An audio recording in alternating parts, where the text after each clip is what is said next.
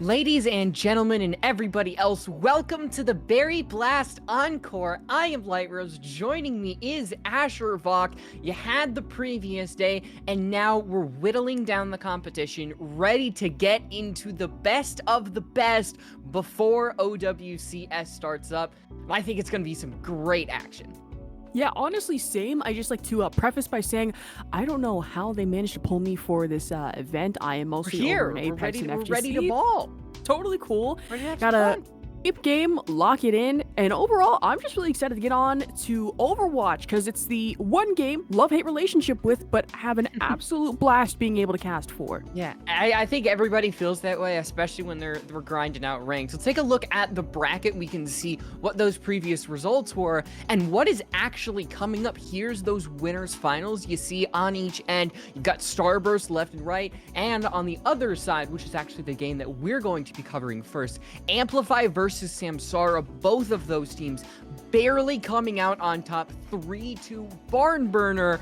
And of course, on the other side, we had 2-3 so clearly there's a little bit of unevenness. Definitely unevenness for sure, and I will say Starburst did manage, well, not really to scrape by, but kind of got in for free based off of a forfeit coming in with Timeless, the one Hourglass-centric team that I really wanted to see, but I will surely be disappointed by. Man, can't catch a break, but when it comes to other teams, including Amplify and Samsara, I will say both of those rosters definitely went through hell and back in these brackets trying to claw their way into them in the first place. The lower bracket teams that are fighting barely to survive, we do have some good ones here. You had Rift, who barely beat Susanoo. So Susanoo had lost to 3-2, came in, lost another 3-2. Unfortunately for them, that should be an exciting one, which will actually see the losers quarterfinals. So we will see later how that all shakes out. And I think we're starting to get into it. We can take a look at the teams as well, which we can get a little bit more into Samsara versus Amplify. Yeah, 100%. And one thing I love and I know about losers bracket when it comes to Overwatch, when it comes to any other game, it's going to be known that every team is going to be gunning for you, and you really need to be careful of who you end up against in bracket. It could be an easy team, or really it could be the fight of your life. So really excited to see how this is going to shake up everything coming in the next couple seconds, actually next couple hours. What am I saying? I'm so excited to get further onto this. I'm like, seconds, minutes, maybe? No, gotta dial it down now. And like I said, we can transition on over to some of these players, and it's exciting. Amplify, they come in with that 6-0. What I looked for when I was able to take a look at the game previously was Wubbed and Doomed. Those two have a great job at getting in. You have Doomed on the Genji, Wub on the Sojourn, and Wub will always be able to start a lot of these fights with a railgun headshot, railgun kill, and then Doom quickly get in. A lot of times the Blade will completely disrupt these teams. That's who I'm keeping my eye on, but you obviously cannot ignore Cal and Kuffa. Oh, of course, Donghoon. Those were the 5 players that played. Maybe we'll get the exact 5 as well tonight.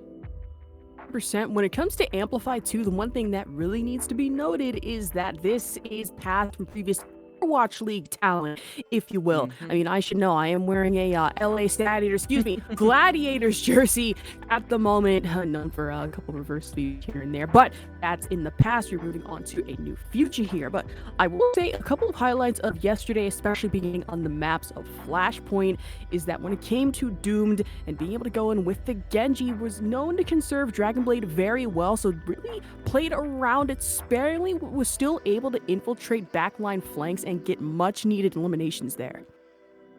On the other side of the coin is going to be Samsara. These are going to be some of these more recent players. I mean, everybody loves Rack Attack, Renko, Smile.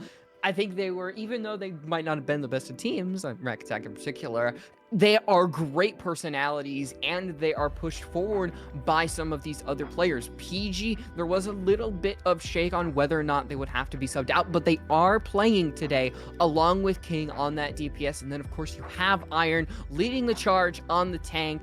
It's just 5 compared to what we saw on the other side for Amplify, but it is a strong 5, Ash. 100%, and I did watch yesterday when it came to one map in particular was Watchpoint Gibraltar. Samsara played that a little too well. especially with Ranko on the Ana, and was able to nano a particularly pissed Rack Attack. Was playing Brigitte at the time, got multi-eliminations 1, 2, 3, 4, 5, just kept racking it up, and especially with some encouragement in the Twitch chat from Rack Attack's mom last I saw, who essentially said, hey, making a BLT, this and that when you're done. And overall, these two teams heading head to head against each other should make, for in the great words of Sheamus from WWE, banger after banger.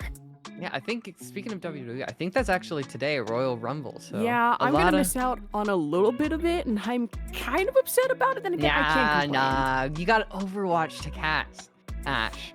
And we start to shift our gears a little bit towards the game. Map pool is something you always have to worry about. The order of which we are going to start is actually from top to bottom. You're going to have Flashpoint, Hybrid, Push, Escort, and then at the end of the day, King of the Hill, and that can be repeated as much as they need to.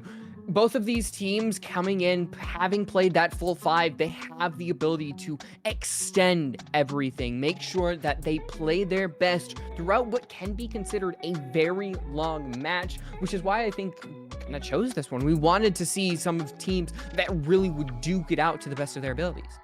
But hopefully so, and interestingly enough, for Flashpoint, starting off with that, it's very fast-paced, very fast action-oriented, and especially for your meta picks, for your comms, everything you can really think of, it's going to be so much of a switch-up. You have very little time to really settle into things, and then you have to focus on your ultis and whatever you can possibly think of to try and get in, because let's be real here, instead of going for just like, hey, maybe a minute or two, we're talking about seconds to spare. And you can actually take a look at the bottom of your screen. Samsara, I'm getting that confused with Suravasa. Yeah, the V looks like an M from like the bottom of my eyes. You know how that's confusing. Suravasa is where Samsara is going to be playing, and it should be exciting. Coming in with that Junker Queen comp that Amplify really loves to play. If we can see Samsara potentially play that Ramatra Mate, if they want to mirror it on the Junker Queen, that is going to require a lot of PGE and the rest to get things done when it comes to these early picks. Especially considering that Junker Queen on Suravasa the last time was particularly damaging and exceptionally strong. I mean, you had your speed boost, you had commanding shot, and then you had the rampage to really top things off, and especially a lot of close quarter situations, knowing there's not exactly that much room on Suravasa unless you find yourself in a particular sweet spot, but even then, it just feels so suffocating, whether it be interior or exterior. You really need to watch out for yourself. I want to ask you one thing. Who you got winning? Oh God, don't ask me this, because it's like every time I try to predict, it ends up as a caster curse. That's why. So you gotta work that in. No. So you pick one so that one will win.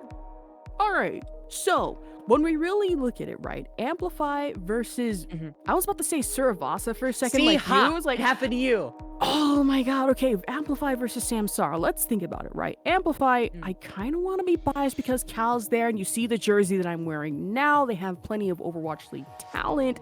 Then again, Samsara, I feel, put up more of a fight yesterday, especially with their supports being as tough as they were. So in the spirit of being completely and totally unbiased, I obviously have to pick the underdog going into it. I gotta go Amplify. I gotta go Amplify. I'm trying not to caster curse it, but I have to go Amplify. I'm gonna oppose you here. I'm gonna go Samsara. Yeah, no, Real? I think that core 5, they can potentially play that Brig. They can have these very crucial plays on the DPS that will be able to counter Wub and Doomer. And I just got a feeling, you know, Samsara, Suravasa, it starts out similar. Also, you caster curse it. So I'm riding that train. Oh no. Like, I'll be real with you, caster curse, it's fun, it's great to joke about. I'm just genuinely hoping I did not do this to Amplify, and that I'm going to wake up to so many. It's a coincidence.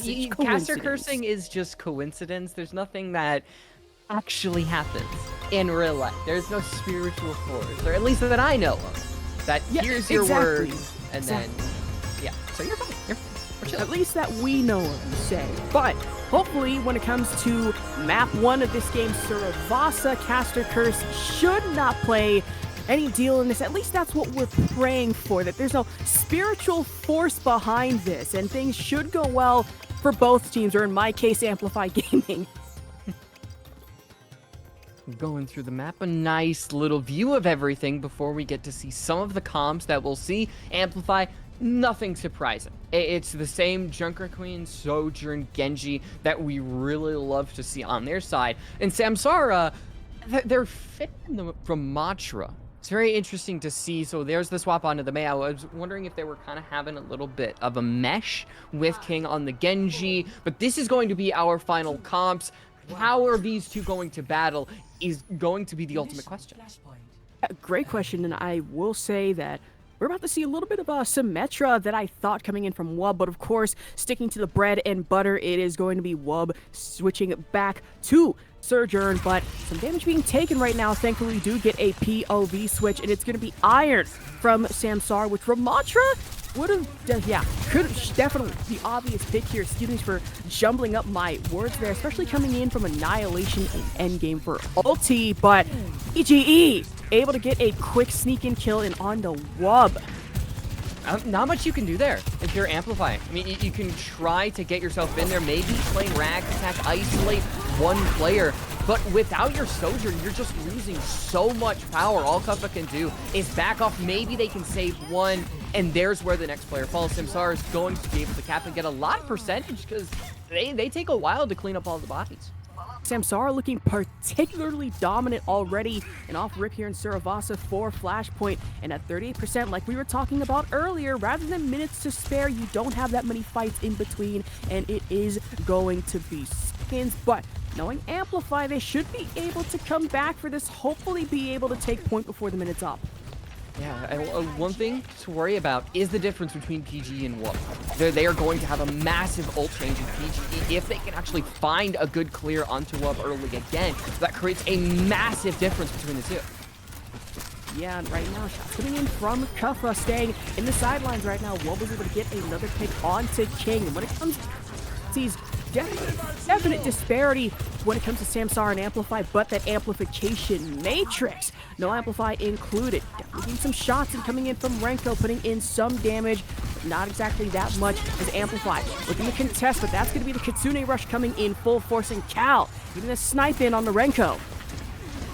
You got one, you got the big player, and now it's just about clean up. 99-0, so one fight will win Samsara this. They did use that sound barrier and that amp matrix, which Donghun still has, but Doom falls, the blade is gone, and if they can quickly take advantage of this with King ulti, this is huge. Man, it's one thing to get hit by that, but now you have Kuffa to worry about coming in with the Rampage. King, an unfortunate victim in the crosshairs, and PG is able to find Donghun, so now Samsara down by many, but not that much, but Kuffa, unfortunately, is going to go down to a PGE Classic 5 kill streak as Iron, of course, in the Nemesis form, and now on fire. Doom managing to block most of the shots coming in with the dash to take one out. But the beat drop coming in from the Lucio Dragon Blade is expended, not exactly extended, as now you have the Immortality Field to worry about. Is still able to find Renko, but it kind of felt a little underwhelming. Iron having to pop off with the Annihilation to take it into contention and overtime yet again. Is it going to be too little too late to try to forge it back? It seemed like Doomed might have been the one to Doom Amplify, but a blade, a sound barrier, it just completely changed the tone.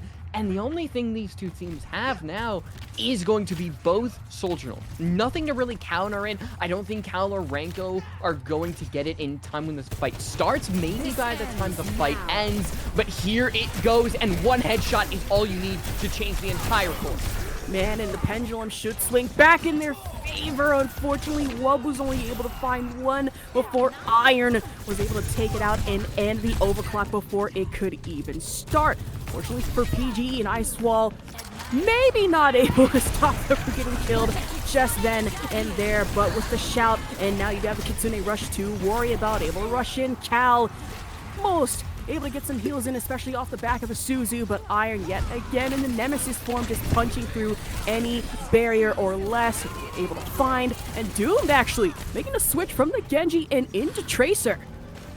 Trying to get really quick, rapid damage to get back and secure Amplify that point. But it was less about Doom and more about what they're playing around Kuffa. Make sure that they're never just caught out when they need to, so they're able to clean up, get those kills. And with Samsara having that ult advantage, how much do they want to use? Do they want to dedicate the Blizzard when you maybe could just dedicate PvE's ult or Iron's Annihilation from the beginning? I think Kuffa is going to try to get that Rampage and get a very quick fight ending ult.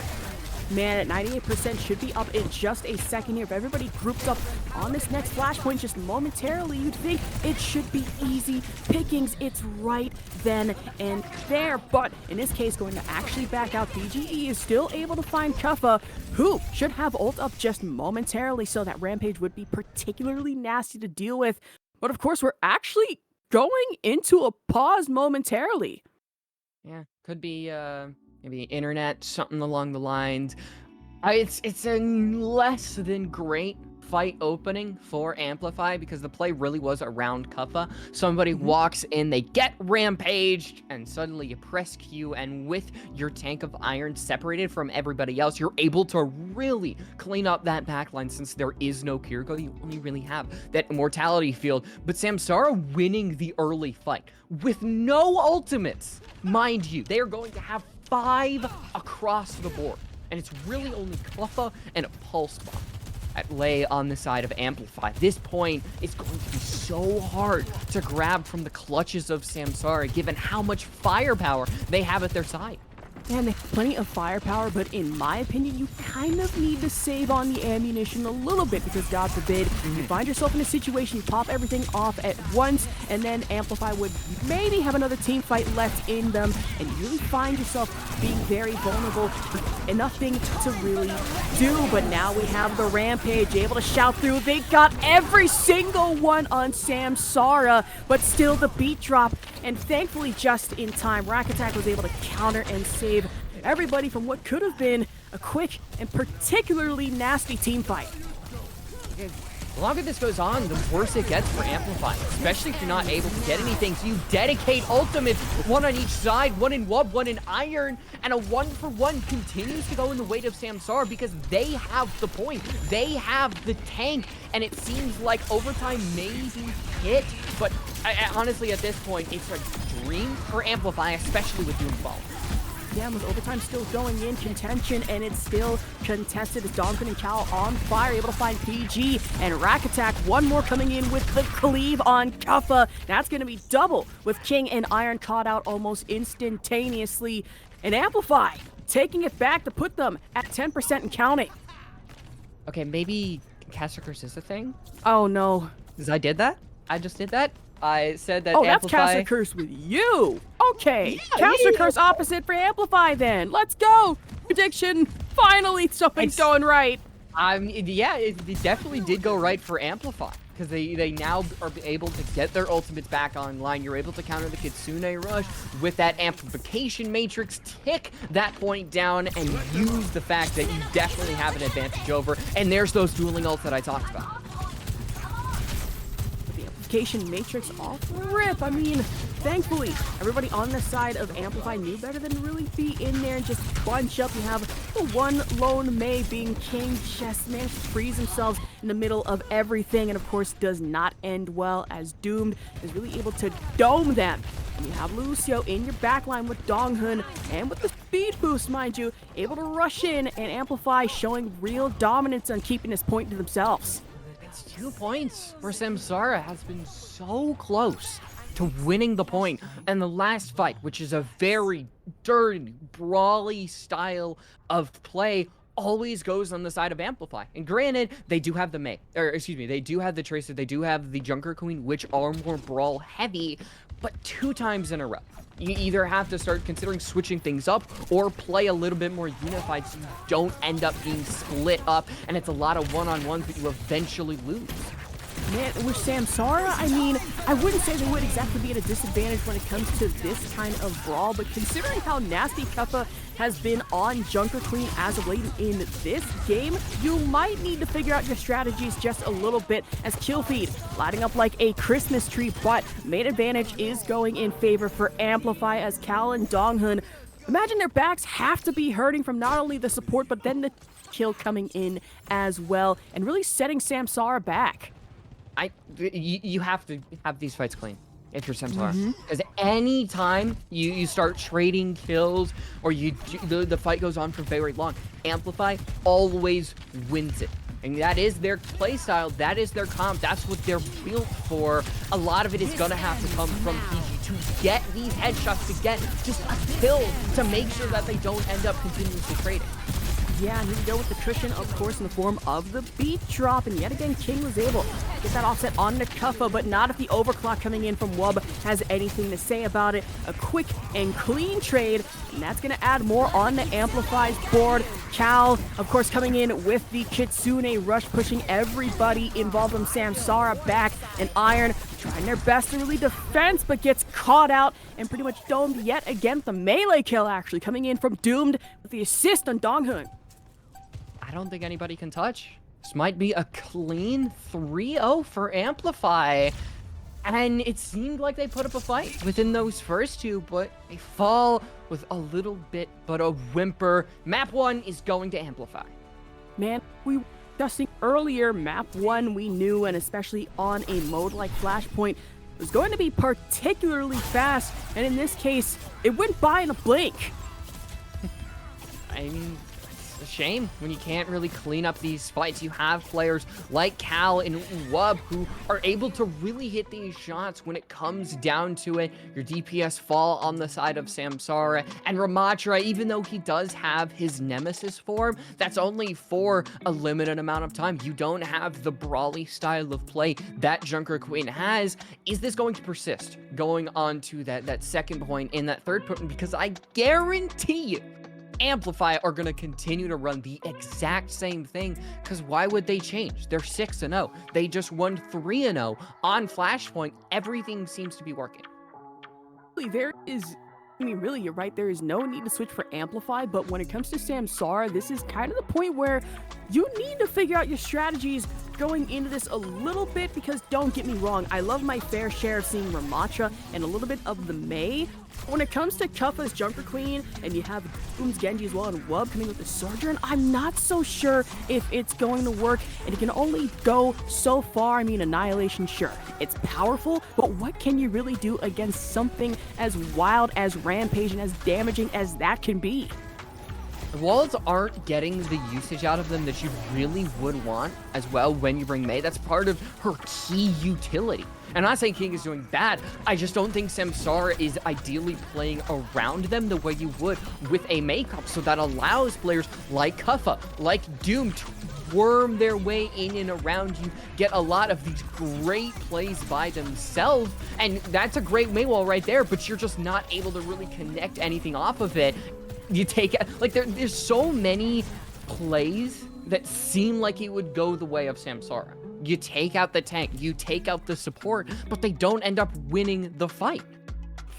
Yeah, and one thing I noticed about Samsara too, it's like you were saying earlier that a lot of those Mei walls didn't exactly hit like they should have, and really left a lot of things to be desired and very much open. And on that same note, I felt that Samsara's backline were just left really vulnerable to a lot of attacks coming in from both Wubbed and Doomed as well. It's good individual play, I think, on the side of Samsara. On the side of Amplify. Yeah, I was about to say, wait a minute, hold on. Switch that over a little bit. Yeah, I called it. I'm kind of saying I called it in the pre-show. That Wub and June were the ones that you really had to look out for, because they were the ones that were going to cause chaos in your backline. And unless you can change something like a break to protect some of your other supports, but that leaves you without a Lucio, there's a lot of pros and cons on how you can counter these two DPSs. The Junker Queen, do you drop the Mei for your own Genji? I don't have a definitive solution, to be honest. I mean, I would honestly say same, but now we are moving, looks to be our next map. So, hope Samsara could not let this fall as easily, as we are going to be moving on to Nimbani, which is aesthetically pleasing and very pretty on the eyes, might I say, as a art student and environment concept artist. But map 2 should prove to be particularly interesting, as we are probably going to see some change up coming in from Samsara. Not exactly on the side of Amplify, however. Yeah, you're gonna need something to work on this high ground. Here's where the Junker Queen, as good as it is, you're really going to struggle because Numbani has these high grounds, and if you can't take that, you're just going to see you're going to see the DPS hang up. The Sojourn's just going to be able to constantly throw orbs, railgun shots in you all day, and there's not much coverage that you can actually take to help you out with that. Numbani Sojourn, as a Overwatch player myself and as a Lucio main, you Sojourn mains scare me so much when it comes to Numbani. Railgun especially. I don't know how any of you are able to hit your shots that well. When I ask you to stop, no, please, of course, keep playing. When it comes to me in particular, but please, it's scary. And on Numbani, especially with Wub coming in on the Sojourn, I have a horrible feeling that high ground advantage, it's going to be taken immediately by Amplify and Samsara. If they're unable to counter against that, something tells me they're not going to have a fun day whatsoever coming into map 2. Still get the nice little view of everything. You know what's interesting? The only time in Overwatch 1 that I remember the story ever moving forward was on this map. And it was when Numbani got destroyed by Doomfist. I don't think I can't think of anything that actually pushed the story forward besides we get Doomfist Punch and now we get the fixed Numbani Air Force. Man, imagine Overwatch 2 having a story in 2024. Who would have thought? Absolutely wild, am I right? Let's go, guys, we get lore! Woo, let's go! Lore in like a couple of levels and then nothing really else. What do you mean I have to pay $30 for this? Oh, no. Nah, it's fun. We chillin'. We got Brigitte. We got that Echo on the side of Amplify. A very mobile style. Here's the Winton. We get the Winton on both sides. And the True Mirror. I will say Winston is the one sole reason that I started eating peanut butter and banana. Really good, very healthy. Do I recommend it over a long period of time? Obviously not. It's to everybody's taste. But here we go in the map 2 for Amplify and Samsara. Now we were saying how Samsara, we're going to have to change things up, but we were also saying how high ground is going to be the #1 most wanted commodity, if you will, on Numbani here. It's already happening. Every single person is on the high ground save for Wub, but now the contestation coming from Iron isn't really going to do too much. Here's that second contestation, and you are going to be able to play this corner, but a great anti coming out from Cal. Iron's barely able to get away. Can you say the same for Kuffa? I mean, almost. I mean, when it comes to Winston, very high health, can be damaging, especially if you allow him to get a little too close to you, especially on the dive. But that's going to be one charge and coming in for Wub, able to find the shots, not exactly connecting except for there. So PG is going to have to go back to respawn just momentarily as another chase coming in. That's going to be Iron caught out in the corner as well. Wub looking particularly aggressive here, and especially for Doomed as well on the Echo, but ulti should already be up. And that could be a rather nasty bomb if you are so unfortunate as to get caught in the middle of it. Wub has so much space to work with. They're the only player who was on that lower ground. They're shutting down PG. That transfers on over from map 1, and then they're able to push forward and just deal so much damage so that anything that Amplify does, maybe taking down a little bit of Iron's health, Wub can simply clean up and do the rest of the dirty work. Doomed in that backline can have a huge anti. Down goes Renko. Man, we've seen this before, how Renko could be nanoed and could be nasty for everybody involved. I think advantage is really going in for Amplify right now, as King was on -1 HP and was still caught out by Wub as well, who's getting a lot of these corners and a lot of these picks. Also a little too well. It's smooth like butter, if you will. And is going in for the chase, almost wants to play it safe and is able to backtrack just in time. Potentially, Samsara might be able to use this, but I think we have had a reset. I was actually going to take that high ground, so you could have a big play based on PGE's distraction, but can they make anything off of it? Hopefully so. Does get stuck, but is able to pop off with the Winston Rage just in time. I mean, let's be honest. Who would win in the fight? Popping Baby or 500 to possibly 600-pound gorilla raging at you at maybe 5 to 10 miles per hour? I mean, obviously you're betting on the Gorilla, but not that much of an impact just yet. The rally is active for Rack Attack right now, losing majority health as Kappa gets caught out. PGE coming in for the kill, and Samsara contesting really heavily right now. Backtrack and with the health as well. Wub gets caught out, so putting an end to that reign of terror momentarily for Amplify. That fight shows why map control is really important. You saw Samsara, they isolate the rest of Amplify all the way over towards this bend, and because they don't have the high ground, because they don't have the space to work with, Wub and Doom are kind of isolated, and now Samsara are relishing in the fact that they have control. They're pushing all the way to the second checkpoint. Man, and on a map like Numbani in particular, you do not want to be isolated. If anything, being in a group is your best friend. Getting caught out alone, especially in a lot of these corners, a lot of these building pockets, could very much be the end of you. Of course, nobody's sticking on the bomb just yet. PG kind of a hit and a whiff, but a hit and a big hit for Kappa. Able to find both Iron and Rack Attack off in the back line, and the beam coming in, so King takes out Cal momentarily. Support gone, and King also gone in a trade coming in from Doom. Good assassination. I mean, it might amount to much. I mean, this is what we saw Samsara actually get some progress, was a meaningless play from Amplify when they kind of chased PG all the way back to where the cart is during that first point. And now because Cal has to take a long time to come back, only now are they gonna be actually get in line of sight, and Kuffa falls.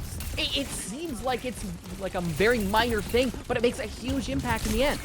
Man, big impact and big difference, especially if you are Samsara wanting a reprieve and you breathe just a little bit, especially on the payload right now, as high ground not exactly looking as busy as it was before, but the rally coming in on the side of Donghu does not exactly last that long, as PGE able to stick one. Iron does find Cal, and of course the boost coming in for full effect for Rack Attack, but that's gonna be the rampage from Kappa and should be somewhat damaging, but right now on point, Samsara are still able to keep Amplify fairly off of it and keep it to themselves. You definitely have to hand it to Renko and Rack Attack. The Nano, putting that risk combined with the fact that you know you have a little bit of control, allows nobody to die because the rest of Amplify are so focused on trying to take out Rack Attack and Renko. The rest fall. They get the checkpoint. I don't think King is really that bothered about it because the cart is moving. Only now are Amplify going to be able to contest, and by that time, we'll be ready for a full 5v5 fight.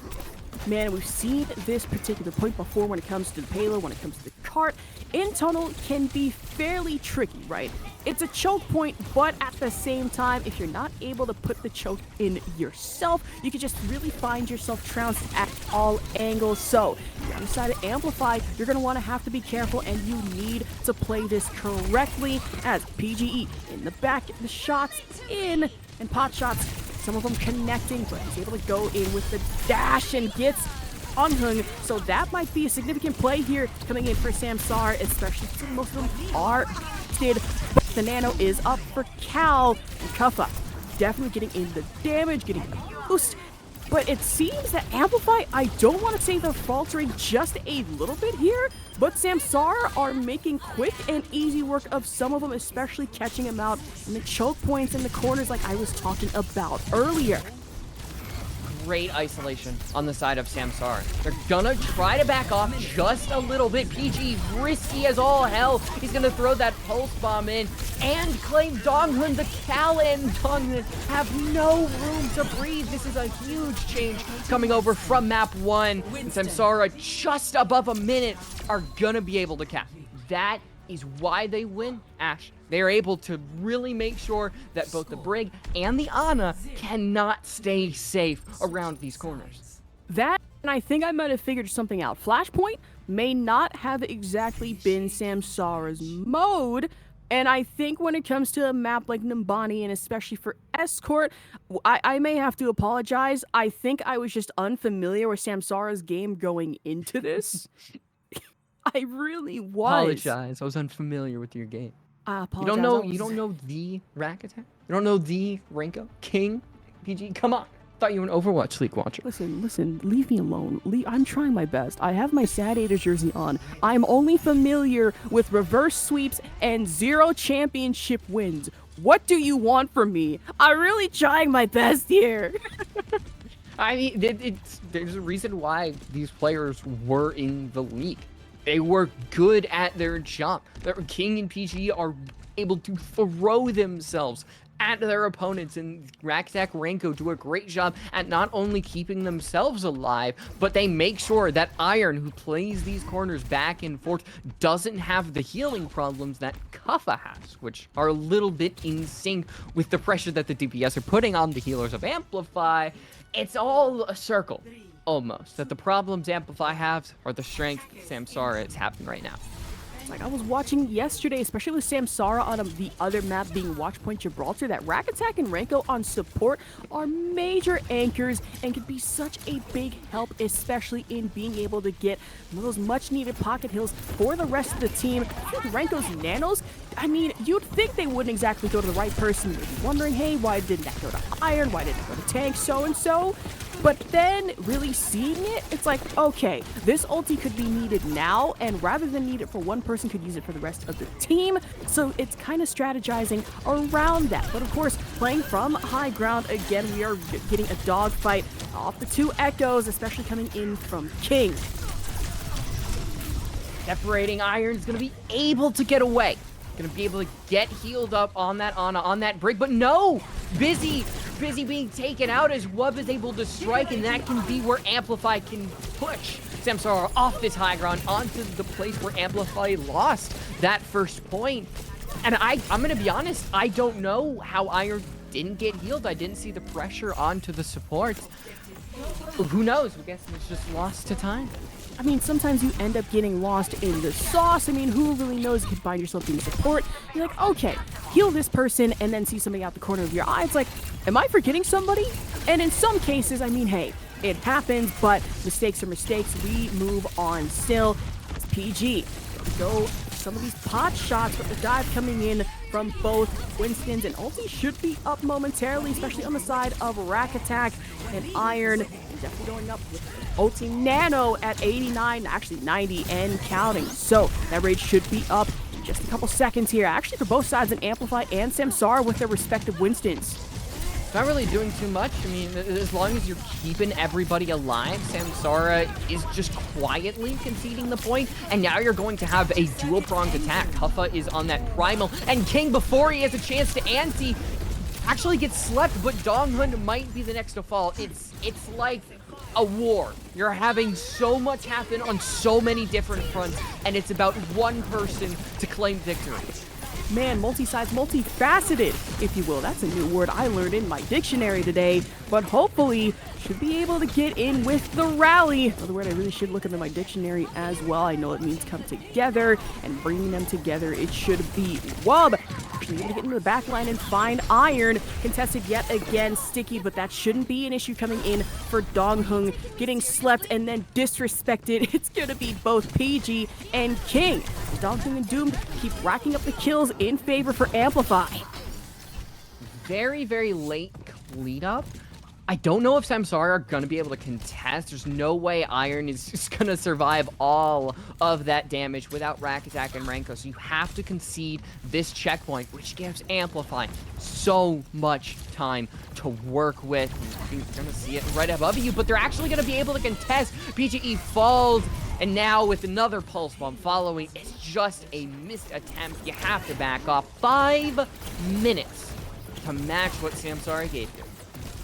And Amplify could really tie this up to be 3-3, especially with the payload getting pushed all the way back to spawn. Samsara in that moment managed to push out just a little bit, but while really applying pressure, and pressure should be able to make diamonds, you think. And Samsara, I'm hoping that's the case for them, and maybe being able to stop this payload. But what am I saying?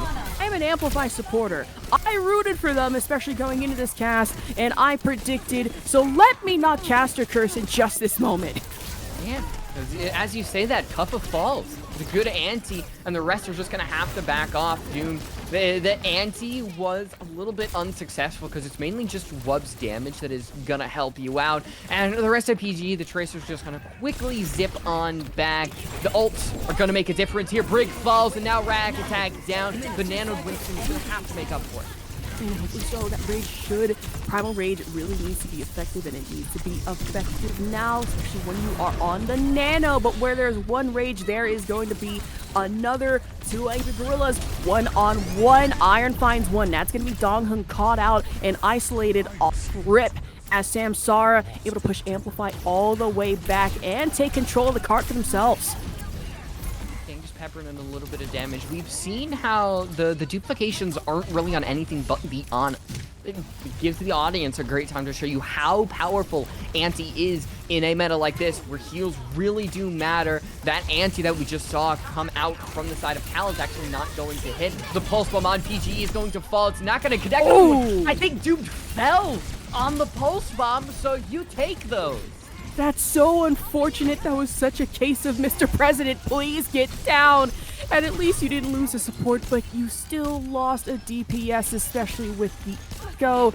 In that moment, it's rough, but still, we move on. Heals coming in from Renko. Of course, Rack Attack does have Rally as an option coming into it, but backline, especially coming in from the sky, you have the dual echoes to worry about, and now the dive potential from the Winston. PGE looks low on health. Doom took clear advantage of that. Rally popping off and able to avoid the sticky bomb was Renko. Does get the nano. Once again, just be fight. Have the fight near the entrance and have the fight near the cart. All of them can dictate everything. King is on 2, and despite being only on 50 HP, he's able to claim pivotal characters. And now that large time difference that Amplify had, you might not even be able to match that. It's just to soften the blow of all of these fight losses. From approximately 5 minutes, and now we are all the way down to 1:45 and counting. In the back of my mind, I thought that Amplify would be able to push in, get a team fight, and clean this up fairly quickly, but Samsara are proving to be an annoyance to deal with on Nimbani, and very dominant, might I add, especially in being able to push this back and really get in the denial and line of sight, whatever you could possibly think of. And PGE has been such an annoyance going through backline, not in that exact moment as Doomed was able to get the kill, especially the double assist with the support as well. Oh, there's that Ante. Uh-oh. I don't think the damage is actually there to connect, so it's gonna be almost a wasted duplication and a wasted life. Iron all the way in the back line is gonna be able to connect. Off doing your own thing, you're able to distract Wub, but you sacrifice almost everybody, and I think Amplify might be able to cap. There is gonna be some contention, but it is not gonna be pretty. Not pretty at all. That was the one team fight that Amplify needed to really try and even things up here. And you can see that Iron made the quick switch over into the Doomfist to really try and get in here as best as can. Doomed, of course, is going to come with the copy of the duplication. The Ante on the PGE. That's going to be a tough one. Pushed all the way back to respawn. Plenty of Samsara's players getting caught out. That's Iron. That's King falling. And Rack Attack as well to cap the point. And now we are at 3-3. Honestly, the goal there was not to win. The goal there was just to take down the time. Because Samsara barely got above a minute, if you take that all the way down to triple zeros, you can't lose. There's literally no chance of you losing, but that doesn't happen. The damage, the nano, it's simply too much to stop the horde that was coming at you from Amplify. And now it's just a 40-second time difference. And Amplify, we're so much quicker to get that first point. That's really going to be the difference maker. If Samsara can isolate those players, push them off the high ground in a good amount of time compared to Amplify. This is where things can get tricky. It's like you were saying, those time differentials, they're right there. And now you really need to be quick and fast about it. You only have about like 1, maybe 2, even 3 team fights here. Maybe even not that, especially if you get caught out. And now Amplify going into this, I am so worried about how this first fight is going to play out, especially on point. Same plays, Wub Definitely gonna hop back Oh, on as we get. Ooh, oh, wait, get into this is it. the no, it's the K-pop. Why am I'm gonna be hunted down. I'm forgetting their name. Oh no, no, No, we're both please, being hunted down. I forget too. I'm scared. K-pop stands. No, no. Seraphim. Oh, That's what it Seraphim. is. We've Thank you, been safe. producer. Oh, thank God.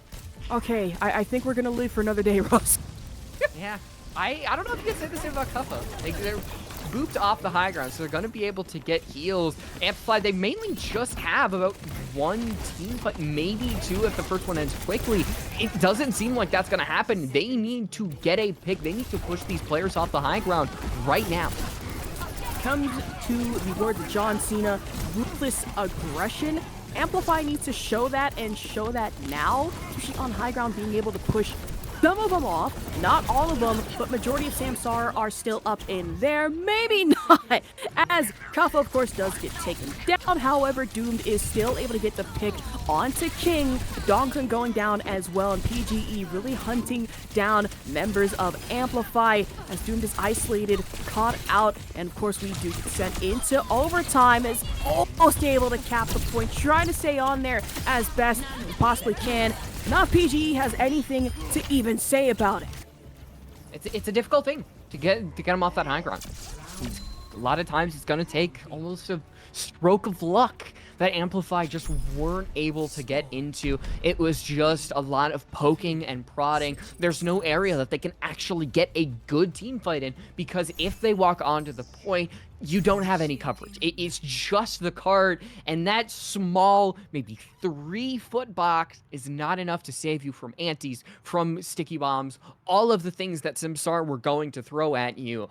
Are they going to be able to match it? I mean, a minute compared to a minute 39 isn't that much. It's going to get you about one team fight if we see the exact same thing from Samsara. Is that one team fight going to be the difference, considering how long it took them to actually get that first point last time? I mean, I'm hoping so, right? And when we talk about coverage, I'm pretty sure that card, especially in a country like Nimbani, probably isn't even covered by State Farm. It's that open, that wide open, that free, if you will. So now you need to play this point very carefully, very cautiously. If you have any hope of being able to level the ground here, it's the K-pop dance all over again, isn't it? Yeah, Seraphim. Le Seraphim, Okay. perfect night. Oh, it's Seraphim or Le Seraphim? It's Le Seraphim. Le Seraphim. Le Seraphim. Oh, that is a fancy name, actually. Yeah, That it is was pretty it was cool. very cool. I love very good collab Overwatch. Thank you. Please do more, because it was very cute. Listen, Overwatch and Street Fighter, I'm just saying in the future, would go hard. That's my suggestion, however. It would be fire, just saying. Reuse skin, maybe? But moving on from that, excuse me, while I make concept art for later on in the future, as Amplify, of course, taking high ground, but Samsara, they're very familiar with their game. They know their tricks, and you are going to have PGE in your back line providing annoyance and should be picking you off in just those few seconds, but Amplify staying alive for now and staying on point. Actually like the Winston and the Tracer hanging out on that right side, keeping keeping PGE away from really doing any damage. So that does actually give Samsara the high ground, but with this Echo, you're gonna be able to deal so much damage because the rest of the healers have fallen all the way back. King is caught out, and there is a 1-for-1. That's gonna be big for Samsara. We have seen how sometimes one kill is the difference no matter how isolated they are. Great anti, and that might be enough to give Samsara this map. It was a major ante in that moment. Everyone, almost everyone, able to stay alive and able to find the tanks. That's going to be major. No Winston to worry about just yet. I will say, though, Iron's ulti is going up, and now you, of course, have the Nano, but I don't think it's going to be enough as Samsara able to stay alive just for a little longer to put them at 1-1 in the series. Bullying him at the last second, keeping him off that point. Great mirror matchup. I think we saw a lot of strength. I mean, the supports on the side of Samsara, but also on the attack for Amplify. We see it in Doom right here. Them and Wub were just slaying their opponents in these 1v1 situations. You have to give them the respect that they command you to give them, but it seems like the rest of Samsara were able to really make sure that the DPS weren't going to be the one sole factor for why Amplify were going to win the series. And I feel as if the name of the game this time around on Nimbani, it was isolation. You do see at a couple of points where players on both sides of Amplify and Samsara, whenever there were situations of them getting caught out, rather than stick together in a group, there was that occasional instance where they might have found themselves really cut off from the rest of the herd. And when it came to your DPS players like, say, Doomed or Wub, they smelled the blood in the water and they were able to capitalize big time on a lot of them. That just wasn't enough, though. We are going to be guaranteed at least a little bit of a fight. Is it another 3-2 barn burner, as some would say? We'll find out after the break. We'll be right back.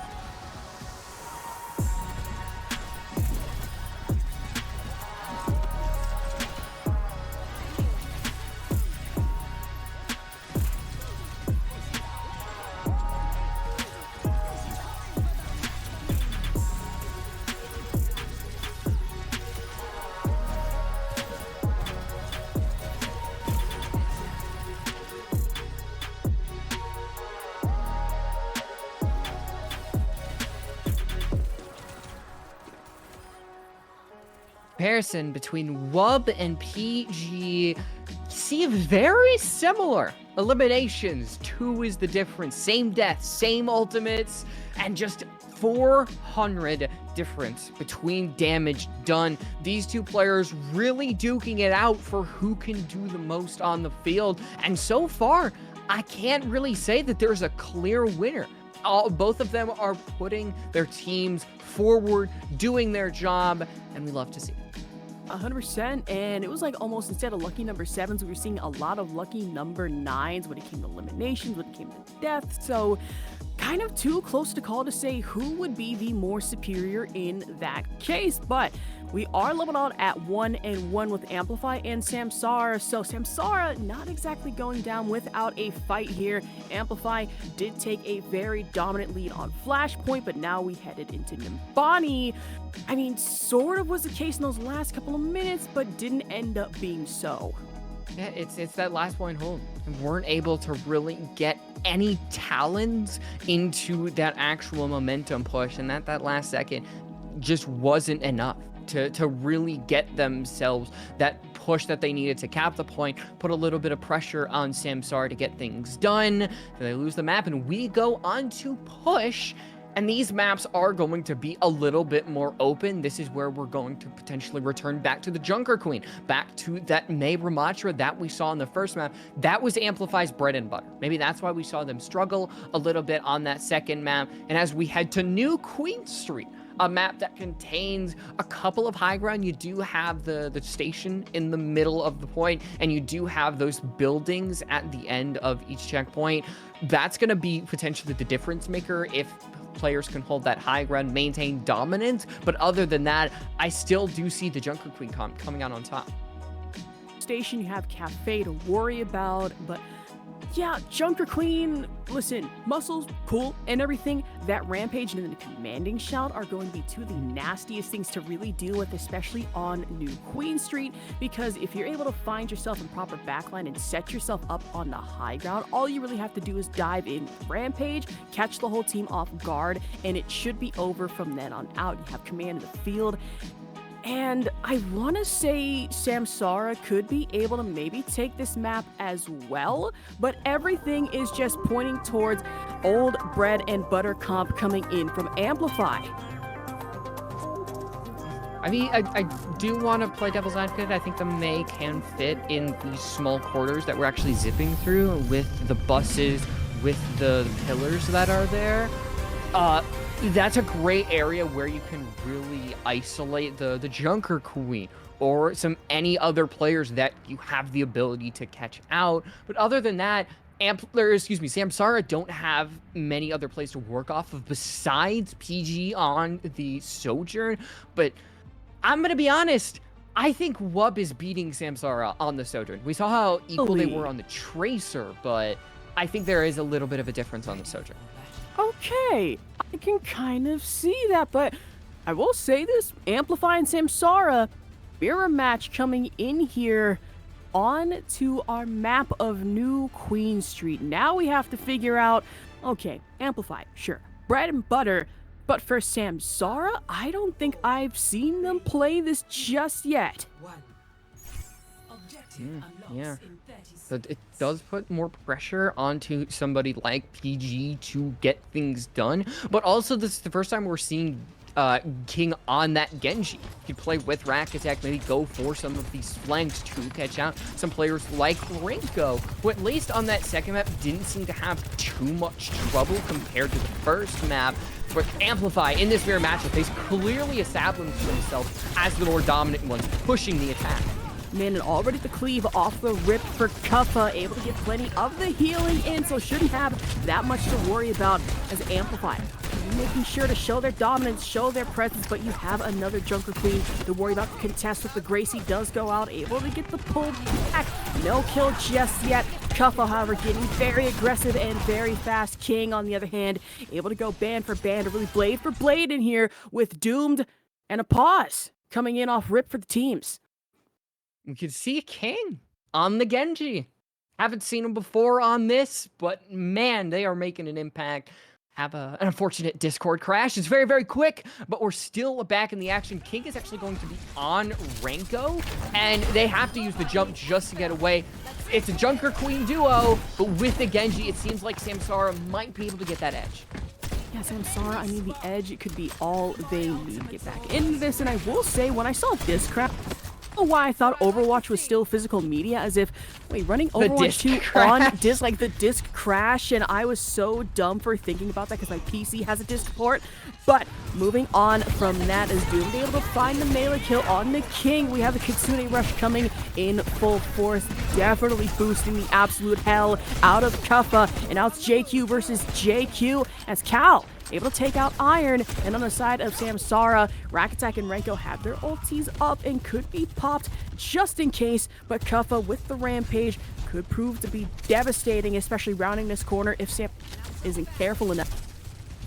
Iron hasn't had the same level of power that Kuffa's had when it comes to matching energies. Kuffa is always the one to push forward, get these blades, which is why I believe that in that mirror matchup, they're mainly going to be the ones to stay alive. Love, despite the pressure being put on them, they still are just clean to keep shooting and get all these kills.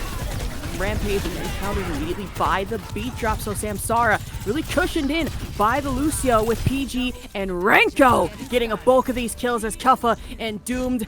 That's going to be a team kill coming in, and Amplify were just shredded in that moment.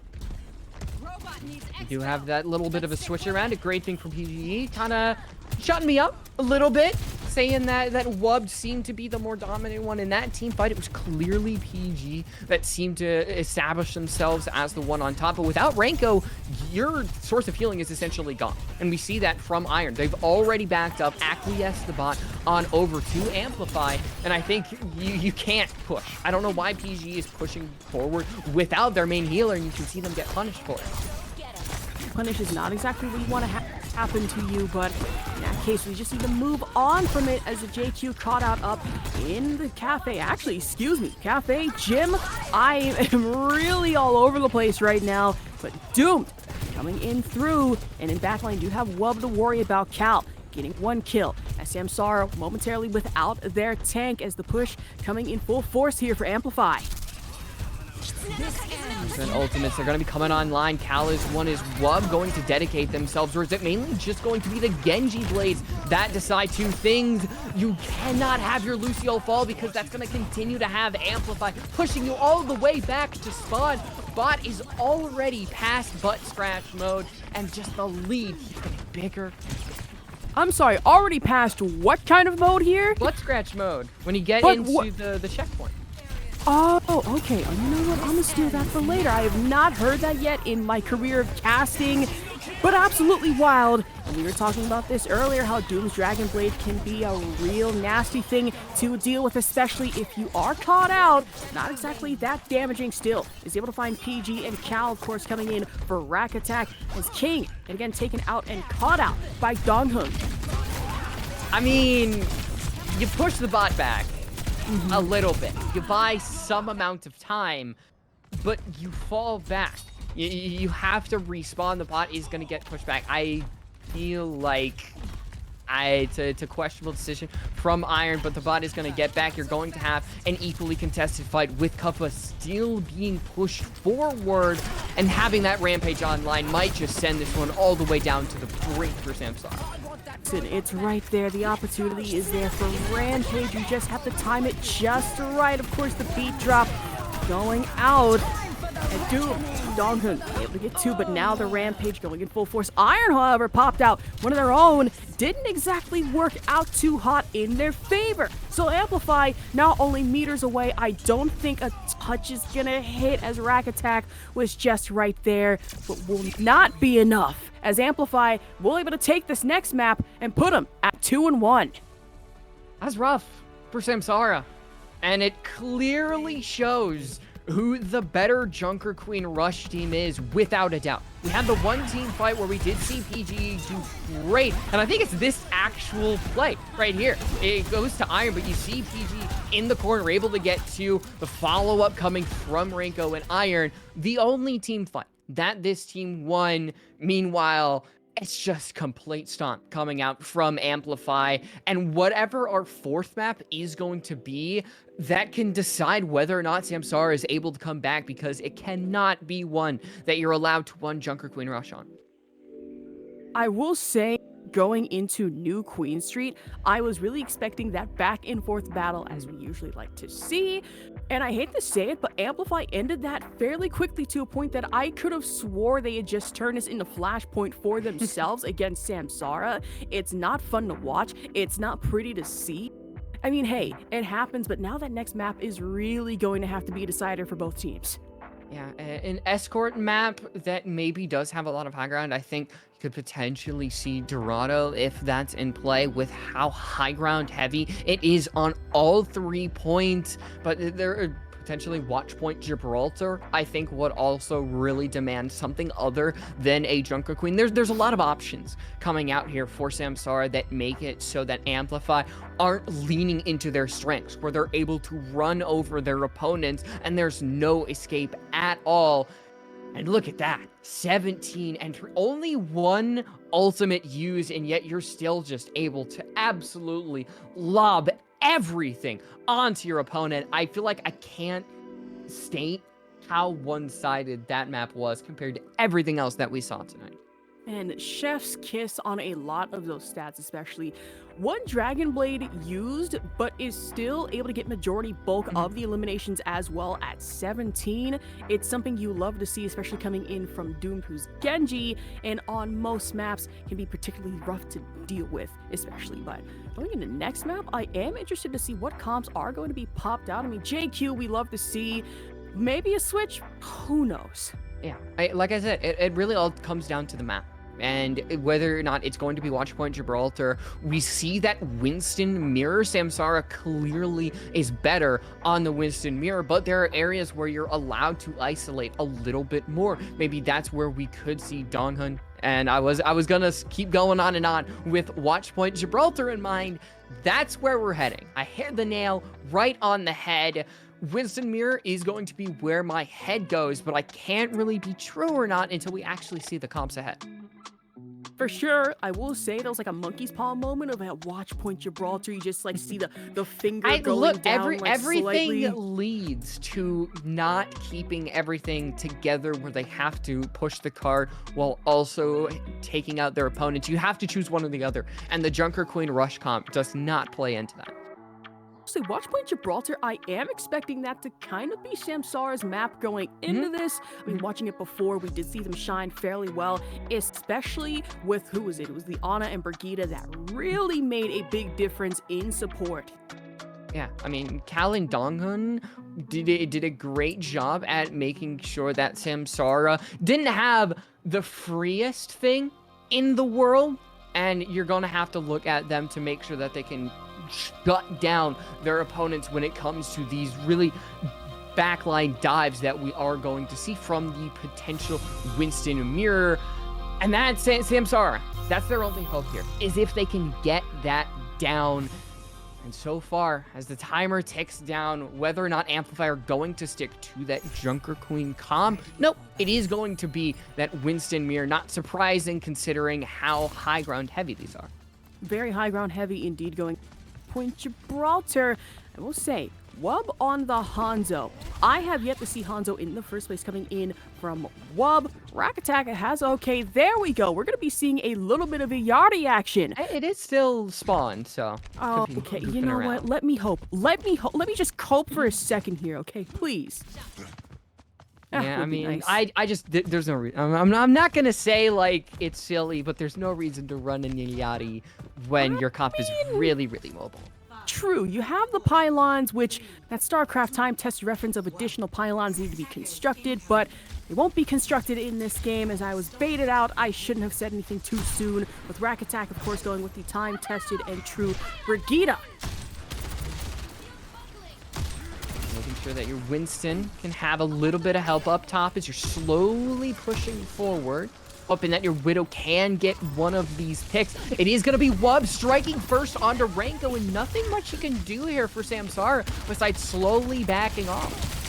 with the accuracy coming in from Wub, and Cal able to anti-PG, so no more snipes momentarily in from the Widow pick. So Samsara to a fairly interesting start, but for Amplify, of course, taking the high ground position and advantage. Doom sneaking in and sneaking upwards. Someone's going to get caught out, and it's not going to be a pretty day, as Iron having to fall back from high ground, getting pushed off and contested in by Kuffa. I need to see some PG.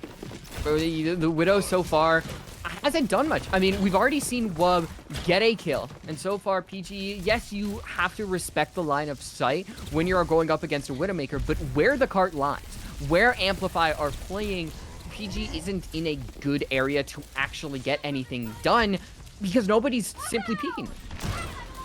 Man, I think everybody is smart enough not to peek. They know that with this being high ground heavy and this with being peak heavy, corner heavy, excuse me, I should say, Widow is not going to be your best friend. The same coming in for Wub on the Hanzo, but it's going to be a shocking entrance here, pun intended, from Kuffa before getting slept right there.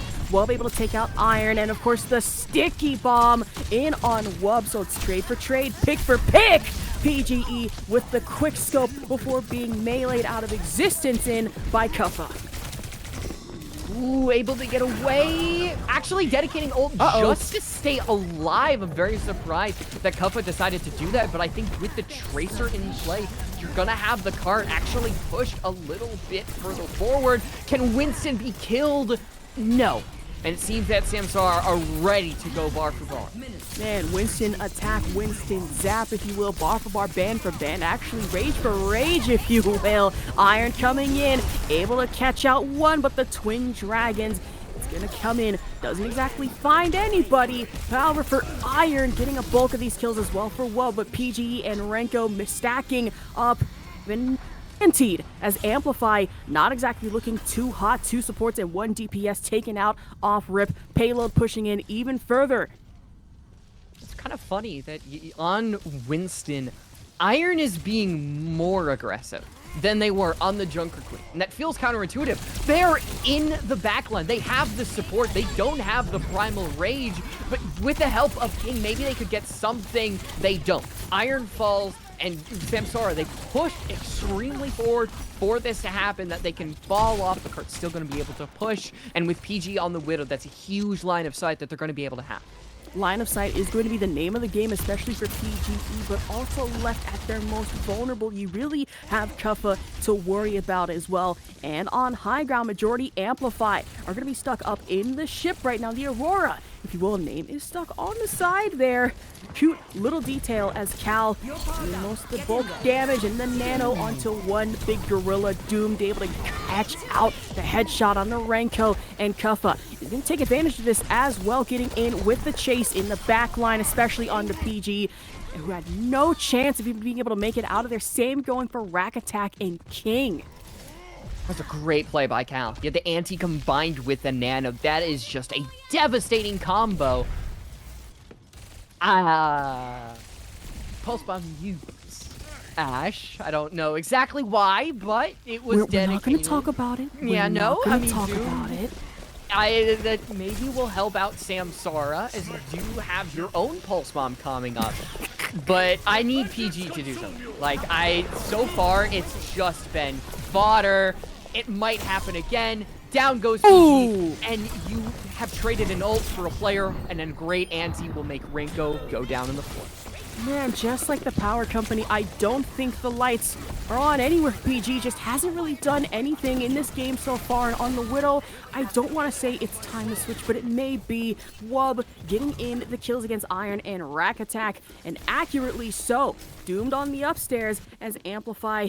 It'll make some sort of a bit of a recovery. Samsara, maybe not so much, as PG and Renko are still caught up in here, kind of hold up to themselves, and that could be particularly dangerous if the majority of the Amplify decide to just say, hey, you know what? We feel like having a party up here. Let's just celebrate for a little bit, get in some of these kills, and send you straight back to respawn, which King is going to do just that. Melee kill against Wub, trade for trade here. Kuffa able to get PG yet again, deciding to thankfully switch over to the Sojourn.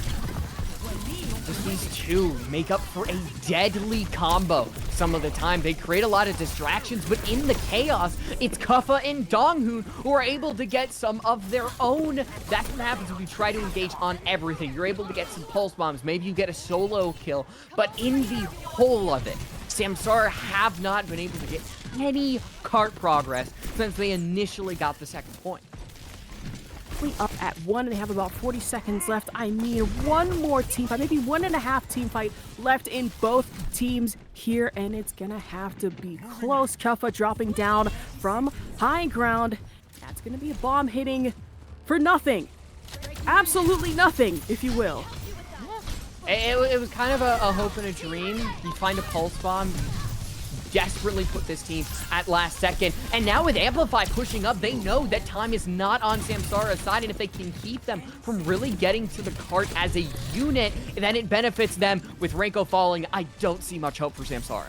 And the Primal Rage being able to get popped out, and Doom getting the clean dome onto Iron, and PG and King going down and out no matter how much time there is left. And at 1 point, this is going to be a tough one for Samsara. So tough, in fact, that, I mean, you would pretty much just be able to say game, set, and match for Amplify going into this. I don't want to caster curse it, but it wasn't looking exactly hot, especially on a lot of plays that Samsara were coming out with. It is rough. I didn't see much unified play from Samsara. I think Amplified were allowed to have so much space, especially Kuffa on the right side up top, that you're going to have so much damage from the jumps onto the back line, from the constant zaps, which allows you to get that Primal Rage. And with this being match point, Amplify, all they need to do is get 1 point, get halfway there with another mirror that we're seeing. The only difference is going to be that Widow and the Hanzo that we saw initially, and this is where PG can get so much room. You have a lot of space to work with as the defense, and you have a lot more lines of sight to actually get things done. And Wub on the Hanzo, we saw how useful they were on that defense. With the side swap, can they continue to keep that pressure up? I'm really hoping so, and I will say in that last couple of minutes, I don't think I meant to cook PGE that much as I thought. Would I apologize? Probably not. Going into this next one, I mean, there's still much to be left desired, and I'm hoping this isn't the same going into this next round, and Samsara are able to push back just a little bit to at least keep their dreams alive for a little longer. With the trigger, the shots coming out, not exactly hitting just yet, as immediately getting dived upon by Kuffa. Good job at pressuring them back. Not too much to happen, but now Wub, you're able to play a lot more forward as the Hanzo, so you're able to take that high ground, and there's PG. Doomed has fallen, and with Wub, now you have something to work off of as Samsara for what feels like maybe the second or third time in the match. All right, a little bit of material to work off of, and that might be all that Samsara needs. Just a shred, a shrivel, if you will.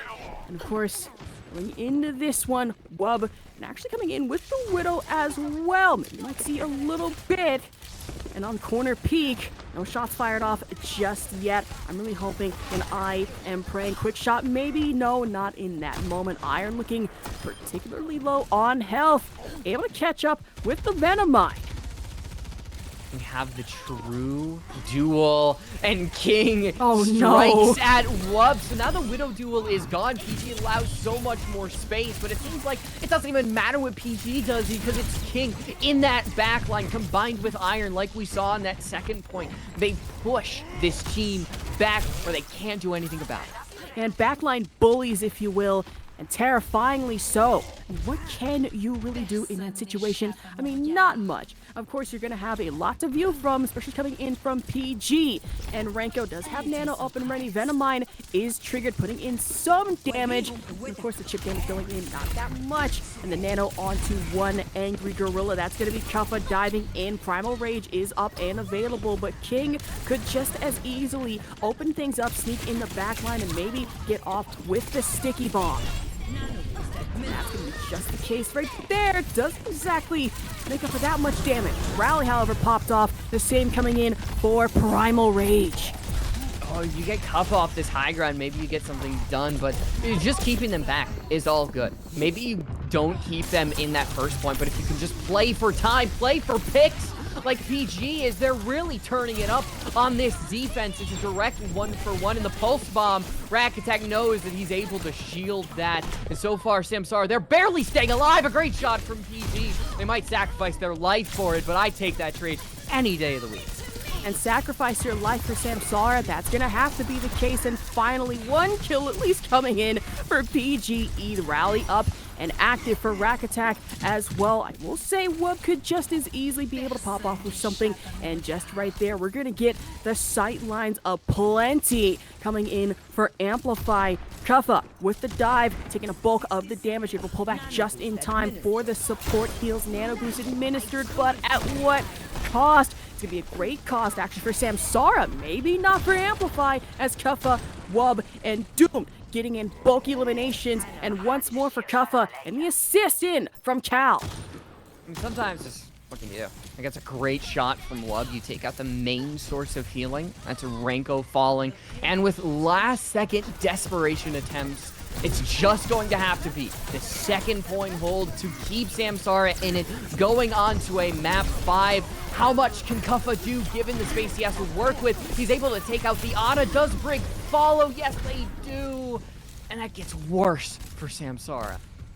Samsara, I don't know whether I should feel sorry for them in this case or just really feel sorry all around. No matter what they've been trying to do in these team fights, it's just seem nothing's enough. And Amplify taking full advantage and in with the dive. I mean, maybe they have something left in them. Iron popping off with the Primal Rage just in time before any health could really get to them. Being able to get one off the sticky bomb and raging out. That's what you love to see. Taking high ground and pushing for the advantage here. Able to stop the flow. That's what we saw from Amplify's defense. Once they kept them here, that cart did not move a single inch, and that is exactly what is going to happen if you are Samsara. And PG seems to dominate this Widow battle and could be the big difference maker when it comes to this defense and pushing this team onto that 5th map. Okay, I take everything back, PGE. I am deeply sorry. I was not familiar with your game in that exact moment. If you could get us another one, I would deeply appreciate that as well. Please keep it up. So, look, sometimes you just need the space to work with. I think that's what PG was denied on the attack, but they've got that here, and Wub has just been neutered. Absolutely, but now that that space has been denied, you're not going to see that same effectiveness, and the ult's just absolutely clashing out. Man, ulti after ulti after ulti. Oh my, trade for trade, pick for pick coming in, especially on the backs of Kuffa and Wubba King. The massive postscript bomb, but still Amplify are able to win this. And that was a near team fight coming in for Samsara. It just wasn't enough. At 3-1, and of course, actually Iron is going to be getting play of the game here on Winston. Yeah, I mean, the tanks do a lot of the work here. I mean, you see in that last fight, I talked about it right before the fight started, how you deny that space to the Widowmaker, and you've essentially made one less player. And with the rally, the shield, so many things happening on your screen. There's so much chaos, and with the ults that we saw Amplify have, they're able to just burst their way onto that second point, capture, and it's a 3-1. Man, 3-1, not exactly a sweep, but still dominant showing in and showing out from Amplify against Samsara here. And on that last mapping watch point, Gibraltar, I kind of wanted that to be where Samsara made that comeback and were able to stay alive for a little longer. Unfortunately, just not the case, but still good gameplay otherwise. I mean, you were the one who chose Amplify. I think a lot of that does come down to their Junker Queen comp. I mean, at map 1, they're able to take it 3-0. Map 3, they barely acquiesce to the push button at all. And that is 2 maps. All you need is 1 more. And this one, they sometimes just had that defense on lock on that second checkpoint. And that's the real difference maker, I think, at the end of the day. 100%, and Amplify making a very big difference going into Watchpoint Gibraltar. Sure, a bit of a mirror match coming in, but then with the Widow versus Widow duel in those last few moments, we saw a glimpse of what could have been. And with WUB and PGE, we see the comparisons here. I don't want to say some major gaps on some of the statistics, but kind of there, somewhat close, however. Yeah, I mean, the big difference maker on map 2 was the difference between these two, but I think PGE getting a little bit more eliminations, getting a little bit more final blows. Yes, the crit accuracy was, but on that defense, if they would have been able to replicate the same results on the attack, I think absolutely we see Samsara win the entire thing. It was just that they had a mediocre attack, and they're not really able to help their team out until they switch to Sojourn. Then it's a little bit too little too late, honestly. Man, the moment you said mediocre, I kind of got a flashback to that one scene It's in not a SpongeBob bad thing. where It's just like mediocre. Just that little whimper coming in from Squidward there, and that's a rough one, really. I feel bad because it feels like I'm dogpiling on PG, but if there is a weakness, I'm just gonna call it as I see it. Your job as Widowmaker is to get these kills, and if you're not doing that, you're not really doing too much else as Widow. So doing best thing is just really to switch. It's not dogpiling. We call that tough love here as casters. Yeah, whatever. We have the interview with the winner. Cal is going to be in. Hello, Cal. Congratulations on your victory. Thank you. I appreciate it. Yeah, so I've got just a couple questions. First one is, what do you think makes your Junker Queen comp work so well? Is it Kuffa's aggression? Is it the healing behind it? It's got nothing to do with Kuffa. That guy might just suck. It's probably just listening, I guess. The comps, like, the characters play themselves. And so if you just listen, it's really easy. And I don't think a lot of teams have that. Like, there's a lot of teams with some players without experience, so they're not really used to kind of, like, the play looks bad, but if you just listen, it works out. And that's kind of what we go for. So it's kind of like, don't think, just do type of thing. Yeah, you let the game speak for yourself. And once you saw that Winston mirror on that second point, you couldn't run the Junker Queen. What were the thoughts? Did you still think that you had domination over this team, or that it was going to be up to more DPS? I want to know your thoughts on that. Our Winston comp's definitely better than our Queen, because Kuffa is like a Winston one trick, and On is probably my best character. We're kind of just all on our best characters in the Winston. Kind of fluked on Numbani. I'm not sure how we lost that one. It's probably just like a listening issue for a couple of my teammates. But that's about it. Okay, well, that's my questions. Ash? I will say, when it comes to interview questions, I really actually had one I didn't exactly prepare as well as I initially thought for this, but only one in particular. After Numbani, I mean, you guys did manage to clean it up a little bit, but what was the strategy, especially going into Watchpoint Gibraltar? Listen to Cal and we'll win. That was about it. That's kind of what I said. I told them I'm not asking for a month. I'm not asking for a week. I just asked, can you give me one more day? The Just big to dog listen on to me. campus? Pretty much. All right. Well, not too much. It was great to hear from you, Cal, and we'll see you in that winners bracket grand finals. Thank you. I appreciate it. And so pretty succinct. It's surprising to hear that it's actually the Winston comp that they feel a lot more confident in, but like you said, just could be the difference between what teams know how to play a comp and what teams don't, which is why we saw that drastic difference, especially on map 3. Yeah, I feel as if, I mean, switching comps, I mean, like we thought that Junker Queen was going to be their bread and butter going into this map on Watchpoint Gibraltar, seeing that Winston shift, it kind of felt not only was there a tone shift with Amplify in their gameplay, but it kind of felt that things were more streamlined and just a hell of a lot faster going into it as well.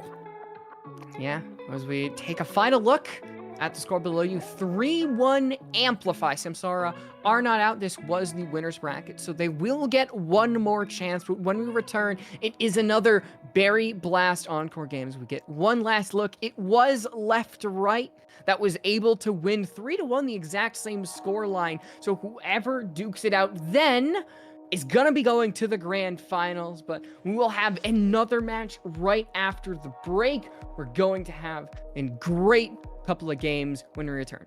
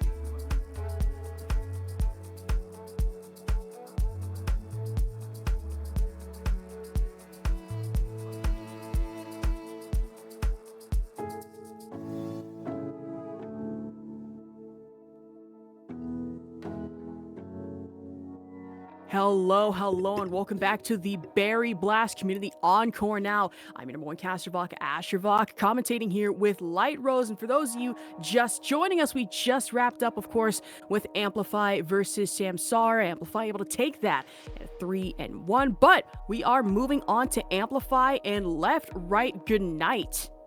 Yeah, these two teams both won a 3-1. We just witnessed Amplify take down their opponents, and now they have a back-to-back game against an opponent that does seem very good. Now, I have not had the opportunity to look at the LeftRightGnight as much because it was a very quick game, the 3-0 up against Timeless Obsidian.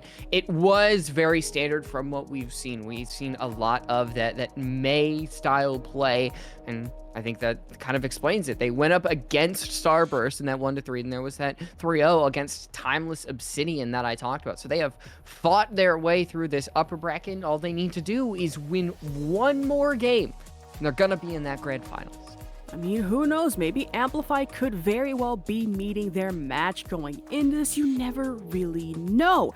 Those last couple of games for Amplify, I mean, Numbani wasn't exactly their map or religious mode at all, but they're able to make that comeback and able to recover from that stagger and, of course, take that out in 3-1 fashion. But looking back at this bracket, LeftRightGnight looking to actually breeze through not only Crazy 88s, but Timeless Obsidian and through Starburst as well. So, really, who knows?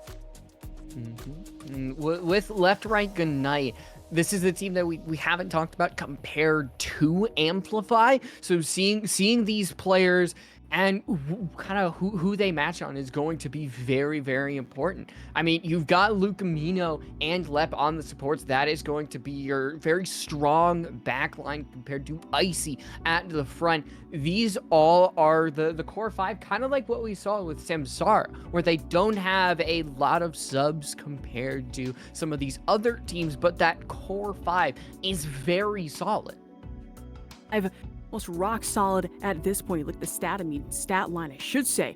7-0. So for LeftRightGnight, looking actually very scary going into this one, especially with the talent, the stacked roster that they have, if you will. Like you were saying, backline is going to be strong, especially from Luke Mino. If I remember correctly, formerly on San Francisco Shock, as well as Vegas Eternal at that time was Paris Eternal. So plenty of contenders and Overwatch League experience and collegiate experience, might I add, coming into this for LeftRightGnight.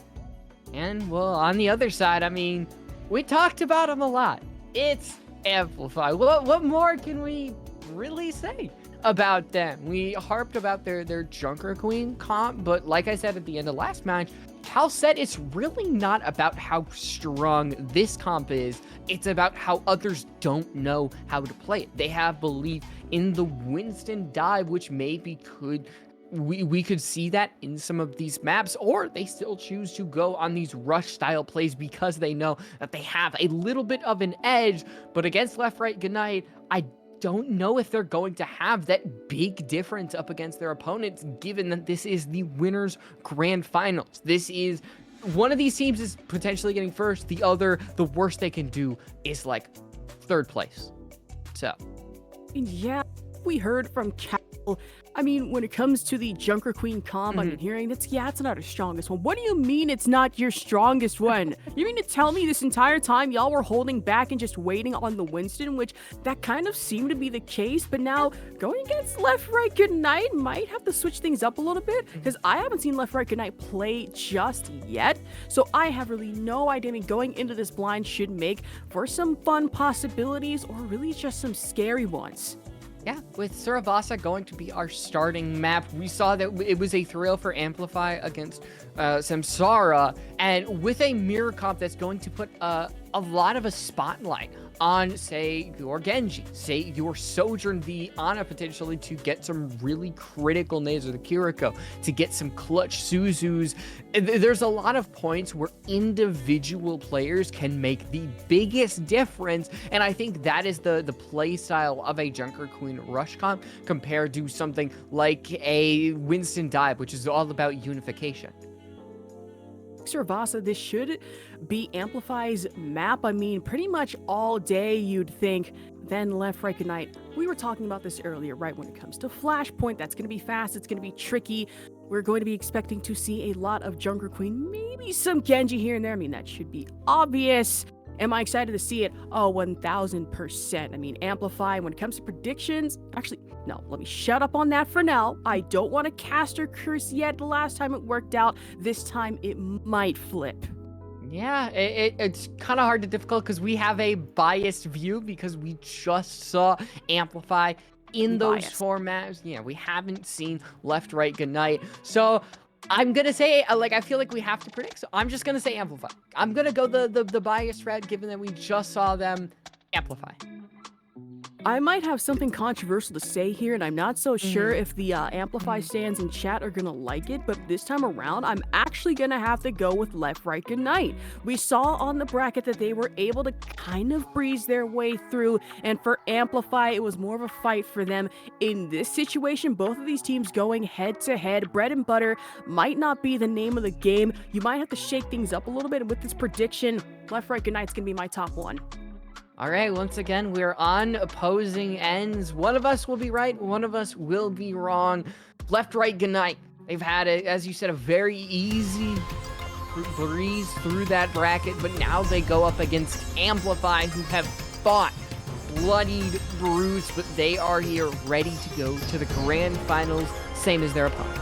And LeftRightGnight, I mean, they are hoping for an easy knockout. Full pun intended there. Might have to strap on the boxing gloves a little tighter than they need to be, because now Amplify might be their toughest challenge yet going into this. Of course, assembling heroes. Start just yet. Now it's just more of a waiting game and to see who's going with who. LeftRightGnight, interesting enough, they like bringing the Orisa as well in some of the earlier times. Sometimes they might go on to, let's say, the Ramatra, where we see that Maycom. Sometimes they might go on to the Orisa instead. So you're not going to have as much protection with the shield, with the punches, but you do just have more sustain in general, which may actually help you when it comes to a Junker Queen style comp that we're seeing Amplify run, which is not surprising.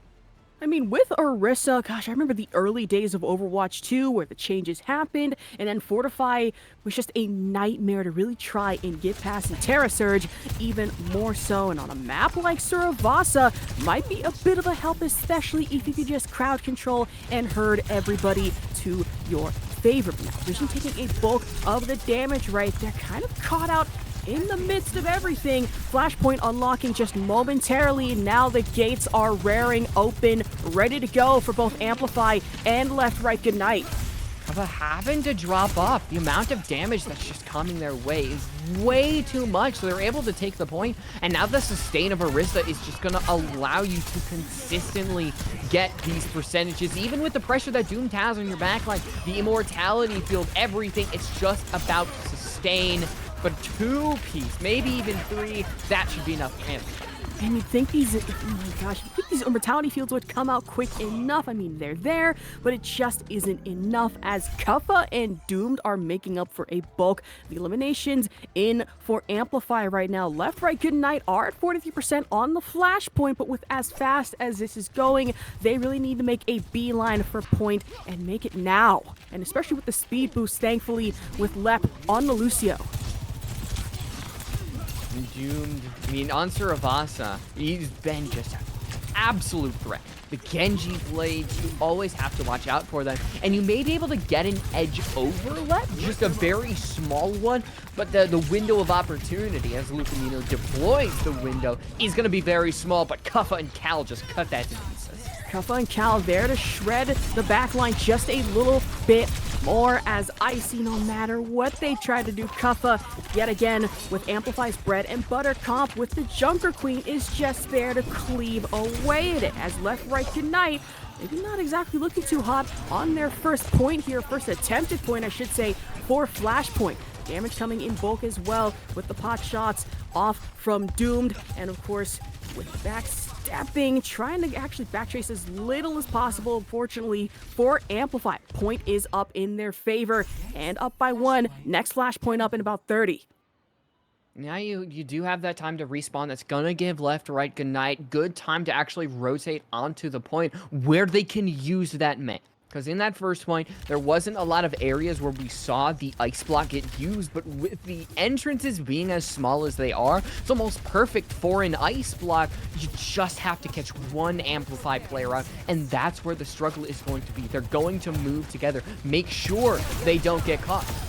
And I will say there's not much of a difference in ulti for both teams, except for two maybe down, but that's going to be a Kitsune Rush coming in full force and off of the back of Cal as Amplify pushing in as best as they can, but LeftRightGnight might have something waiting for them. The beat drop as well as the Terra Surge in conjunction. Amplify are safe from meeting what could have been the nasty end with the overclock. That's one for Wub and another for Lethal. So the trade in full as Vision and Icy able to stop Cal and Wub in their tracks here. One thing we talked about early on in Amplify's previous is their ability to win these very long, straggly fights. But LeftRightGnight having the Orisa, having the Make really helps them in this scenario because you have that health, you have the what, you have the Ice Block, everything to help you out. So that allows Vision and Lucamino to get these very crucial headshots, and all it takes is one, maybe two, to maintain your composure on the point, and Doom, just like that, falls to Vision. And Kaffa is usually a little more aggressive in these situations, but now you have to worry and contend with the Orisa. Fortified, but still, the Rampage goes out, but you f***ing won at what cost? You sacrifice yourself, the Gracie kill, but at the same time, Lucamino, Icy, and Vision with the bulk of the eliminations and are able to put LeftRightGnight up by one to kind of tie Flashpoint here. Hey, we're in for a good one here. And I think what helps LeftRightGnight there is just their ability to maintain on the point. Orisa keeps you out of it. Mei is gonna keep you out of everything. And it's Amplify who are going to get a little bit of an edge over their opponents simply because they got here first. They're going to push forward alongside Kuffa, who has the support from the rest of his teammates. And the Blade from Doom trying to catch somebody out, but is he gonna get anything? Really don't think so. And I mean, in these situations, we know that Doom, despite not being able to use Dragon Blade, in some cases could still get the kills. I mean, right there with the deflect, onto left. And the Kitsune Rush again in turn, coming in full. The back of Cal, Terra Surge, finding one. That's going to be Donghun, the unfortunate recipient, the business end. Doomed Cal and Wub now popping off to get the point contest and able to take this back for Amplify. Also, what I like about this Junker Queen comp is you get to highlight some of the DPS as well. It allows for the individual play. I talked about it in the pre-show, and I think we're seeing it right here. Wub is going to get that ultimate online, just start absolutely bursting through those opponents, along with Doom, who catches potentially one player out, knows it's Kirito, doesn't take the bait, and now could jump in for a huge little slash. Dive might have to be the name of the game going into this. The overclock in conjunction.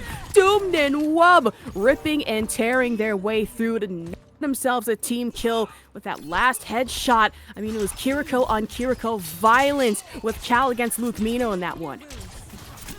And now the Blade coming online as Doom just consistently hits these try shots from the Shuriken. Now that's there. You know what isn't? Lep's ultimate. For around 7 seconds, maybe, you had a window, but now you're just going to try to bait out the Lucio. Just slash away, see if you can get even one kill. I mean, the Dragon Blade is there, but even with the Lucio ult, it just cushioned everybody enough to really keep them in that safe distance, to keep them in proximity of the heals as well. The Kitsune Rush yet again. These have just been popping off like crazy between Cal and Lucamino. Double overclock for Vision, so Kuffa and Wub just deleted out of existence. And sure, it's overtime, but you can tell right here, right now, that LeftRightGnight did not want that going to Amplify. I think you gotta kind of hand that over to Vision.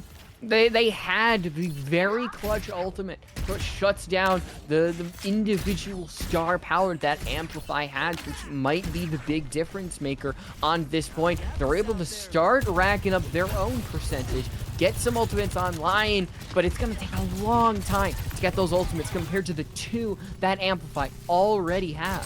And forget going band for band. Now it is now a case of going ulti for ulti as the shot, the one pump on the Luke Mino and the Gracie knife into Icy. And that's 2 in for Kuffa, whose JQ has been looking exceptionally dominant in a lot of these plays, and especially in conjunction with the Kitsune rush coming in from Cal almost every time. It's very funny how we're hyping up Kuffa. Meanwhile, Cal in the interview was like, nah, Kuffa mid. Kuffa Kuffa bad. mid is crazy. I don't believe it. Kuffa's kind of beating the mid allegations. I'm just going to say it right now. I got to stand up on business for Kuffa. Yeah, but a lot of what Kuffa is able to do is off of the help of his teammates. But Donga just gets a little bit too antsy, goes a little bit too far forward. He's going to get punished. Man, that's going to be a rough one. We punished. I mean, sure, you get sent back to respawn. Shouldn't be that much of a worry, but what is going to be a worry, actually, maybe not that much. Kind of a solo rampage going into it. Wub is still able to catch out Vision, and that's going to be LeftRightGnight despite coming in with the beat drop. 3 of their members get taken out, but that's still going to be kills in for Left and Luke Mino. Point on the side of Amplify. LeftRightGnight needs to maintain their dominance because that's where they can really use that Mei. Now Icy pushing them away, seeing if they could just isolate these players, keep them in one corner, and that's going to be the Genji, and that could be enough just to sustain. And all around, that's still 1 Dragon Blade at Luke Mino before Icy is able to counter and take out Doom to Kuffa. Trade for trade. Kuffa and Wub actually able to get the clean shots. Another one in for Kuffa as Icy goes down and out almost instantaneously. Now it's 60% and counting. LeftRightGnight have about 1/2 of a team fight left in it. Don't hide like this. Don't be evil. Listen, we get you like the kills, but Kuffa, No, don't do this know. to them. Okay, it could have been so much fun to watch, but that Kitsune rush should make up for a bulk of the help lost on the side of Amplify. Now with the magnetic grenade that Lethal actually brought out on the Cassidy, that makes it so Doom doesn't have as much of a time. Can we even see LeftRightGnight touch? 1%? No! I kind of the same as last time. You're not going out with a dying breath, a big fight. It's just a whimper. You don't even touch, you don't even use the Orisa ult in that point at all. Man, not as fast of a flashpoint as we're used to, as Amplify actually kind of had to put up with a bit of a fight, as LeftRightGnight were particularly stubborn going into this one and almost too spiteful to die in a lot of situations. I think it mostly comes down to can't use the Mei. That's Yep. the same reason why we saw Samsara not get much early on was when they had control. That's when the Mei worked perfectly, along with the Orisa. It's kind of clicking together like puzzle pieces, but when they didn't, they couldn't find the areas to actually use that Mei wall. We always saw Amplified worm their way out in certain scenarios when the wall was used, and I think part of that comes down to that Orisa, great for keeping you out of places, less so for getting you into places, especially when there's a Junker Queen across from you. Yeah, I mean, Junker Queen, it's all about that dive ball. Orisa, it's that defensive capability, and we saw plenty of that at points here in Servasa. And that Mei, I mean, sure, you can worm your way through. I feel in a lot of cases for Amplify, they were just kind of like, okay, Mei wall, let's just walk around that. Let's just, nobody's gonna notice. And sure, LeftRightGnight noticed on some points and really put up a fight, but Amplify are gonna take this one to put them up now at 1-0. And are we going to see LeftRightGnight go for a high ground map? Are we going to see, another Winston-style mirror comp where we have a back and forth between these? Numbani wouldn't be super surprising considering the fact that we have seen a lot of teams play Numbani in this tournament. It seems to be just favored overall simply because a lot of teams are better on the Winston style comp compared to maybe the newer Ramatra or the Junker Queen that we just saw in front of you. Junker Queen Ramatra, I will say, when it comes to different other tanks or off tanks, I mean, no Reinhardt, no Manga, unfortunately. You know how I love Ash Samoan Man till the day I die. But hey, bread and butter, whatever works, it works. And for Amplify, Kuffa, no matter how hard they try to beat the mid allegations, I mean, has been beating them as of late. But with the rest of the team, right? Amplify, Cal, especially with the Kitsune rushes, have been coming up so fast and fast indeed because the amount of bulk kills they've been able to get as well, going more for that DPS heal as well. I'd like to remind you, we are not calling Kuffa mid. That is from their own teammate Cal. So I just look, no bid allegations from the casters, but as we just saw, we saw how the entire thing revolved around the ultimates that Amplify was able to get. These rampages, these blades, you're able to rack them up so quickly because you're constantly hitting your shots. Orisa, she is a little bit of an ult battery in certain situations. Now, not as big as Mauga, but a lot of times you're able to just constantly shoot her over and over again, get these Kitsune rushes, get these blades online, and use them to perfect ability to make sure your opponent just can't even get inside to use those Maywalls in the Orisa like we talked about. I think I kind of see what you're saying, and now that I really think about it, LeftRightGnight, I get that they went through with the Orisa. Do I hate to say it, but I think Orisa bullet sponge in this situation that Amplify just really took advantage of, and especially with the Fortify. But next map, it's going to be hybrid Kings Row, or as we know over in Collegiate, Scrims Row, which we really love to see, and I am just really excited for it. Bread and butter comp coming in from Amplify, maybe on LeftRightGnight. I mean, really, who knows? Mirror match? I mean, you never know. It wouldn't surprise me to see the exact same thing.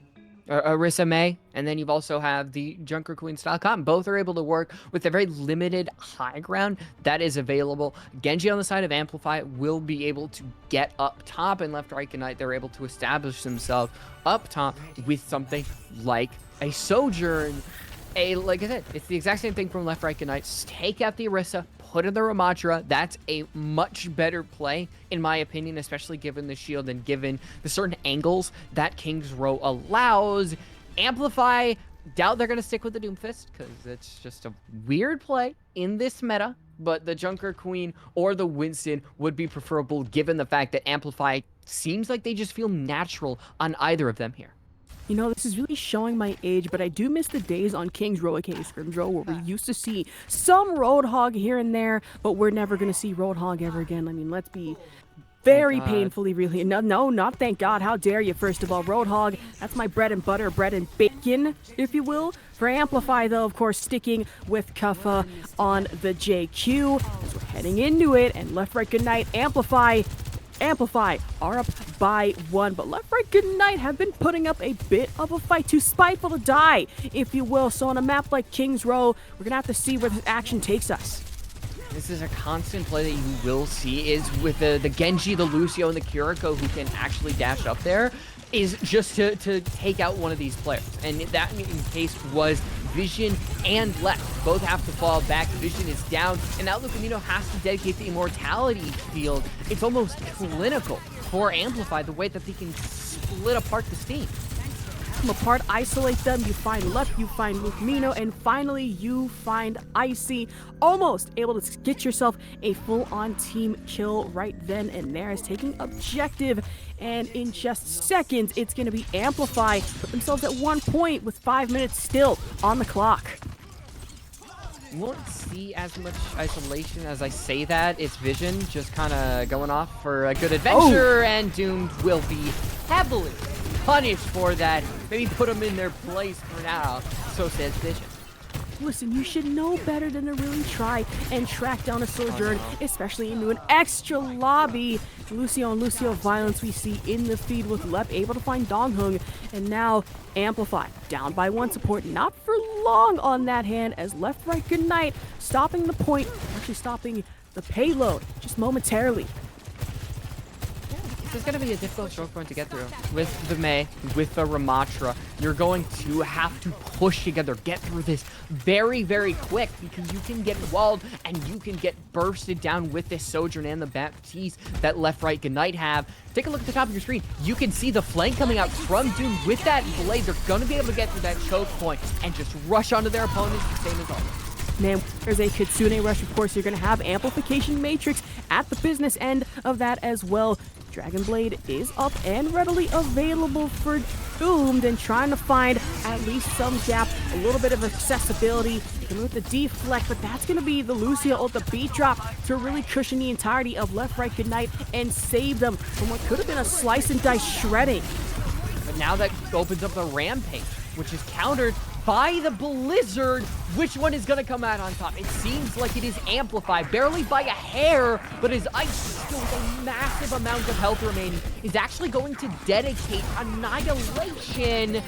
And now you can debate on whether or not it actually was needed, given the fact that, like, still technically lost. I'll be real with you, that Annihilation I don't think was necessary. It could have been saved for later. I don't want to say panic ult, but maybe just got a little too greedy and paid the consequences dearly for it. Now you have to worry about getting that back up. You're at 5%. That's a tough one to try and contend with as Overclock comes out in full force, able to take out the Immortality Field. That's Wub on one, but Vision does take out Wub before they can really do any damage or make any significant moves. And Vision going in for Donghung with Icy in the back, in the rip on Doomed. Now it's just the two against the world. They're going to survive as long as they can, but there's a clear separation, so you're going to have to take a little bit more time just to group up, get together, and wait until Doomed and Cal's ults come online so you can once again do that rush that they love. They use the Kitsune rush, push with that Junker Queen, and combined with Doom and Kuffa being so close in their ult usage, once again, combine the two for just destruction all around.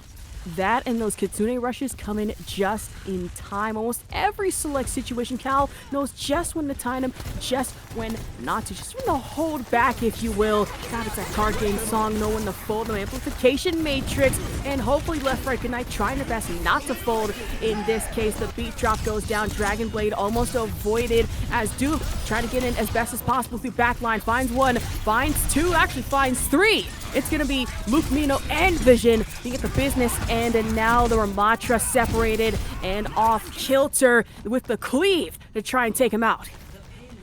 I did like the dedication of the window, because the idea is that you keep Amplify at a good distance, keep them away from the line of sight, because if they don't, they're just going to get bursted down.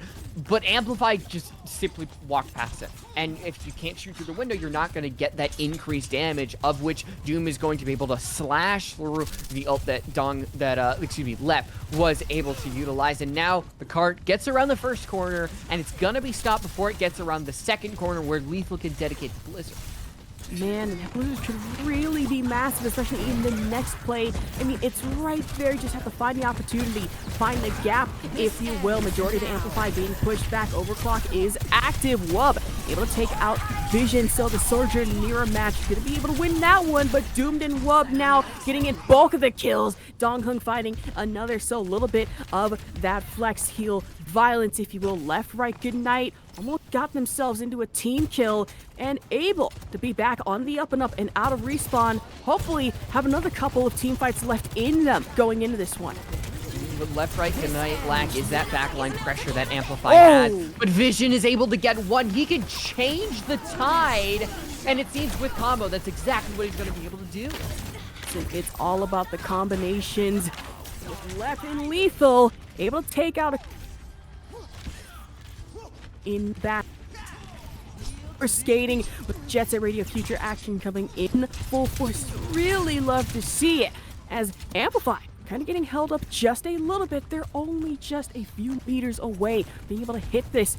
And LeftRightGnight, on the other hand, really pushing it back. Doom getting close to death. Him and the little Lucio that always stays by your side. They're going to be able to help Kuffa absolutely down Vision and the blade from Doom to follow. Big blade, but that Mortality Field was there to stop it.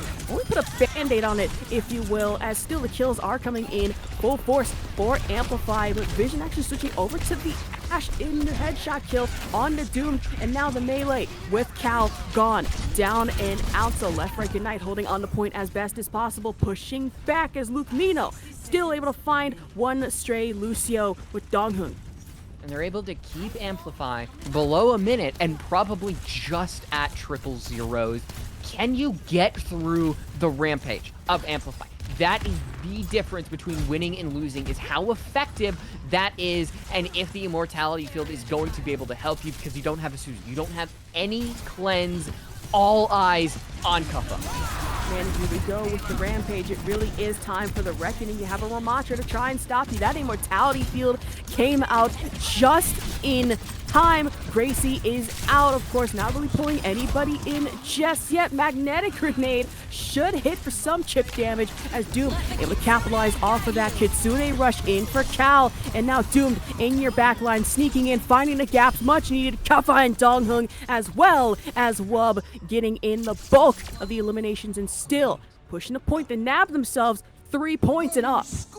I think overall it's a good job at somewhat pushing the Junker Queen comp away. They got 6 seconds. You did complete the map, but you don't really get a lot of time in it. What LeftRightGnight really needs to work on, I think, overall, is just their positioning. We saw in that last fight, it felt like Icy was alone. Them against all of Amplify, with Kuffa having no pressure on them all the way in that back little U area. And I'm just sitting to myself wondering, hey, where's the rest of LeftRightGnight? This is supposed to be a comp that uses these Mei walls, plays, you know, maybe at mid-range, but especially with the Mei, you want to be a little bit closer so you can use that ice that Mei is well known for, but that just doesn't happen.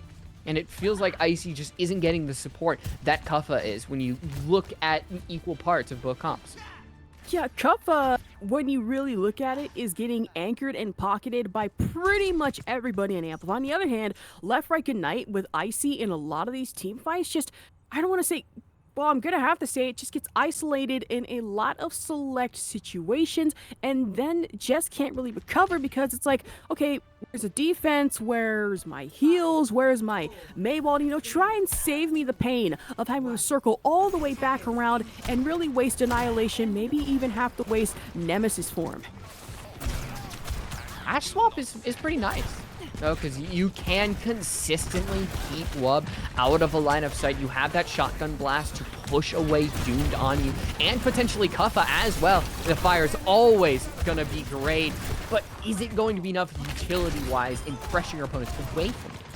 Man, I will say, in the words of CM Punk, this fire does burn. And with Lethal, a lot of these kills, especially coming in with the dynamite, everybody is really just getting lit up. And Vision and Lethal getting both Doomed and Wub off in the corners as well. Cal, however, able to counter back with Luke Mino gone. So, no more support, no more DPS momentarily in for LeftRightGnight, as Cal somehow able to stay alive just a little longer to keep that point active. It's a great job by Lethal. We saw their shots, putting everybody on fire, displacing a lot of this team.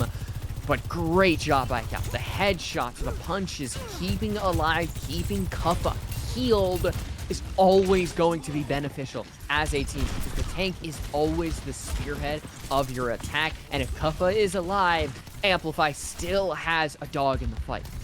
Really, in this case, I believe you 100%. Listen, Kuffa's got that dog in them for sure, and has been really improving it time and time again. Now, Kitsune Rush, LeftRightGnight trying their best to really counter this, but Amplify are not giving it up. The Rampage goes out, but in turn, you have the beat drop to counter with the Gracie kill and the cleave coming in. Kuffa, now Cal, majority, both kills coming in for Amplify to nab them a full team kill against LeftRightGnight. I still, it's so hard to believe that this is not their preferred comp. Or Cal, I don't know if Cal is a liar, which I'm not calling him a liar. No, I'm calling Cal a liar. I'm calling him out. I don't care. No, liar. no. Yes. All right. Well, the team clearly knows their way around the Junker Queen, how to use everything, and they're going to have to use these ults to win this fight. Listen, we'll agree to disagree. That's what we casters love to do. And for Doom, frozen, caught out, and that's actually going to be one big B.O.B. Bob, if you will, with Lethal, and now Icy on the Annihilation. Overclock, however, in for the Surger, and so Wub trying their best to dive in as best as possible, damaging, but it won't be enough as Icy is really getting a bulk of these hills. You're not taking the space. They have to push forward. Make sure that Amplify feel uncomfortable, and now they're doing that, pushing them all the way back into that spawn area. But Kuffa has not been caught out, and when Kuffa has not been caught out, disaster strikes for LeftRightGnight, and it seems it's going to continue to do so. Man, I was really hoping that my pick wouldn't lead to a cast curse. It just would be the opposite. I think I might have cursed LeftRightGnight by accident. I apologize. No, not really. But well, mute energy left right now, able to catch out one. That's Doomed gone down and out. Point captured. And LeftRightGnight kind of on the mend. And still, Icy melee kill onto Cal, and maybe the dream. Good night. Doused just yet. They're able to get it with a small amount of time and taking that good amount that you really do want on that second point, making sure that Doomed can't get that ult charge for that blade that they really love to utilize is going to be everything. Making sure the cart pushes forward and denying the space from Kuffa and the rest of Amplify is going to be step number 2. Man, with Amplify right now, I mean, you have plenty of room still, plenty of time left. I mean, should say plenty, about 2 minutes, but Cal, that's a tough one. Kitsune Rush still pops off along with the Rampage, but for Amplify, even though the ultis were there, still getting taken out by LeftRightGnight and Lethal. Double kill coming in full force, with Vision still catching Wub by the tail and putting an end to that. Trade 1 for 2. LeftRightGnight comes out of that transaction looking like they came away with a steal. Only bad thing, Doomed is 81% on the ult. Wub is 91%. You are going to have to end this fight fast, because if you don't, the cart's going to stall, it's going to start moving back, and you don't have the time to waste.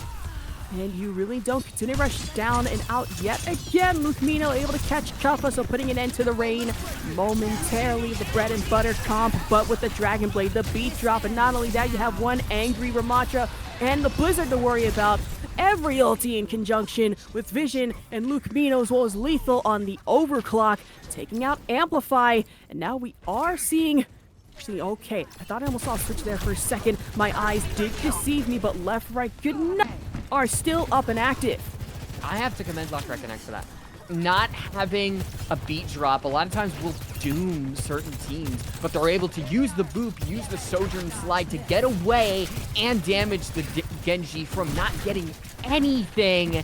And LeftRightGnight, if they can keep this momentum going, that is huge. Keep Kuffa away from the rest of this team.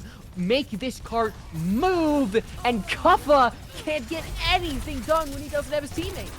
And we're kind of starting to see Kuffa just stumble a little bit. I mean, it's like you said right there, no teammates surrounding you, no anchor to really play off of. You kind of find yourself caught out and then put out, sent back to respawn. The dash forward coming in from the Genji, but now we have Wub to really worry about.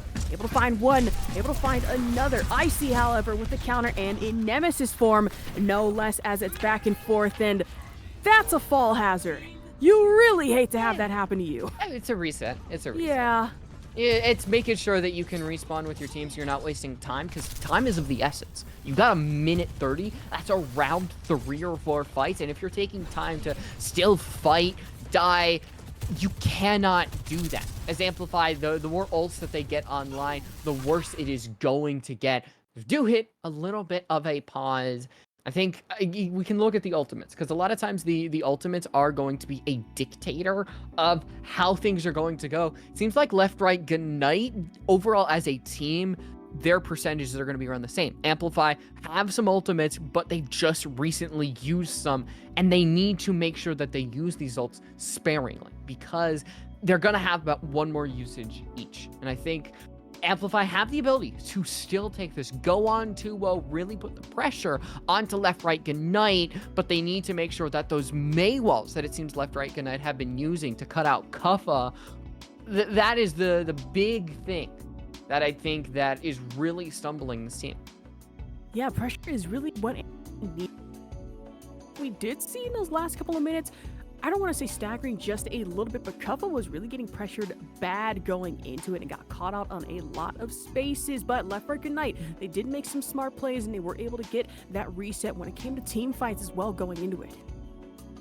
I can't really think of anything more besides the fact that LeftRightGnight made the choice to really focus on using that mid wall to separate this team, making Kuffa just eat dirt most of the time. Because with Junker Queen, there's really two ways to stop her. She doesn't have any source of healing and an anti-nade, because she's not really going to be able to self-heal. She's not really going to be able to do too much without people to make up for her lack of range, lack of rate of fire that Queen has.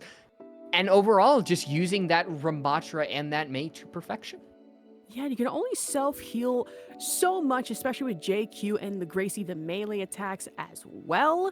But it's like you said, no support in your backline. I mean, really, what else can you properly do than to just, okay, get in some pokes, get in some cleaves, and then maybe pull back here and there, because obviously I don't want to expend all my health, all my range, and then find myself back and respawn, and do not want to deal with the reset.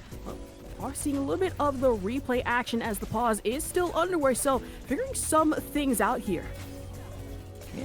I mean, here is, I think this was when we saw Doom just push back the window, use the blade to just cut them down. And the one thing that made me realize that, yeah, LeftRightGnight were ready to ball wasn't this. It was that later blade that we actually saw. As overall, this first point, it just seemed like Amplify was going to 3-0 them, make it just complete destruction of the soul. We go on to map 3 and it's completely looking like Amplify. But right now, LeftRightGnight won team fight and they kind of swap the advantage on over to them and completely change everything. And with the pause, we are coming back into it, going back into it, I should say, in LeftRightGnight. Maybe saying, hey, we're in this, we're not down and out of it just yet. Kuffa pushing a little too far forward. That Mei Ice Wall could have been deadly, wouldn't have been able to back up properly, but the Kitsune Rush should be able to offset that. Now you've got your cooldowns with 60 seconds. You have to catch. Oh no. Nothing of the sort with the Kitsune Rush there. They've spotted out somebody that they can potentially isolate, and that is going to be Kuffa. Is there a Mei wall that can shut them down? No, with Doomed in the backline, they might have a deadly combo. And deadly combo could be all you need, but Lethal getting real deadly against Doom here as Amplify losing some big health in big numbers, most of them getting isolated and caught out. The same can be said for Wub. Lethal able to find them at tail end, and now Kuffa, Dongkung, and Cal have much to worry about. Kuffa, however, able to counter with the knife kill before going down and out. There is going to be a cap. 11 seconds more than their opponents. It's kind of the same as last match. It's all about that first point take. We saw Amplify were unsuccessful in using their minute time bank that they had to get anything done. LeftRightGnight, they took forever. I think it was almost overtime when they were finally able to get that first point. So both of these teams have struggled in the past, but go into the future. Amplify, they can use the rush to get into their opponent's backlines, into the front lines, push them off, and get something to work for. Then when you swap onto the defense, it's going to be just kind of the same old, making sure that Vision can't do anything with the Mei wall that they did on that second point. And now at 3-3, we saw this last time, especially with Amplify, actually not too long ago on Nimbani, and they didn't exactly do too hot in the last few minutes of that map, kind of dropped it and almost cost them a little too much. But going into this one, LeftRightGnight proving that, hey, we can stay alive just for a little longer if we need to. You might be able to gap us here, but you won't be able to do it there. I just want to point out Cal has been really good with the headshots. That is true. Been very consistent overall, and that's why the damage on Amplify sometimes is just too much to deal with only the Lucio and the Baptiste. LeftRightGnight giving a ton of space. That's the point and the high ground. I mean, Mei is still up top, but I'm wondering what the plan is here. man, the plan, I mean, really, you could either have it then or there, or really you could just improvise it, and then Luke Mino and Cal, however, might have hands on their own. You lose DPS as well as you lose your support, and Luke Mino's immortality field does go down. Shouldn't be that much of a difference, but for Amplify right now, I mean, you are really getting pushed back by the Ramacho, who gets back a bulk of the health off the supports as well. Vision takes out Doom, but now chasing after the Junker Queen, almost able to isolate Cal, but not just yet. And Kuffa able to put an end to that. Oh, can Kuffa escape? The Kirisuzu is there, the health is there, but just as they turned the corner to fall and it was overtime, I didn't notice, and it seems like Amplify were too busy trying to win that very, very long fight. They do not get any percentage. It's reminiscent of their previous match. It was the only map that they lost, and all LeftRightGnight need is one tick. Oh God, maybe I'm hoping there's not some PTSD flashbacks going in from Numbani on this. I mean, for me personally, I am. Then again, as somebody who predicted LeftRightGnight could be able to take this series, I'm hoping that means it's a favorable sign from the Caster Curse gods for them.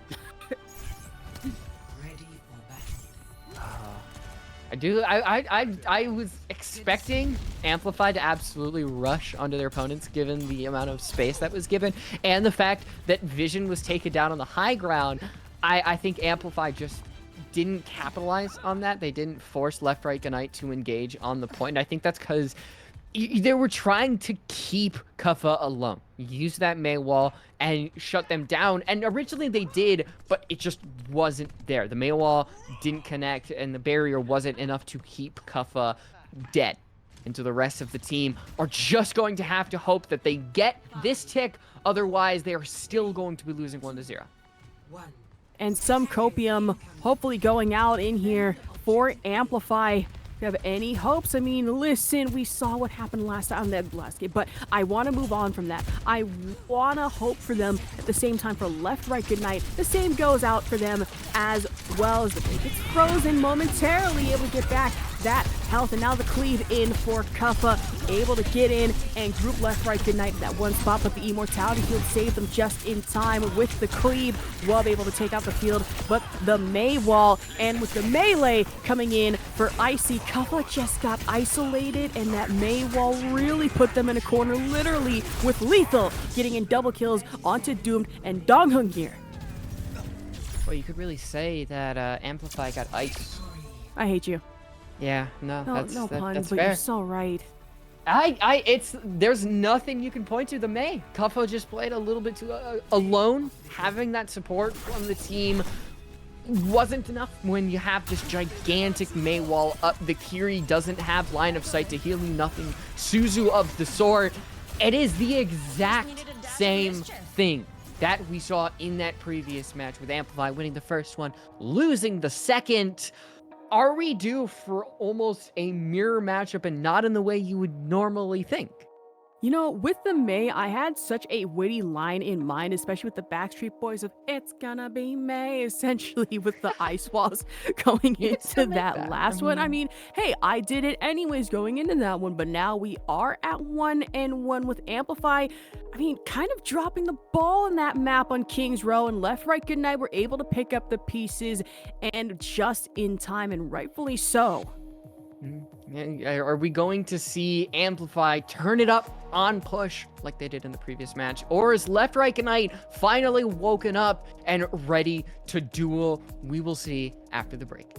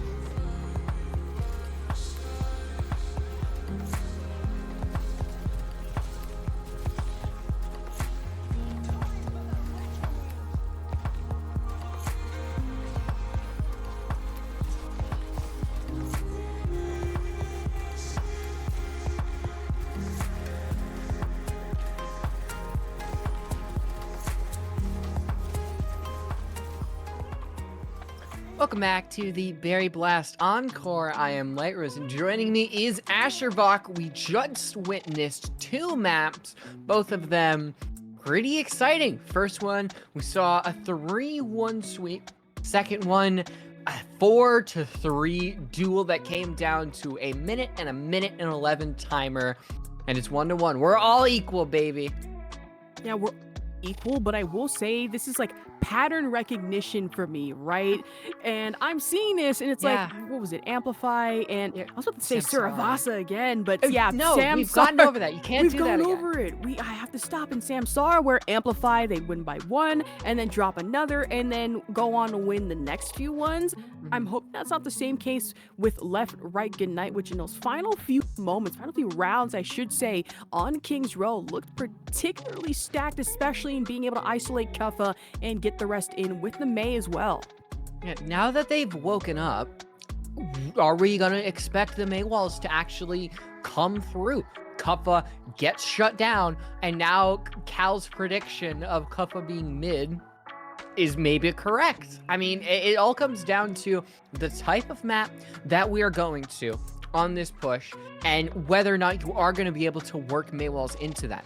Coliseo is not going to be a good play. You do have that very long corridor, but once you get out of that, it's not going to be a really fun time overall. New Queen Street, we could see get played again, but it's a risk taking Amplify to New Queen Street, especially considering how strong they were on this previous match.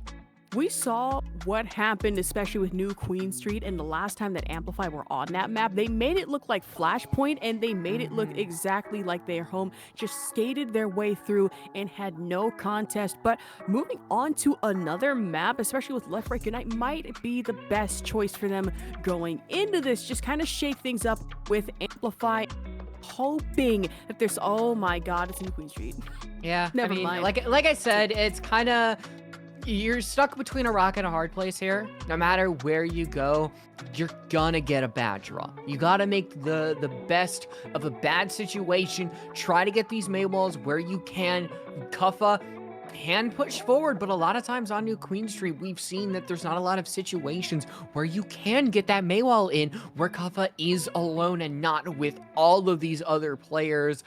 It's a difficult one if you're going to try the Ramaj from Mei, but We saw how strong this team can be given the opportunity, and maybe LeftRightGnight can make it work because it feels like they can put up an actual fight up against this team. I genuinely believe in them, and going to New Queen Street, I'm holding out the same hope and copium for that one as well. But with the May wall, I'm not exactly seeing that being as effective because New Queen Street, you might have a gap here and then another one there. So it's only a matter of just being able to either walk around the wall, have somebody break that down for you, and you're still able to save yourself the time and trouble of finding yourself just stopping, I should say, yourself from being gapped, isolated, whatever you can possibly think of. And Kuffa on JQ, I want to say would take advantage of a lot of the open space areas in New Queen Street, but switch maybe to kind of beat the mid allegations coming in from Cal. No, Who knows? There's no reason to. I think you can force the Junker Queen with the Genji and the Sojourn and make it work. It's just playing around that main wall. It's like we saw in that last push on King's Row when we saw Kuffa just get demolished on the left side of the statue. There was nothing that could be done because that's simply how Kuffa was playing in that moment in time. But we have had a little bit of a break. You realize, hey, okay, this is what's going wrong. Here's how we can fix it. We need to play maybe with the Kiriko, maybe with the Lucio a little bit more, and then boom, everything is fixed. It's just that easy, obviously. Yeah, and speaking of Kiriko, I just like to take the time to say that Cal's Kiriko has been looking so dangerous on a lot of these maps. Like headshot accuracy has to be somewhere at least 80-90% at this point because of Kitsune Rush coming in just so out and out multiple times in between. It really makes you wonder how much time is spent in Kovacs on that aim training. I need to ask. I mean, it is sometimes it is literally just making sure that you can get your practice in. And here is a good little combo, a good 8k damage done. That death might be a difference maker. 12 deaths to 9 deaths, and a lot of times if your quote-unquote main healer dies, the tank is not going to last very long. And I think a lot of Lucamino's play simply comes down to that very early unsuccessful fight that we saw from LeftRightGnight.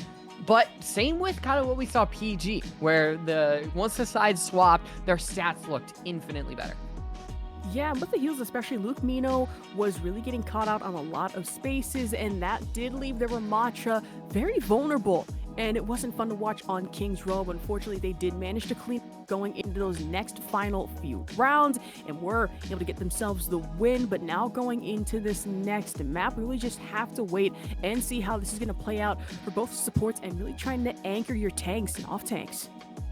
Speaking of waiting, I don't know we're waiting for the map. That's why we're sitting here yapping. It's not because we don't want to get into the game. It's because game's just not started. We're waiting for a couple of these players. You know, maybe they had to go to the bathroom. Maybe it takes more than 5 minutes or 8 minutes or however long we're talking. And so far, I mean, it gives us more time to postulate.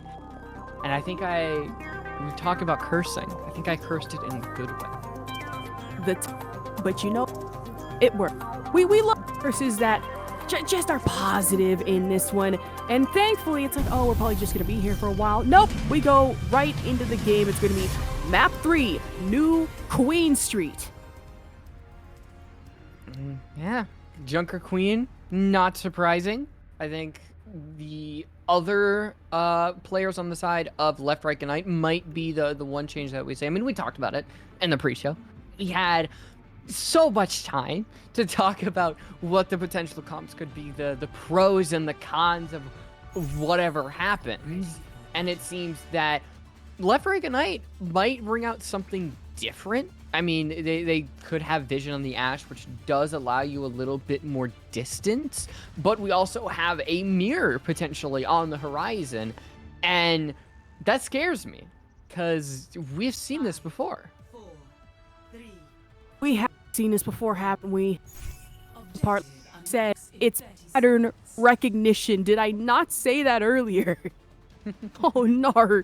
Does it have me concerned? Of course. Am I intrigued to see this? You know me. I love to live for just a little bit of chaos going into these games, but Here we go. LeftRightGnight and Amplify at 1-1 here in winners finals.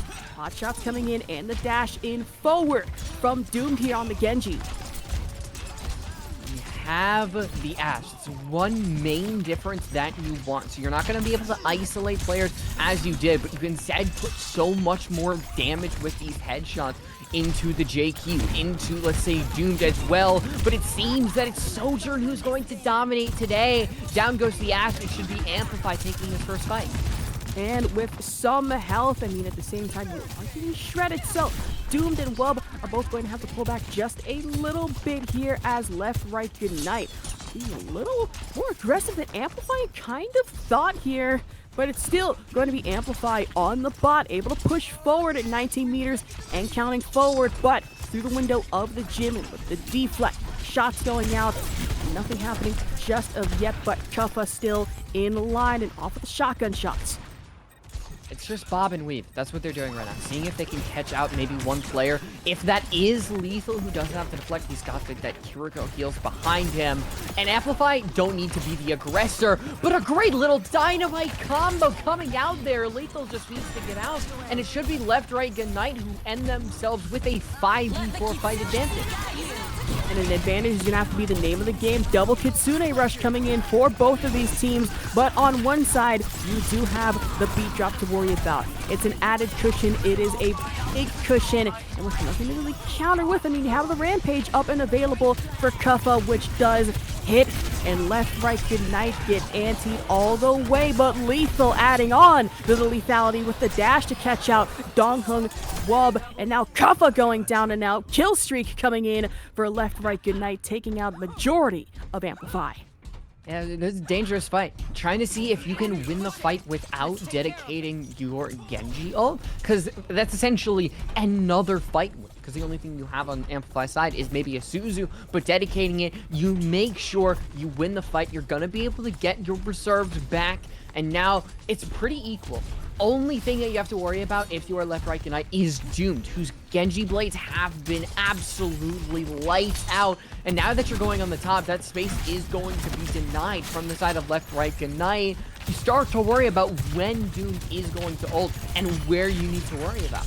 And high ground advantage here, it's not free real estate. You have so much to worry about, especially in the form of really just the hopping Genjis being Doomed and Lethal, kind of going mirror for mirror, but the Dragon Blade, Cal catches out one, but Doomed catches out another.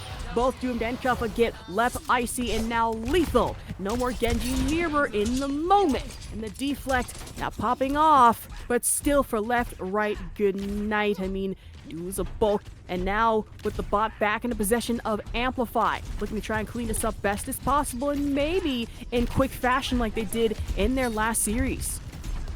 And it's clean as well. Dooms immediately catches out the Camino and then just brings out the blade. But the dueling ultimates just throws Wub in the air, and the rest of Amplify are going to have to back off because there's so many ultimates that you have to deal with. You have to deal with in such a little amount of time and with very little space. This part of New Queen Street is just, you really think about it, right? It's kind of a choke point. It's out in the open, but you have so much to worry about. A back line, front, whatever you can possibly think of, side to side as the Kitsune Rush goes out in force yet again from Cal, but now with the dueling, opposing, I should say, beat drop in from the Lucio. Lives are saved, but at what cost, you think, as the team fight? LeftRightGnight almost took advantage, but now they lose Lethal as Donghung was able to get the boot kill. The beat drum not hitting Icy because Icy had fallen, it essentially almost makes that a wasted ultimate, because you're going to give your team a lot more time to eventually lose the fight because your main spearhead isn't there, and the lead keeps getting bigger. Kuffa in the back line. This is such a dangerous position, and I don't think there's any way out if you're LeftRightGnight. Really is no way out, and it's just caged all around, but Doomed and Cal get the kills. Kuffa, on the other hand, not much going on. I really feel that Rampage could have been saved and used for better. I mean, sure, it was there, but nobody was really there to take the ante or really just to take the damage. Cal gets the headshot. It's another player sent back into the spawn room. And meanwhile, all this is happening. The bot is still being pushed. Amplify, whenever they want, they can just back off knowing that they've passed the checkpoint. All of those players have respawned so they can go for a very early fight. You don't need to cap, you just need to waste time. And with the Dragon Blade, I mean, you hear one go off and you hear two. That's going to be Doom finding Lukemino before Vision is able to stop that before we can really even start. And Donghun yet again able to catch out Icy. So when it comes to the two Junker Queens, Kuffa is kind of taking the crown here when it comes to the elims and when it comes to the plays as well. Really making JQ look unkillable. And on the side of Icy, I mean, sure, the presence is there, but it's not really there like it's intended to. I mean, sometimes, like, take a look at the supports as well. Is Lukemino going to use their own Kitsune Rush? Because we've always seen that. There is no sound barrier. So it's just going to be a bunch of individual duels, a great little deflect from Lethal, but there's Amplify. It's the constant ebb and flow that I talked about. Ebb and flow, it's really a pull of the tides. I mean, hopefully the tide should be shifting in just a second, but to which team? Now that's the question. You see ult did go off, so you're cushioned by that, but now you have Wub to worry about in your backline. That kind of grenade, but then Kuffa with the Gracie kill as well as the instant headshot on the left. Cal finds another on the Lukemino, as with the assist coming in onto Lethal, as well as LeftRightGnight. I mean, sure, they have one more team fight left in them, but can they execute is the big question on everybody's minds right now, as Amplify are only meters away from being able to finish this. And with Kuffa in the back as well, that rampage could be massive, it could be huge. Do not get caught in it, or maybe not, as Icy, proving to be the better of the two JQs, finds one, finds another, as LeftRightGnight are able to turn this around. That's why it didn't actually see Kuffa use it, because Lukemino was still alive. Suzu hadn't been used yet, and essentially one ability nullifies any damage that Kuffa had. They got caught out, couldn't use the ultimate. It's just a fight win for LeftRightGnight, and it doesn't even reset the bot. It just puts them down to normal. The Rampage sends Icy all the way in the back line. Maybe this will be their death. Man, that wasn't exactly the hottest idea, but we don't see Icy popping up in the feed just yet. I cannot say the same, however, for both Wub and Kuffa, as Lethal and Vision were able to find them in their LOS and take them out. The dash, though, for Lethal! And Donghun was just a hair way of maybe being able to make it out of there, or maybe just not. It was almost too little too late, as LeftRightGnight still in possession of the bot and going upwards at 38 and counting. Now, we're getting back to the good old Kitsune Rush sound barrier combo that we've seen. Big difference. Amplify have Doom and Wub's ult in their back pocket, so they can just slash away if they really do want once this beat drop falls. Kitsune Rush the beat drop as well, but now you have Bob to worry about. Plenty of tons of steel and with plenty of damage, as that's going to be a major kill streak and a team kill coming in for LeftRightGnight. Double kill off the back of Bob as well in from Vision. So not down and out of it just yet, but Amplify just moments ago were this close to ending it out. All it took was one team fight to put LeftRightGnight back in the game. Almost every single ultimate that Amplify has used since they've almost reached the end checkpoint has just been absolutely nullified. We almost see that again from Wubs, who gets down to about 16 HP, and in the end, they don't get anything. LeftRightGnight are really putting up a fight, and Lethal can just really shut the door on anything Amplify has.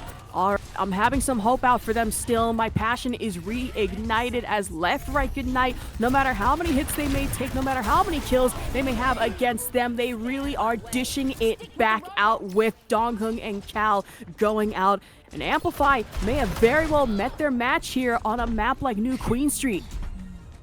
That is killer! 10 seconds left. You're gonna have to play in and out. That even web that I talked about, with touching the bot, not touching the bot, just to get Vision back and have a fair fight. You have those both ultimates. Can you use it to take down your opponent? All you need is 30 meters.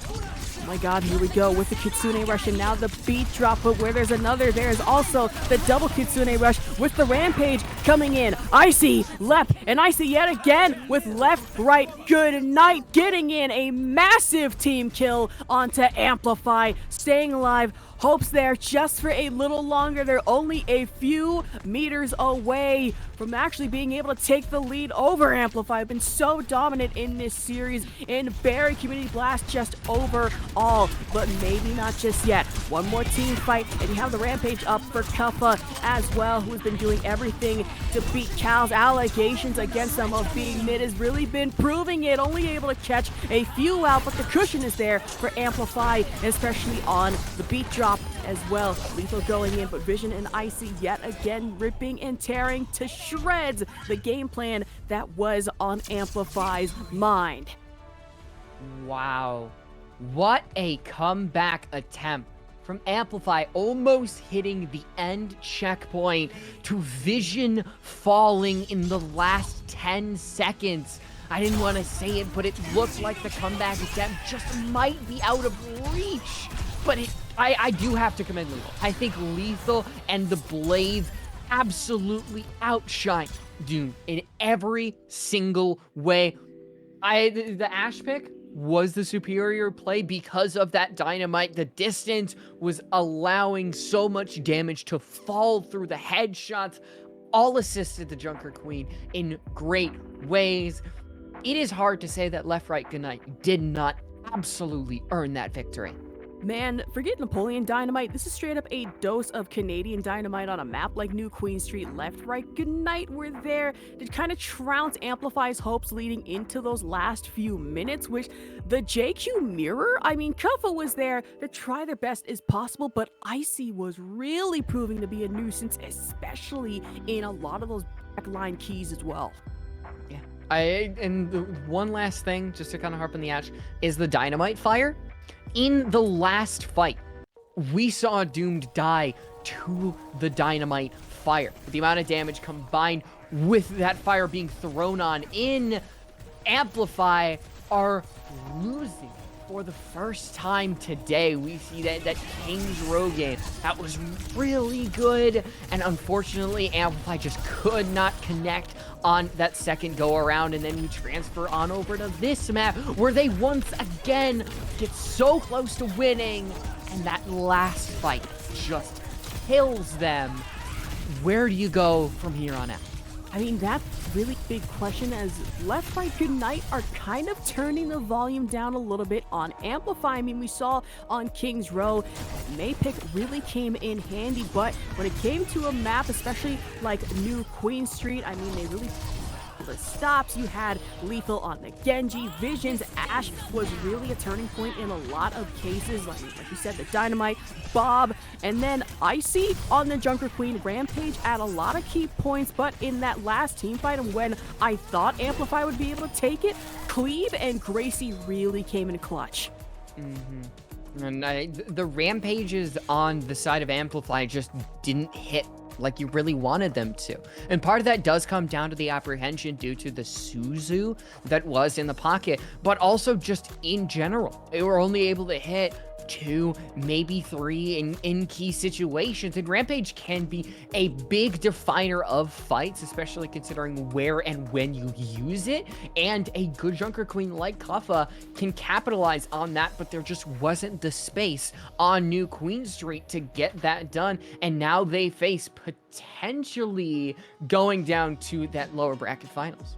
Man, really, as tough as a team as Amplify is, and I did predict them last time, but I really don't want to see them go down to like lowers. I really want to see them push through here, but at the same time, LeftRightGnight have made this such a decider, so exciting that really I'm kind of rooting for both. But now that we're moving on to Watchpoint Gibraltar, this is where we did see Amplify shine big time in their match against, okay, I'm not going to say the other map this time. I'm going to say Samsara. There we go. I remembered the name this time around finally. But Gibraltar, I'm hoping things do turn around a little bit. And they get to utilize that Winston that we saw Cal talk about. Ash. we're still going to see Ashe on Watchpoint Gibraltar, given the fact that there is no Junker Queen. I mean, I don't think the destruction of the bubble is going to be as good, but the fire was just too impressive. But I think with the separation that Watchpoint Gibraltar gives, you got to stick with the Sojourn. Make it so that you still are able to provide some destruction of the bubbles. You're able to still provide a lot of separation among these other players with her abilities. And everything is just questioning whether or not, certain characters are going to be brought, whether they're not going to be brought. At the end of the day, it's still going to be coming down to how those tanks play around each other. Definitely, Winston is more than likely going to be the play coming in for Amplify, but LeftRightGnight matching that? I mean, that's really the important question. Bread and Butter Comp, I don't think it's going to be the name of the game on Junker Queen, but when it comes to dive on a map like Watchpoint Gibraltar, I mean, that's kind of necessary for both attack and defense going into this one. Yeah, Kuffa on the Winston a lot of times would play a little bit isolated in some of these certain areas. Not as much as we saw Iron do in the previous match, but a lot of times they, might extend just a little bit farther just to make sure that they can capitalize on the small moments that they would have victory. And granted, like Gibraltar, we only saw the first point, and then we saw the half of the second point, so we didn't see the true utilization that one would really want. But a similar style of play coming out from Amplify, I wouldn't be surprised if they take us to map 5. Man, map 5, that would be an insane thing to see, right? I mean, think about it.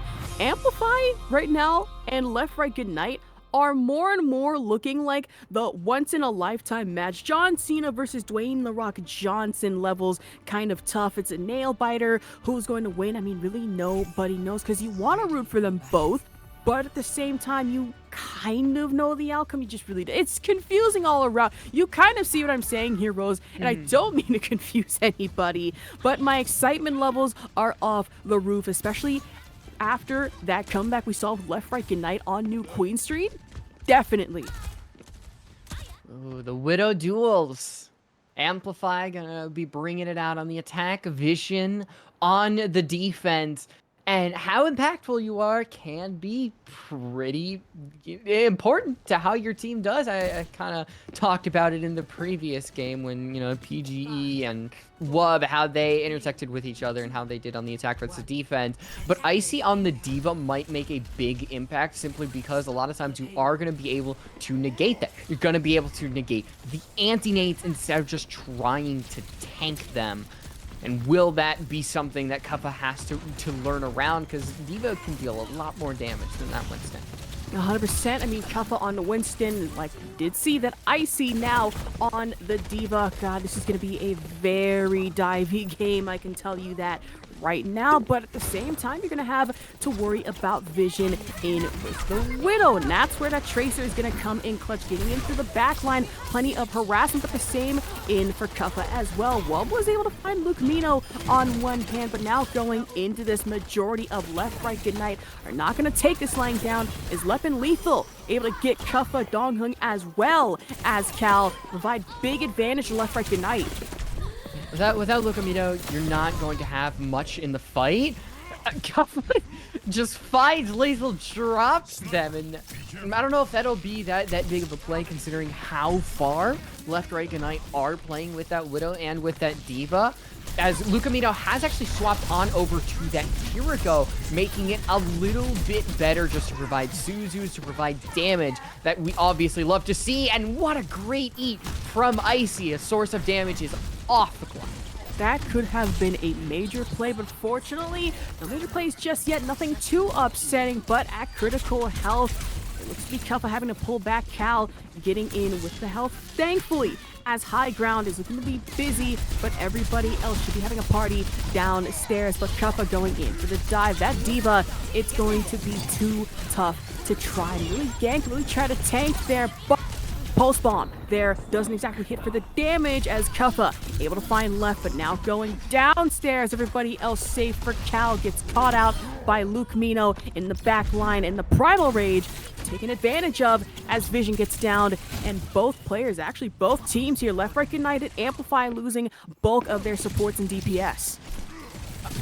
We gotta have like a full reset. Kuffa is on the second point. We see players walking up to the actual point.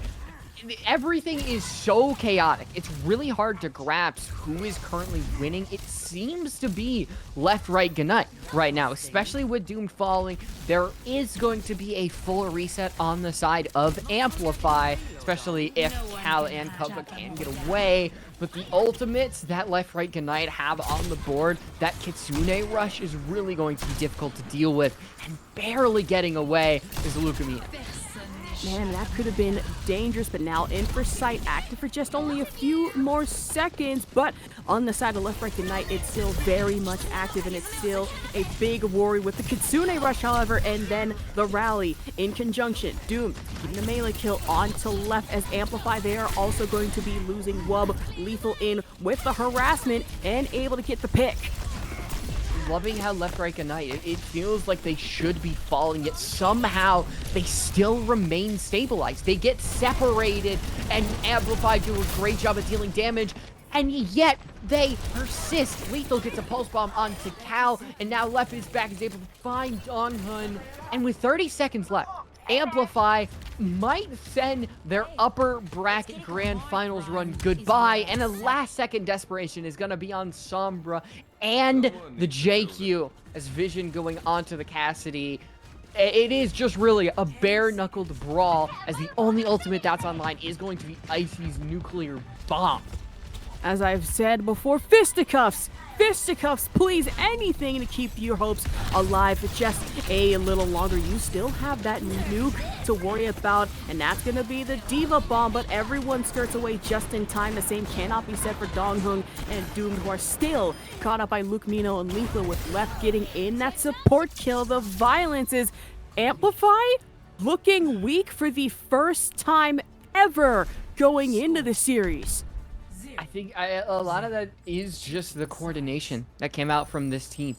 Whether it was a 3v2, you know, a 2v4, they always had some ability to come back in the fight because they played together. They made sure that the Diva had great usage. You don't just go on Diva because ooh, she can fly. Watchpoint Gibraltar has high ground, so you need fly. They countered the Winston very well, and Kuffa just could not get anything done compared to what we saw in the previous match, where they were always able to take space because there was no imminent danger. Because with Winston v Winston, you're slowly going to get tickled down. Diva direct headshotting a Winston over and over again. You are not going to survive for very long, and it's not a shocker to still see Icy pick that when they go onto the attack. Man, at this point, Icy on the Diva looking like an active threat against Amplify. Now, Amplify kind of forced to switch things up just a little bit. LeftRightGnight in that same word, kind of sticking the little traditionality, if you will. Vision still on the Widow, and I will say when it comes to Lethal and Doomed both on the Tracer, but getting into the backlines and harassing majorly, and then Kuffa in trying to do the same, was just trounced at almost every opportunity because it be Icy getting anchored by the supports being like, yeah, you want to try that again? Please? I really seriously wish you would give me the time of day to try it. Lethal on the Echo as well, so that's going to provide a lot more coverage with the Diva as well. Wherever Echo goes, Diva can follow. And as Wub has swapped from the Widowmaker onto the Hanzo, so we're not going to have the sniper duel per se, but it is going to be a lot more close combat, which I think Amplify really do need, given the fact that they're always going to have a Diva, an Echo in their face. They don't have to worry about the Tracer, but you need to make sure that these fights happen in the close range if you're LeftRightGnight. And these fights need to happen. They need to happen now. Make sure you have plenty of time on the clock, but LeftRightGnight should have full advantage. If you are Amplify, you're going to want to stop this in its tracks as Doomed and Donghun are there to put an end to the mech and put an end to Icy, but Kuffa unfortunately gets caught out by a quick beam headshot in from Lethal. And now playing high ground looks to be LeftRightGnight, trying their best to get back to the push, back to the cart. It's still getting moved along, just trucking along, if you will. And Amplify, desperation is in full swing, but with a D.Va to really eat up everything you have, what else can you possibly do? You don't have to take this fast. Like, all you need is one hit.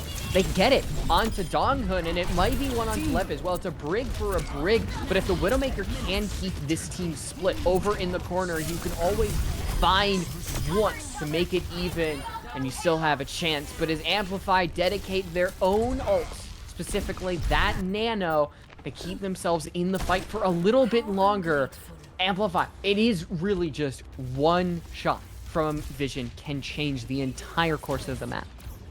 Man, one shot, one bullet could be all you need. Whether it's an accidental one or really it's a well-timed one, it really doesn't matter. You just need that pick. Ultis are up on the side of LeftRightGnight and almost up for Icy, but unfortunately Doomed is there to take out the mech and Icy as well. But that D.Va bomb could be a game changer, but the same info Wub on the Dragon Strike. You can see Wub, knowing that there's a Widowmaker on the corners, trying to play it safe. Like I said, it's one shot from Vision. Absolutely changes things. And if this fight does not go the way of LeftRightGnight, you start to get a little worried. We're getting close to 60 seconds, but Luca Mino dedicating the Kitsune rush. You're going to burst down the Winston. So much damage. Can they get out? Can they get that healing as everybody in the corner? And there's that shot from Vision. The big shot heard around the world. I mean, you had the Primal Rage, you had the Rally, and Amplify popped off everything in their disposal. But the same can be said for LeftRightGnight. Ulti being built up fast on the side of Lethal, but left in with the Rally. Vision and Luke Mino, Donghun and Cal are both gone. The headshots were precise and they were clean. And Icy able to eat the sticky bomb. That could have been massive. And for Amplify, will not be enough, as LeftRightGnight will be able to take this in fairly quick and stunning fashion. So you put yourself in an uncomfortable situation when you're caught on that first point, because most teams are going to be able to get it through the car wash. It's just one fight. It's always just one fight, as we see Kuffa's peripheral. No way. I find it crazy that Kuffa was like, I want to kill Vision so bad, I'm going to solo ult them. I don't think that was a main reason why we saw Amplify lose. There are a lot of key situations. Like I said, the D.Va was an important factor for this team doing so well, and I continued to do that on the attack. The separation that this team was able to do, isolate them over by the Mega, and everything happening from then on was just simply prophesized. I mean, one kill from Vision, boom, Doomed is dead, team wins. And a team win, definitely what they needed, what they deserved. As Amplify, I was almost certain they would have put up more of a fight going into this map on Watchpoint Gibraltar. Unfortunately, that wasn't the case, but LeftRightGnight did make some much needed changes in that D.Va, especially coming in. The backline harassment was the #1 case that they proved to have in the power, proved to be, and for Amplify, just altered going this one. We're going to take a quick break, and when we return, it's going to be the interview and full end of match.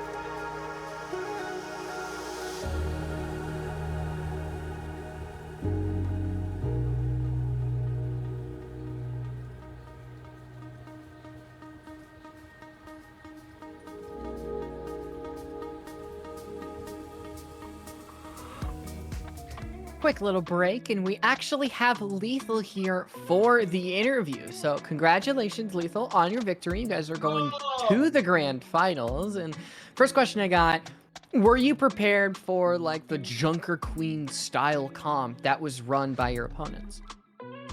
I mean, apparently not. It was close, right? If we were prepared, it would be like we would win every fight type thing. Yeah, But we well, were a little lazy. I can't lie.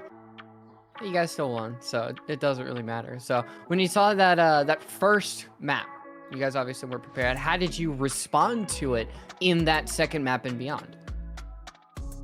Oh, we were probably like we apologized to Icy because we're not, skilled enough to play a restart. We're not used to it, so Icy was a bit upset. So we just told him to go like a character we're more comfortable with, which is still on his hero point. He's really good on it, so we just made that adjustment, and then we just played every map like how he did. Yeah. Okay. And I asked, something definitely needed to change for that Watchpoint Gibraltar pick in that map as well. Now, what was your guys' strategy going into that? Honestly, we just had strategy after King's Row. I decided to say like, okay, I'm gonna take my feet off the table. I'm gonna drive to the facility where Kaffa was playing, and I used their computers just to demolish. I gotta thank my girlfriend for driving me here. Got nice PCs, nice monitor, super free. That is a crazy thing to be saying here on Free Community. Just so I'm not here. The Rosie, you heard that how long that was, right? Yes, it was very good BS. I love it. It was actually true though. It wasn't like fake. Like, I was actually on my PC like casually chilling, and then it was still my underwear too. Then I decided to dress up, go to the facility, just I'm play. sorry, what? Had to focus so much I had to put on the pants. Literally. Kind of stand on business at this point, but I will say that was honestly some great couple of wins. And when it comes to interview questions, I believe that was the only one that I did have, but actually, nope, that actually is about it. All right, so Lethal, we thank you so much for coming to the booth, and you've got the grand finals tomorrow, so good luck with that. Oh, it's tomorrow? Okay. See you guys soon then, I guess. I mean, Yeah, we're tomorrow. doing the lower semis next, so. Okay, well, I'll see you guys tomorrow then. See ya. Yep. Thank you, GG's. That's a pretty good explanation of maybe why they were struggling map 1. Didn't have the pants on, didn't have the full mode engaged, but that's a great story, I will tell you that. I mean, actually, now that I think about it, Lethal might not be wrong. I was sitting here thinking my casting's a little rusty until I realized, yeah, I don't have pants on either. That's just harsh truth, but what? Be real with yourself. You're not playing right. Put the pants on. You know, but you that casting didn't right... have to, say that, though. Oh, To chat. wait, You didn't have to actually- admit that to chat. you're actually so... Wait, Lethal in a minute. Why can't I? I'm sensing some bias here. Nobody's looking at Lethal. Wait, Okay, no. but people are looking like top half Okay, yeah, I here. realize that. Okay, yeah, Think moving about on. Moving on. Good couple of games here, especially for LeftRightGnight. Send Amplify down and out, and a 3-1 fashion, might I add. Take a look at the winners bracket, and LeftRightGnight stamp their ticket on their way to grand finals, but now we do have lower bracket to really focus on and how that's gonna go. Yeah, that should be exciting. Why don't we take a look at that lower bracket, and we can see what that is going to be. Starburst did lose, as did Samsara up against Bonzi buddies and P's and Q's. So we get 2 new fresh teams. We get to see who is going to be joining the losers finals up with Amplify. And that is going to be after that break. We will catch you guys in a quick little 5-minute break, and then we'll have the last game of the night.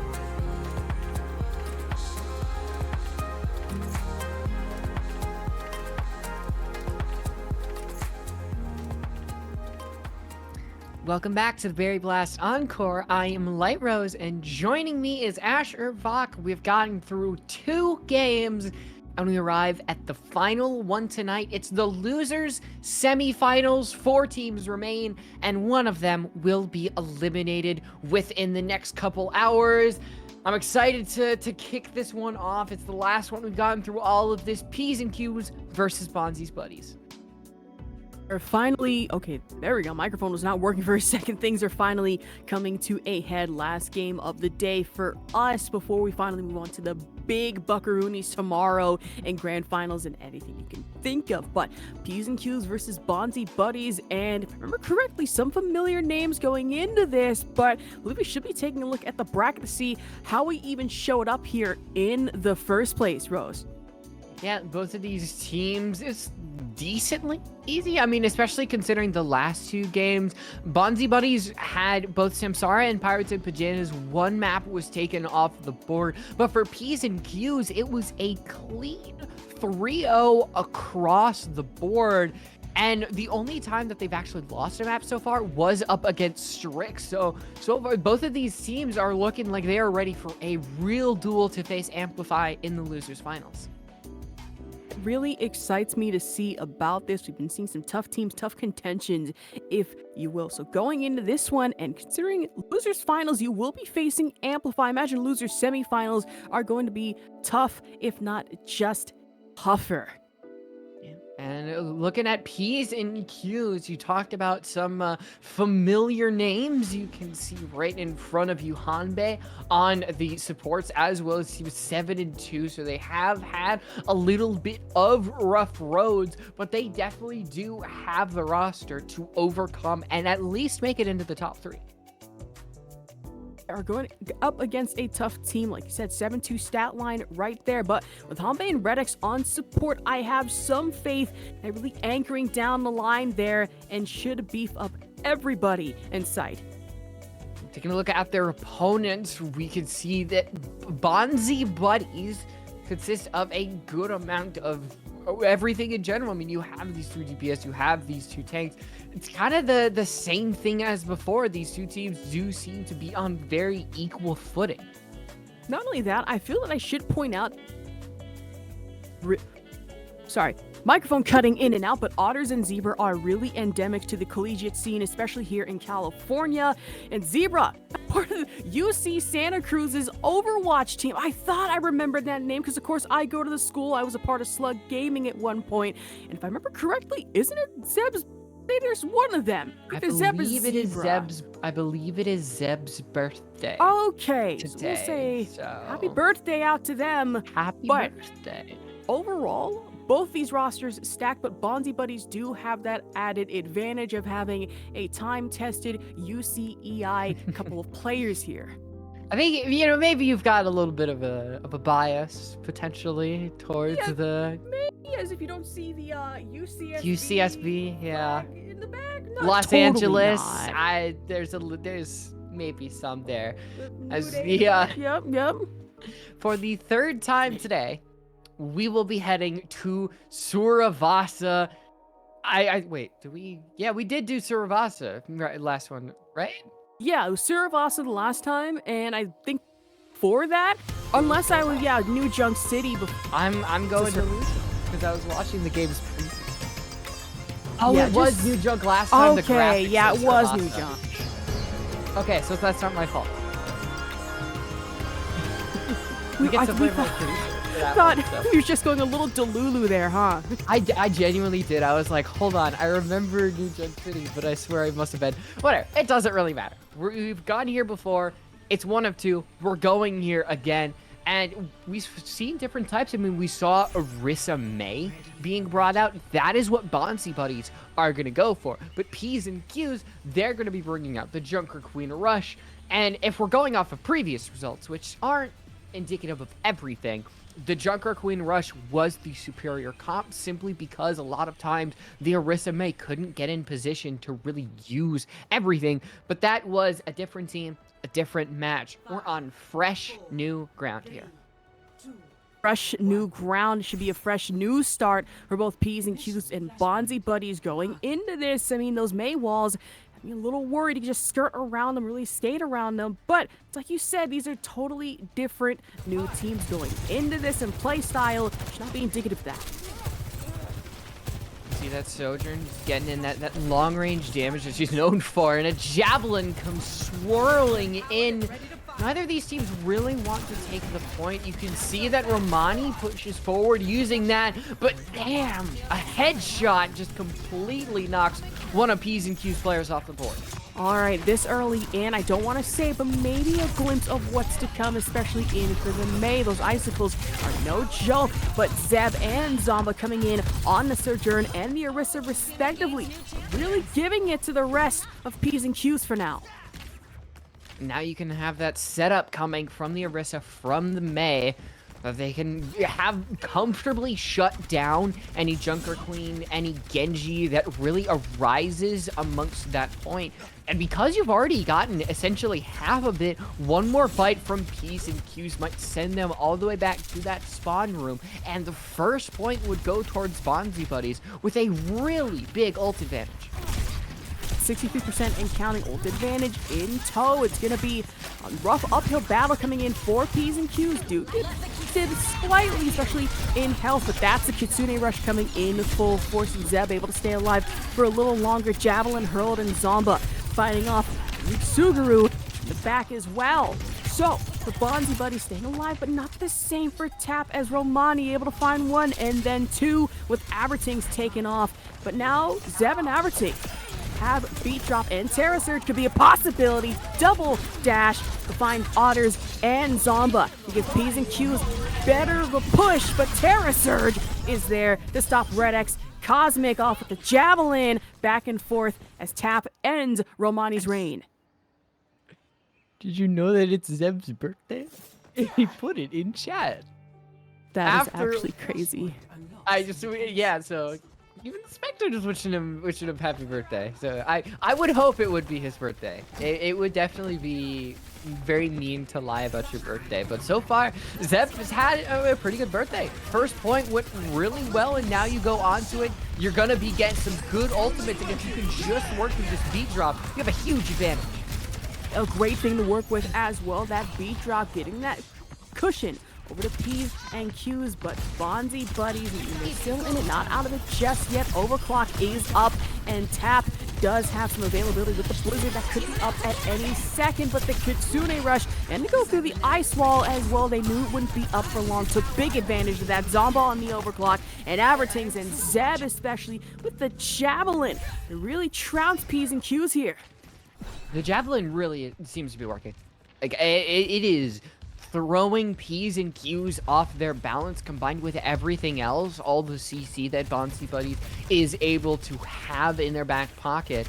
Now they've got a Blizzard, and with nothing to really counter it besides a meager Suzu, this could be another fight win for Bonzi Buddies if they can place the Blizzard correctly, which rolls all the way to potentially the third point, given how long the Bonzi Buddies have capped.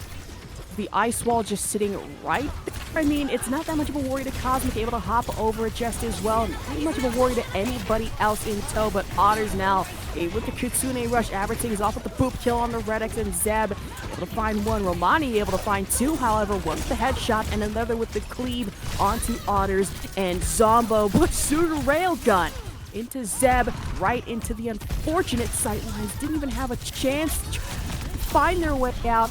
P's and Q's, they're going down, but Tap able to find another before Red X gets in the trade. And at 95% and counting, Bonzi buddies, this should be fairly, would have been fairly easy for them if P's and Q's weren't able to turn that around.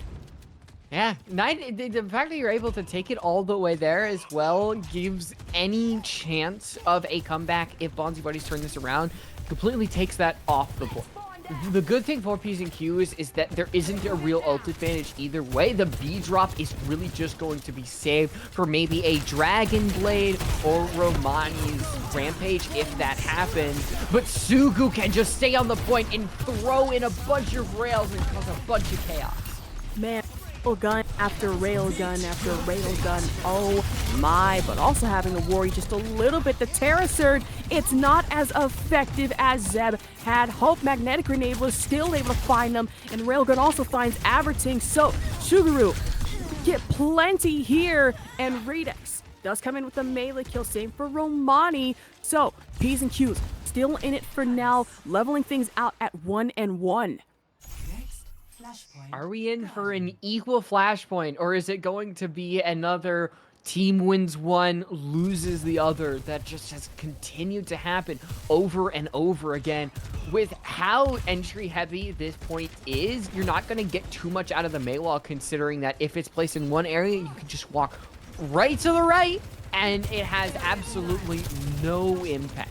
And with P's and Q's already having control, having the ult that they really need to win this fight, it's going to take a lot from Bonzi buddies and a lot from Zomba. And it really is, but descending from the heavens, it's going to be the Dragon Blade. Cosmic does get Zomba. It is also able to find Otters, comes in with the dash. The Maze just sitting right in the middle of a nasty little bonfire of P's and Q's as Bonzi buddies kind of have to be on the mend just a little bit. They don't have much to worry about for now. Still at 13% on the side of P's and Q's, so they have plenty to fight for. But now, Zeb, interestingly enough, switching over to the Zarya. So, should get you a little bit of shielding, especially on the push. Especially that ulti groups you up, and it could take you down just as easily. What Zarya's going to give is a lot of damage, but you're not going to really be able to capitalize on something like what P's and Q's are doing, which is just they completely rush you. They break that bubble. They break the person that it's covering. It's already started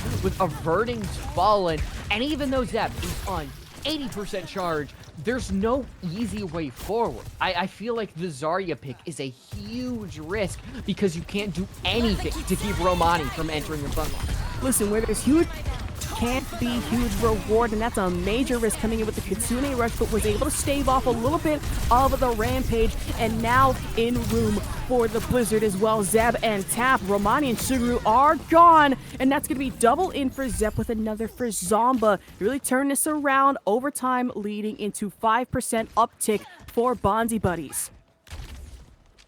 And now because you don't have to worry about Romani and the rest pushing into you as much because you know where they are going to try to engage, this does make the Zarya pick a little bit better, especially considering that you're going to get this grab very, very soon, and with nothing on the side of P's and Q's to really counter it, it can just be point winning. That B drop that Avertings have could potentially be saved or could just be used to extend that fight, make sure that you can get that grab down, but Cosmic really does want that because the blade can be big. Yeah, an extension is going to have to be key, especially if you time it right. It's that cushion, and it's so much needed. A lot of key plays, and going into this one, Avertings is going to have to play it carefully for the rest of Bonzi buddies. But on the side of P's and Q's, they do have Dragon Blade as well as a Kitsune Rush up and available. And so really, that could be in conjunction for a big push to come out for P's and Q's. It's at 99%, and it's going to have to be a big team fight. Of course, Kitsune Rush right then and there. Zeb still able to find Cosmic, so nothing big just yet. Suguru on the railgun, however, Zomba goes down and out, and now Avertings with the beat drop. It came out just in time, as a lot of that could have been nasty, redirected into Bonzi buddies, and they would not have been able to make it out of there. But where there's one, there's another, with Redex for their own beat drop, and another Kitsune Rush in turn. With the lack in positioning ability, you save for damage reduction. Even on that fight there, Zeb was able to give Avertings a great little bubble, saving the Lucio, making it so that Romani and Cosmic struggled to get anything done, making that entire fight a little bit null and void. Zeb sticking onto the Zarya may be the one thing that could counter this team, considering the fact that it's a little bit too late for P's and Q's to swap anything, because one more fight, two more fights, and Bonzi Buddies are going to be able to take this first match. The fact that they have a Mei at their side is absolutely killer. With the Dragon Blade now out and active, Cosmic was only able to catch Zomba off guard. Not before Zomba was still able to get in the Sojourn, and Sojourn violence indeed, as Bonzi Buddies one by one they are going down, but the same can be said for P's and Q's. Plenty of trades to go around. That ice wall couldn't have come at a better time. Able to save Tap some trouble for the remainder of Bonzi Buddies to get there, but P's and Q's are still getting in the E-limbs as Tap was still taken out by Romani. Dirty fights, and a lot of times the team with the Junker Queen is able to come out on top. So P's and Q's being down 1 point, the fact they're able to get percentage early is really going to benefit them, and they have the Kitsune Rush lead. What is gonna kill P's and Q's is that they don't have the sound barrier, and that's something that Aberthing is really gonna hold on to counter Sugu's ultimate.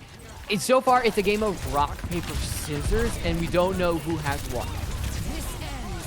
It's just an agonizing waiting game to see who's going to pop first and when. I mean, Abertings, of course, comes in with the beef drop. He's able to save Bonzi Buddies that much time and trouble as P's and Q's, every single one of them going down and out for a quick, concise team kill. But still, the respawns coming just as fast, and now put themselves at 11%. Bonzi Buddies not in the lead just yet, but still could put themselves ahead just momentarily. What that mate does give you is simple bursts of damage. The headshots that you're able to hit do so much damage compared to something like just random Sojourn primary, even just one Genji Shuriken. And that's what Tap is able to bring along with the wall. That's right there that stops the Kitsune Rush for just a second, but they're not going to be safe from death. They're not going to be safe from death, and even worse of all, P's and Q's are coming in boosted immediately in with the Lucio beat drop, but Kitsune Rush on the same side in from Otters as well for Bonzi Buddies, so Magnetic Grenade gets put down. Not much to be had on that note, with P's and Q's trying their best, and Bonzi Buddies do have Blizzard available to them. So if another push were to happen, they could be able to stall out just a little bit, but now they need to more or less focus on getting in here, touch the point, at least cap it as best as possible. Zomba with the double kill on the overclock, and Romani's still there. Clean, concise headshot on the Zomba, but Bonzi Buddies able to take it back and now put themselves at 78% and counting. P's and Q's should have one left in them. That dying shot onto Hanbei puts things in a whole other perspective, because now you're not going to be able to really easily engage, which is going to force a very desperate attempt. And Sugu can't even touch the Mei wall. Is unbelievable. And Bonzi Buddies are able to take map 1. Bonzi Buddies, the Mei wall was just so unfortunate to watch in the end. It was right there, right in your grasp. And just like that, pretty much slammed the door in your face. And mind you, this is only map 1, and that felt devastating. I mean, considering what's at stake here, every blow is going to hurt. And for Bonzi Buddies, up by 1-0, but P's and Q's still have a chance to try and remedy this. It really stings to lose like that. Sojourn, just a hair. I'm sorry. Yawning. We've been here for a bit. P's and Q's, the fact that Sojourn got so close to touching but just couldn't makes you a little bit more invigorated for that second map that's coming up. You do have control over where you're heading, so do you continue to stick with that Junker Queen comp that was a little bit unsuccessful, knowing that it really was just that Zarya that caused you a lot of problems? Yeah, there's that split second type of play. Oh, hello. Yeah, that's my mom in the background. Mom, I'm casting Overwatch. That's my friend Rose right there. Hello. No, you're totally fine. She'll like occasionally pop in like sometimes, and that's totally like become a bit of a celebrity. But back to the game at hand to focus just a little bit here. Oh, she said hides again, but okay. Anyways, really trying to focus here in that May ice wall. That was a bit of a highlight, but then going into this next one, sticking with comp would be the interesting question and the lingering one at hand. Junker Queen, not as effective as I thought, somewhat. But then Zarya, like I was saying earlier, where there was high risk, there is big reward. They took the risk and they definitely made it happen. Yeah, Bonzi Zeb feels a little bit more comfortable on that, and it's a good counter to Junker Coin, which is something we haven't seen. A lot of times we've seen when there hasn't been an Orisa, a Ramatra has stepped in, and it's been so-so. There's nothing been as direct of a counter where you lose, you know, the ability to reposition teams to just straight damage reduction, like I said, which absolutely helped this team out given the amount of damage that Zeb was able to put onto this team. There's a lot at stake here. You're going into the losers finals if you win this, and if you don't, you just barely miss out on going to that third day. And I know that P's and Q's definitely have what it takes. That first map was just out of your grasp.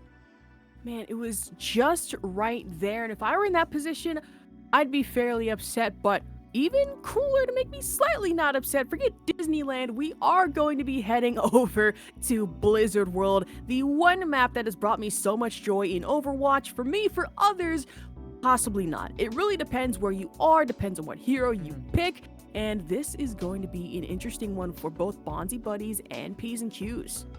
Yeah, considering that this is a more linear map, you can run something like a Junker Queen on it without giving too much credence to the high ground, if you can just be an annoyance to the players up on that high ground and just straight up ignore them sometimes too. That is going to be helpful as well. But given the fact that this is what P's and Q's chose, I would suggest that they are going to go for a very fast out comp, go for brawling on the point, so that something like a Mei isn't going to have as much effectiveness once you get past those Mei walls. And if they're still sticking with the Zarya, surely that's something they've talked about in this break. You've had a couple minutes, you can say, hey, okay, don't shoot the bubbles, but we also need to shoot the bubbles. How are we going to counter this? Yeah, and truly looking at the replay here, we can definitely tell that Zeb on the Orisa was giving everybody a run for their money and a true nightmare. We can't exactly count out Cosmic either.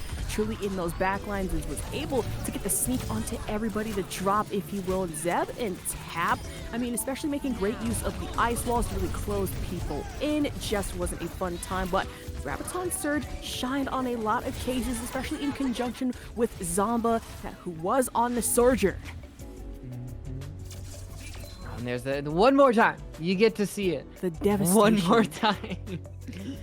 And as we gear up, get ready to go into Blizzard World, that is the question that remains, that we always kind of theorize about in that pre-show, is what worked in the previous map, is that going to stay?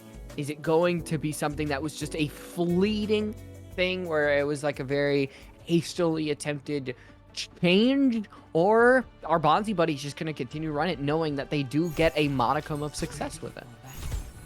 And should it stay or should it go is probably what everybody's wondering. We do get a nice view in the Murloc section here in the arcade. Listen, as a Blizzard fan who's played StarCraft, who's played Warcraft, who's played pretty much everything under the sun, there is an untold amount of joy this map brings me, and it's so much fun to see. But when it comes to competitive-wise and gameplay-wise, like you said earlier, very linear, and with these comps, I mean, startlingly different when compared to Bonzi buddies and P's and Q's, who are, of course, going still with Romani on the time-tested true JQ, but Bonzi buddies still running the Zarya. Little different, though. We are seeing Tap on the Hanzo, and Zomba coming in with the Widow. I think it's just to give the little sonar combined with the grapple. So you are going to have the Sojourn and the Mei back, which is a lot of help, considering that Romani's in the corner. How? They don't know Romani's there, and it's brutal! No! Romani was just sitting right there. It's that case of, look, listen, no, they have AirPods and they can't hear us, and that is some unfortunate timing as Bonzi buddies out the gate seemingly just get torn to pieces almost by P's and Q's, barely able to make it out of spawn. I thought Zeb saw Romani. I was like, oh, okay, they're gonna see, they're gonna like Maywall it out. No! Oh, it's a brutal bloodbath. And I think Romani is trying to do something similar, sticking in the corner. And they have been caught out. Now they're going on a little bit of a trip around the world, but they have support. And they've learned their last, right? Going into this, it's like, okay, Romani's in the corner. Let's not have this happen again. And Zeb and Abertings are making careful and quick work of support and tank here. Good usage of the Mei Ice Walls to really catch some off guard, but even with the Lucio speed boost may not be enough to put in a full chase. Making a smart decision to hold back here as Bonzi buddies will be able to cap point and push themselves further on the payload. And here's where the Genji having very easy access to the high ground may be something that can come down, because Tap's going to be able to throw in those right clicks, but having high ground is essentially unparalleled. Because a lot of times if you're getting shot at, you can just back up, get healed, immediately reattempt again as Cosmic continues to try to do the same thing, bring in these shurikens from above, so he just has a very minimal attempt at actually getting shot. And with dueling Kitsunes on the board, maybe that is how we're going to get started in this fight. Yeah, Kitsune Rush, I mean, 1 for 1, duel for duel, but at the same time, it's going to be kill for kill with Zomba and Zeb. To find Romani and Cosmic out, and now with the payload contested heavily, everybody's swarming, but Bonzi buddies are dominating, and even with ultis up, P's and Q's no better than just the pop-up then and there, as Abertings was still able to go for that support duel and find Hanbei. And these small little areas are not going to be good for Junker Queen, considering that its Zarya is in play, because she can't really do much besides power Zeb up. Here comes that sword, and there's just so much to work through. Health, bubbles, can't even get the kill onto the Mei. Man, in this section right here, especially particularly tricky high ground like Pylon Terrace, it's not fun to navigate. You could really find yourself caught out, and with a lot of Poke-type heroes going into it, the damage can be exponential, and you really need to be careful peeking these. And Mei does have Blizzard available, so could put a freeze to a lot of P's and Q's actions if they wanted to so wish it. But P's and Q's, Suzu still has the overclock, could be readily available. Romani with the rampage, especially going down here, is immediately ceased and stopped by Abertings. That is massive, and that's a lot of trouble going into this. Oh, the suit does have a lot of damage if they can potentially get one more. Otherwise, Bonzi buddies may have enough to continue to push simply because they have that Zarya. And that's what they're going to do, but Sugu finds yet another kill. And man, if there's one person that you want to look at as maybe the savior of P's and Q's, it's got to be them. Man, the Mei Ice Wall, however, does get in the way, so pot shots go out, but nothing much, just cracks the ice, doesn't find anybody just yet, and that's a Kitsune Rush yet again coming in from Odd, but the same from Hanbei, both most exceptionally low on health. I will say Graviton Surge could be a good pick to play, just need to get the right grouping. And dropping down, Bonzi buddies goes in, and that's going to be the Surge to catch out Romani. Abertings does get the kill, and the immediate rush forward coming in from Zomba, and Abertings to find one more being Romani. And you continue to push back all of these players. Is the checkpoint going to get ticked? The Blizzard will definitely confirm that you're able to get one. More should follow, as it seems Romani has been swapped onto the Ramatra. Is it too little too late, though? I'm hoping it's not. I mean, Zomba finds 1, finds 2, finds 3. Romani did make the switch, like you said, JQ over into Ramatra as P's and Q's now with this comp, hoping to find something, anything, really push this back before Bonzi buddies can cap out at 3 and Hanbei as well. The switch into Baptiste. And with Bonzi buddies, they're still going into this strong, no wavering, no staggering as of yet. P's and Q's pushing forward to contest over, and now coming in with the Dragon Blade. Looks to be Cosmic, and with the backline harassment way past the main wall, but gets pushed all the way back. And Bonzi buddies You do have Beat Drop, but you do also have Zomba coming in with the overclock. Maywell blocks the way. Kitsune Rush now in turn. Sugu finds Abertings with the rail gun, and Zomba able to find Hanbe's Mortality Field, which saved P's and Q's a lot of trouble going into this. Stopping Bonzi buddies for a brief second. I don't think it's going to be for very long. Zeb has that Gravitic Surge. You're going to use it. It's going to catch 3. And now he gets 1. And you're having to use that Annihilation to even get a chance of coming back in the game. The Annihilation pop, but the same goes for the Amplification Matrix. And you needed that extra bit of boost, the extra bit of oomph to really just save you the trouble of the reset, as P's and Q's not down and out of it just yet, but Bonzi buddies are still continuing here on the point, on the payload, and with no end in sight. Not even the Maywall was able to stop the LOS, the lines of anything coming out from Bonzi buddies. It's Sugu again. It's a direct 1-for-1. You might be able to maybe even get more from that. Blizzard freezes the Ramatra and the Baptiste, who gets unfrozen at the last second just to place down the Immortality Field. That Immortality Field couldn't have come at a better time, but Bonzi buddies even hitting at an even better time with the player kill streak coming out in full force. It was almost a team kill. And P's and Q's narrowly avoided that, but still lost a significant chunk of change going into this next fight. The grab is up again. Zeb always has it. Romani has 50% to that Annihilation. I think there is not a bigger difference in between these two, but Sugu makes the difference. This is the player to always connect the headshots, push Bonzi buddies back when all may seem out of hope. And you're able to get away, able to continue to get your ultimates online if you're Zomba, if you're Tap. But with only 30 seconds left and that beat drop online for Red X, the ultimate for Zeb may not be the one-size-fits-all that Bonzi buddies really want. Man, it might not be at all, as Bonzi buddies now heading into this. You have Lucia to worry about above, but the beat drop just ultimately counters the Graviton Surge. That's a tough one, as Romani is still able to get a kill in the Nemesis form against Zeb. The Blizzard doesn't exactly do much. Amplification Matrix was there to kind of counteract, as Romani still able to get another. Tap is unfortunately sent packing and back to respawn, but the slide in from Sugu.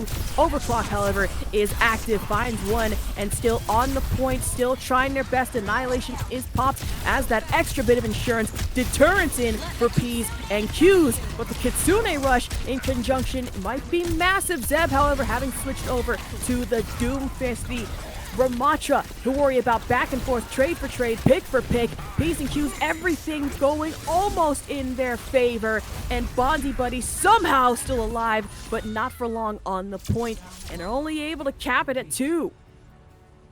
That's obtainable. 4 P's and Q's. You can absolutely get to that third point. Getting through Zeb is still going to be a very difficult process overall, because surely Zeb will run it again given how successful it was very early on. You did meet a hurdle in that third checkpoint, but getting it far on Blizzard World third point, given everything that we have seen so far between these two teams, is considered impressive. Are there any more swaps from PCQ? Because I refuse to believe that what we have seen prior is just it. Like, that is the type of comp that this team wants to run up against Bonzi buddies. And they go on to the Orisa. Be real with you, I don't know how to feel about the Orisa. It was successful on certain points on that first map, but I feel like they're struggling to deal with the Zarya so much more than they were struggling to deal with the Orisa. Yeah, I mean, Orisa, okay.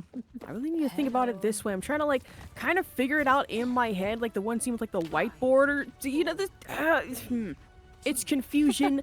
Zeb on Orisa has me so stumped that I'm trying to think of any possible way of, okay, it could work, it might not work. P's and Q's, sure. They have the JQ, and Sugu is going to be able to switch back to the Surgeon, was able to get the sight just there, but Orisa? Bro, you're following me on this Orisa. We'll see. We'll see if Zeb is going to use the javelin and potentially in combination with the Maywall, as well as now the real run around that P's and Q's are gonna get. But what a little dive onto Zomba! Was a massive dive. Sugu was able to take full advantage of the fact that Zomba isolated, little to no supports or heals to be found just anywhere. And that was one kill, but still might have been able to change the tide as Cosmic is there to put an end to Otters. And with the sword dash as well, Hanbei finds another. Zeb is gone and Tap as well. That was clean. Clean as it can get. Zeb's still sticking on the Orisa. We're going to go on to that second point, and already Sugu has taken this high ground, and so far I feel like, well, Zomba has had a good game. When it comes to the difference between Zomba and Sugu, Sugu is really taking the cake, especially with the amount of railgun headshots that they have been able to claim.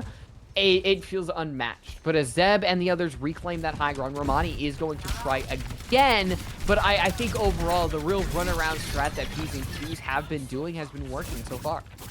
We are headed straight into Pylon Terrace. I mean, additional pylons are not needed. No Yari, of course, in this map, but there is going to be a Kitsune rush. And one angry Orisa to contend with. That's going to be Zeb, but in the feed, Sugu finds one, Romani finds another, and Zeb is able to find Redux, but Romani was still able to get the trade as Bonzi buddies go down and out one by one, and P's and Q's able to take this payload further and further.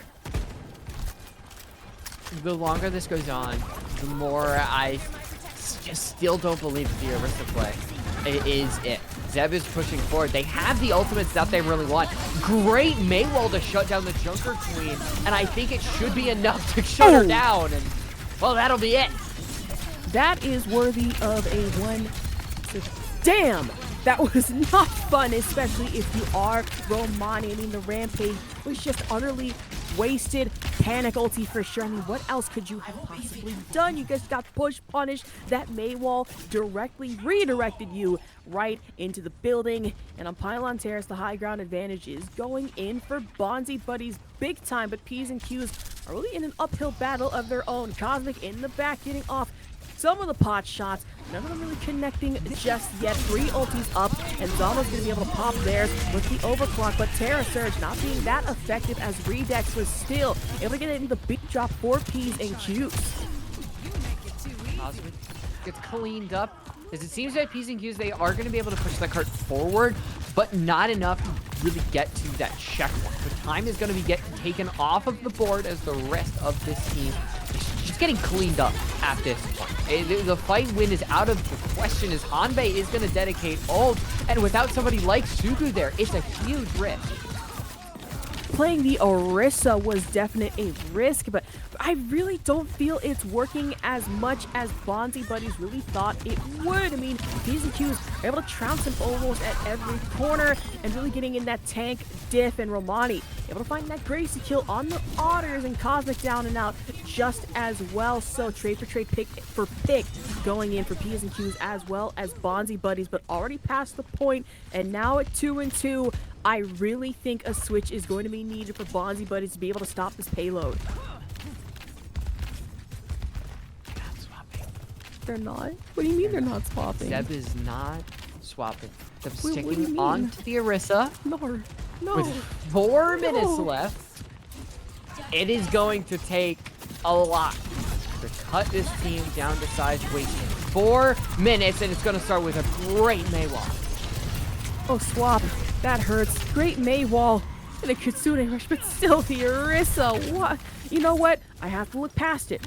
Calm myself down, but the chase does ensue for Zomba, and the assist coming in from the support onto Redux. That railgun took them clean out, and Zeb is to fortify just for a little longer, and that Maywall caught Romani out, just lodged in between a rock and a hard place, or just a little bit of ice as Abertings catches another out. P's and Q's do go down momentarily as Bonzi buddies are able to retake. That's another thing where you just kind of take those, where it's definitely a little buggy, but now as Romani's back, you have all of this to work with. I don't know if Zeb's gonna last longer, but with the Suzu, they're still alive and still kicking. It's alive and still kicking indeed, as well as the beat drop coming in as Zeb gets thrown right off the cliff. The same goes for Redex on the... It's a tough one to really try to come back from, but Bonzi buddies saying, okay, we're still in it, but not for long. We have a couple left in us as Overclock is going to be out and active for Zomba, getting in a big push as P's and Q's are forcefully redirected off and outward. It seems that Everting's trying to chase down somebody else. It's going to take a little dip of his own. But the rest of Bonzi buddies, they have done what P's and Q's did prior, where they reached the second checkpoint and then just stopped them. And with the ult cycling, they might be able to hold on, but Cosmic and Suzu have one apiece. Man, and the blade is active momentarily. Sugu is able to get one in Aberting's. Zeb will find another, but now kind of on equal footing for both Bonzi buddies and P's and Q's. The deflect tap is caught out by Romani. Just stray, and that's a rough one. Able to get the healing. Otters at least doing their best to make sure everybody is anchored, everybody is safe for now, but still right there, and it's gonna have to be a tough one to try and contest. You are 2 meters off as pretty much everybody on the side of Bonzi buddies getting shredded as Cosmic and Romani leading the charge to get themselves a 5-player kill streak.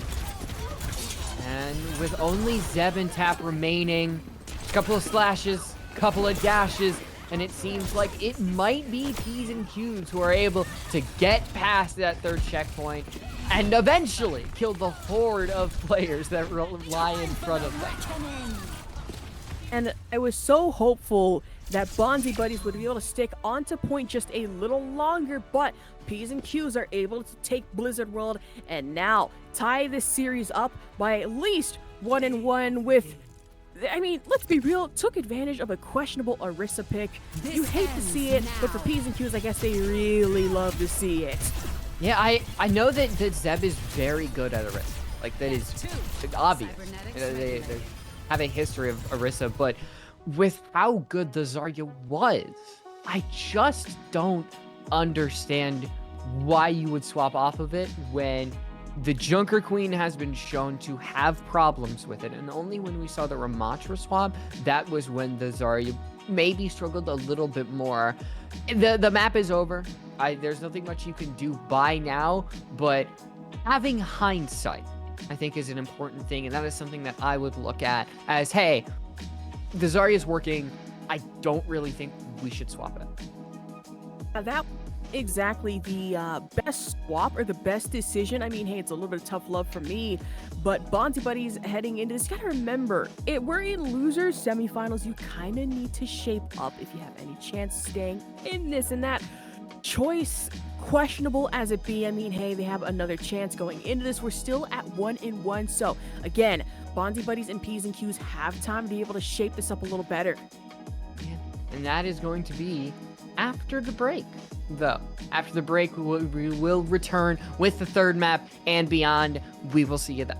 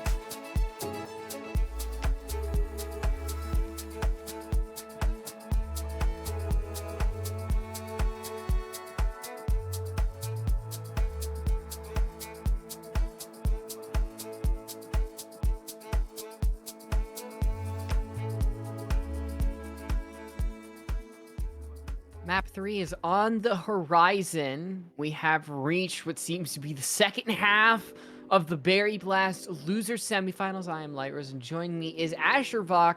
And it was a back and forth second map. We talked about the picks, the lack of swaps, maybe the opinions that we had, but that all kind of goes to the wayside when we go to push probably New Queen Street, given the track record that we've had over these previous two maps, and given the current meta that we're in. Yeah, the current meta that we're in, New Queen Street should be the answer. I would like to see, just a little bit of a switch. Maybe Colosseo here and there, just for gits and shiggles. Obviously, that would be great fun and all, but we're gonna have to stick to traditionality, what these teams are really used to, and again, meta, but just a smidge. I'm just asking, but looking back on the last map in the last game, Blizzard World was the map, and Bonzi Buddies looked a little dominant in the beginning, but then heading into that next one, it was all P's and Q's from then on out, and then bit of a questionable switch on the side of Bonzi Buddies, but unfortunately, maybe this time around shouldn't be the case on the next map being Push. Yeah, look, they have a plan, and I feel like we're just not in the know about what the plan is. Something or other happening.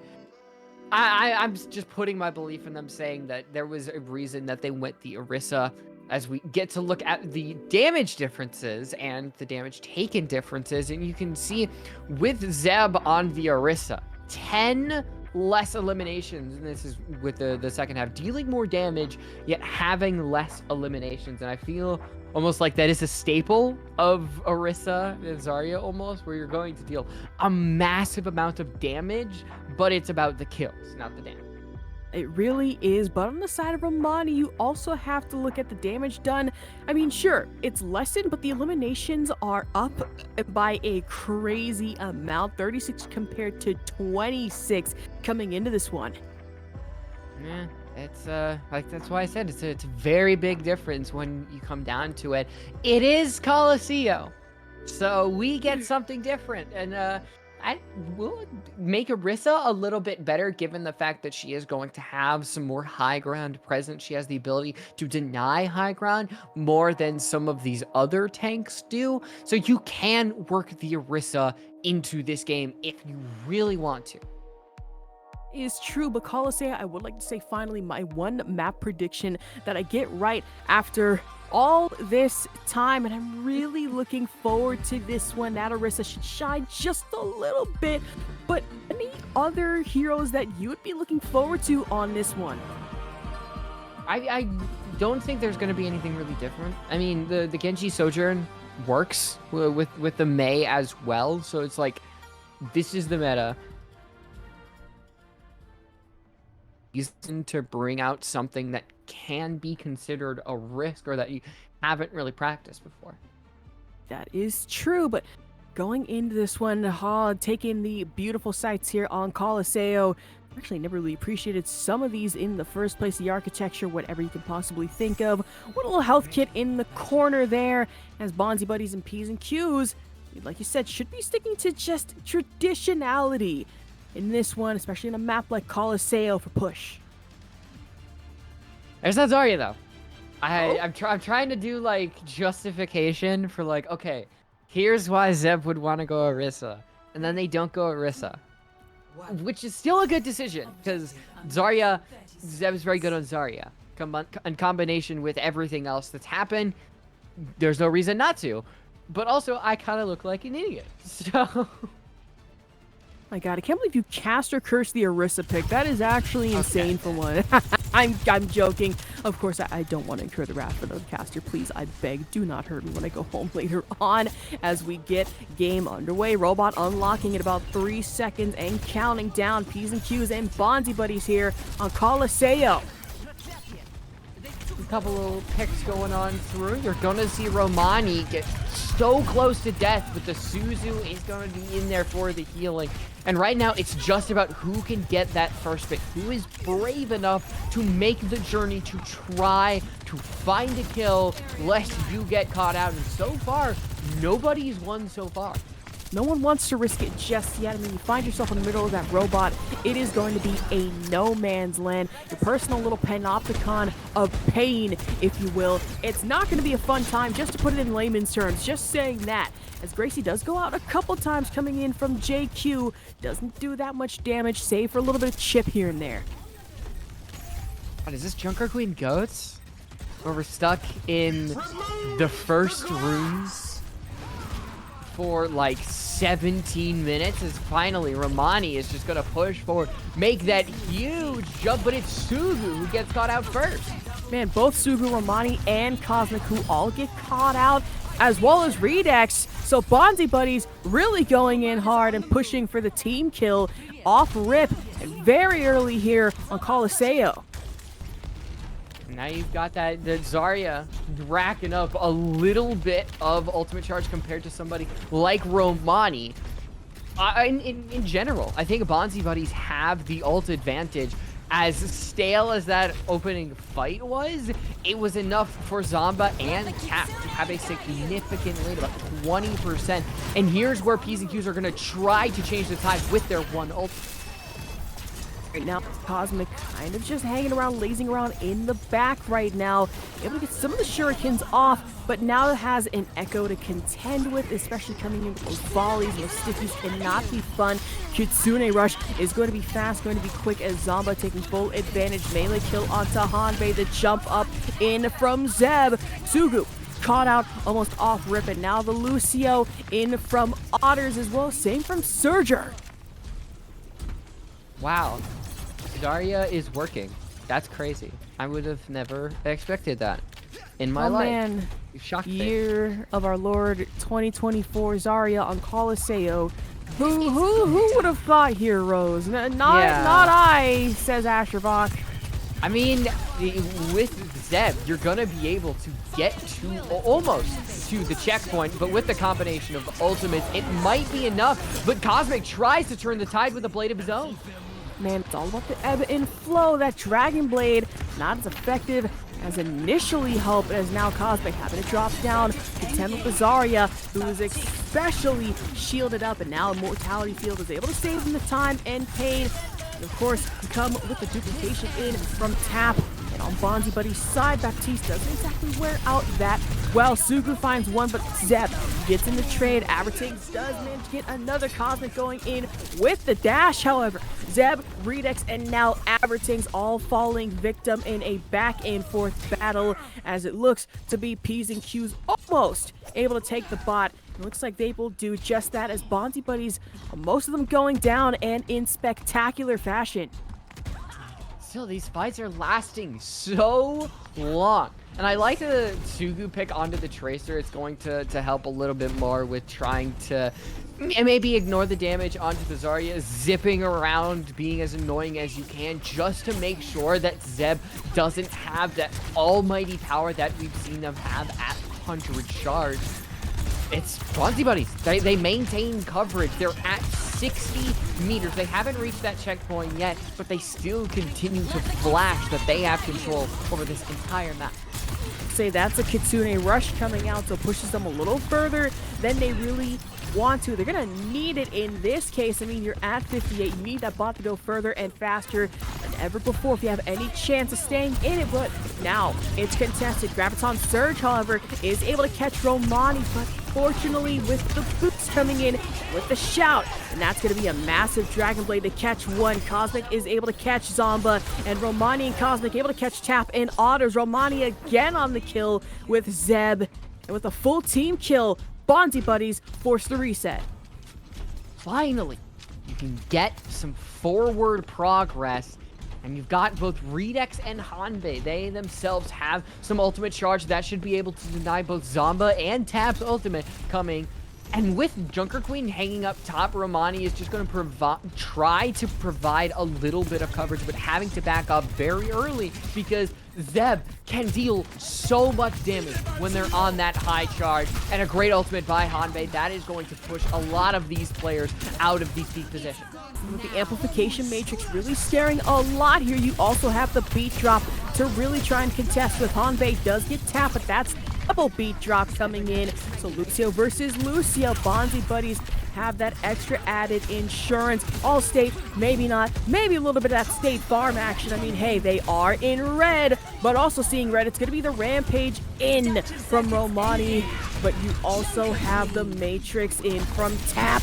Able to replicate, should be able to get the ulti just in time. Just needs the damage, needs the pocket to be able to find it.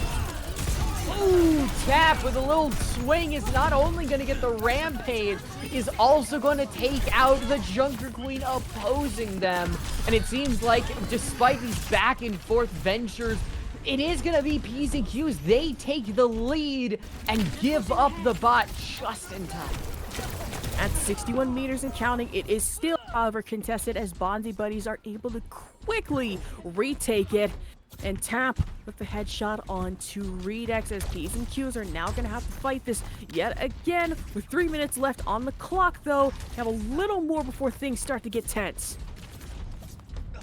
Now, maybe the Junker Queen has figured out how to evade the Zarya just for a little bit, or the other ones, Cosmic has found a lot more success with the Blade, because the Baptiste and the Lucio just haven't been on it with their ultimates as much compared to those previous maps.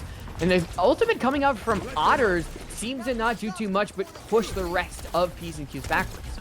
Put some backwards, but hopefully for Bonzi, but he should push them slightly forward as P's and Q's still in contention. That's Dragon Blade yet again, but it's stopped immediately by the Surge, and Zeb and Tap not only able to stop the Immortality Field, but everything, oh my, in its place. And Zomba able to get some sneaky kills as well as Tap and Zeb once more to really put the hurt in P's and Q's day. Get the lead and get the checkpoint, so there's gonna give time for P's and Q's to not only swap but contest before even more meterage is taken by Bonzi buddies. And it's a bold swap this late in the game to try to bring out the Mei and the Ramachra. Oh, no. The Immortality Field is there, so you save your own skin, but can you even survive past that? Even with the jump up, it wasn't enough as Tap was still there to get the stickies, and Hanbei was just caught out. Romani in the Nemesis form, finding Avertings as majority goes to Bonzi buddies with these eliminations. Hanbei, the last one, being left alive as P's and Q's forced to half reset yet again, and now pushing forward and further at 69 meters and counting in favor for Bonzi buddies. It's starting to get a little bit scary. Seems that with more meterage Bonzi buddies are able to get, the harder it is for P's and Q's to go all the way to the middle and all the way to push their own bot. As Hanbei is having a little bit of duel, able to survive, but for not much longer as the rest of his team seems to be finding ultimates of their own. And right in the back line, of course, as expected, Zomba getting in that extra harassment, and nobody can really catch a break, especially from Zeb. This Zarya been very scary, and on a map Colosseo, I mean, you'd think you'd be able to hard counter it with somebody, anybody. It just isn't working, and Bonzi buddies are taking full advantage. Now the Grav is online with nothing to counter. A pulse bomb in the back is unsuccessful. Is not much you can do to counter this besides Suzu, which isn't going to get you really much in the long run, because one grab, Suzu is gone, and so much damage destroyed. Man, you could say bye-bye to pretty much everything, every plan you could have possibly had in store, as Zeb was able to get and secure Bonzi buddies a team kill combination. And they only have possibly one, maybe 1.5 team fights left, or maybe not. I might have did not see that right. As Bonzi buddies able to take that and at 2-1. I mean, this might have been a clean 3-0 had they gone this Zarya prior, noticing that, yeah, it can be decently strong when going up against what P's and Q's like to bring.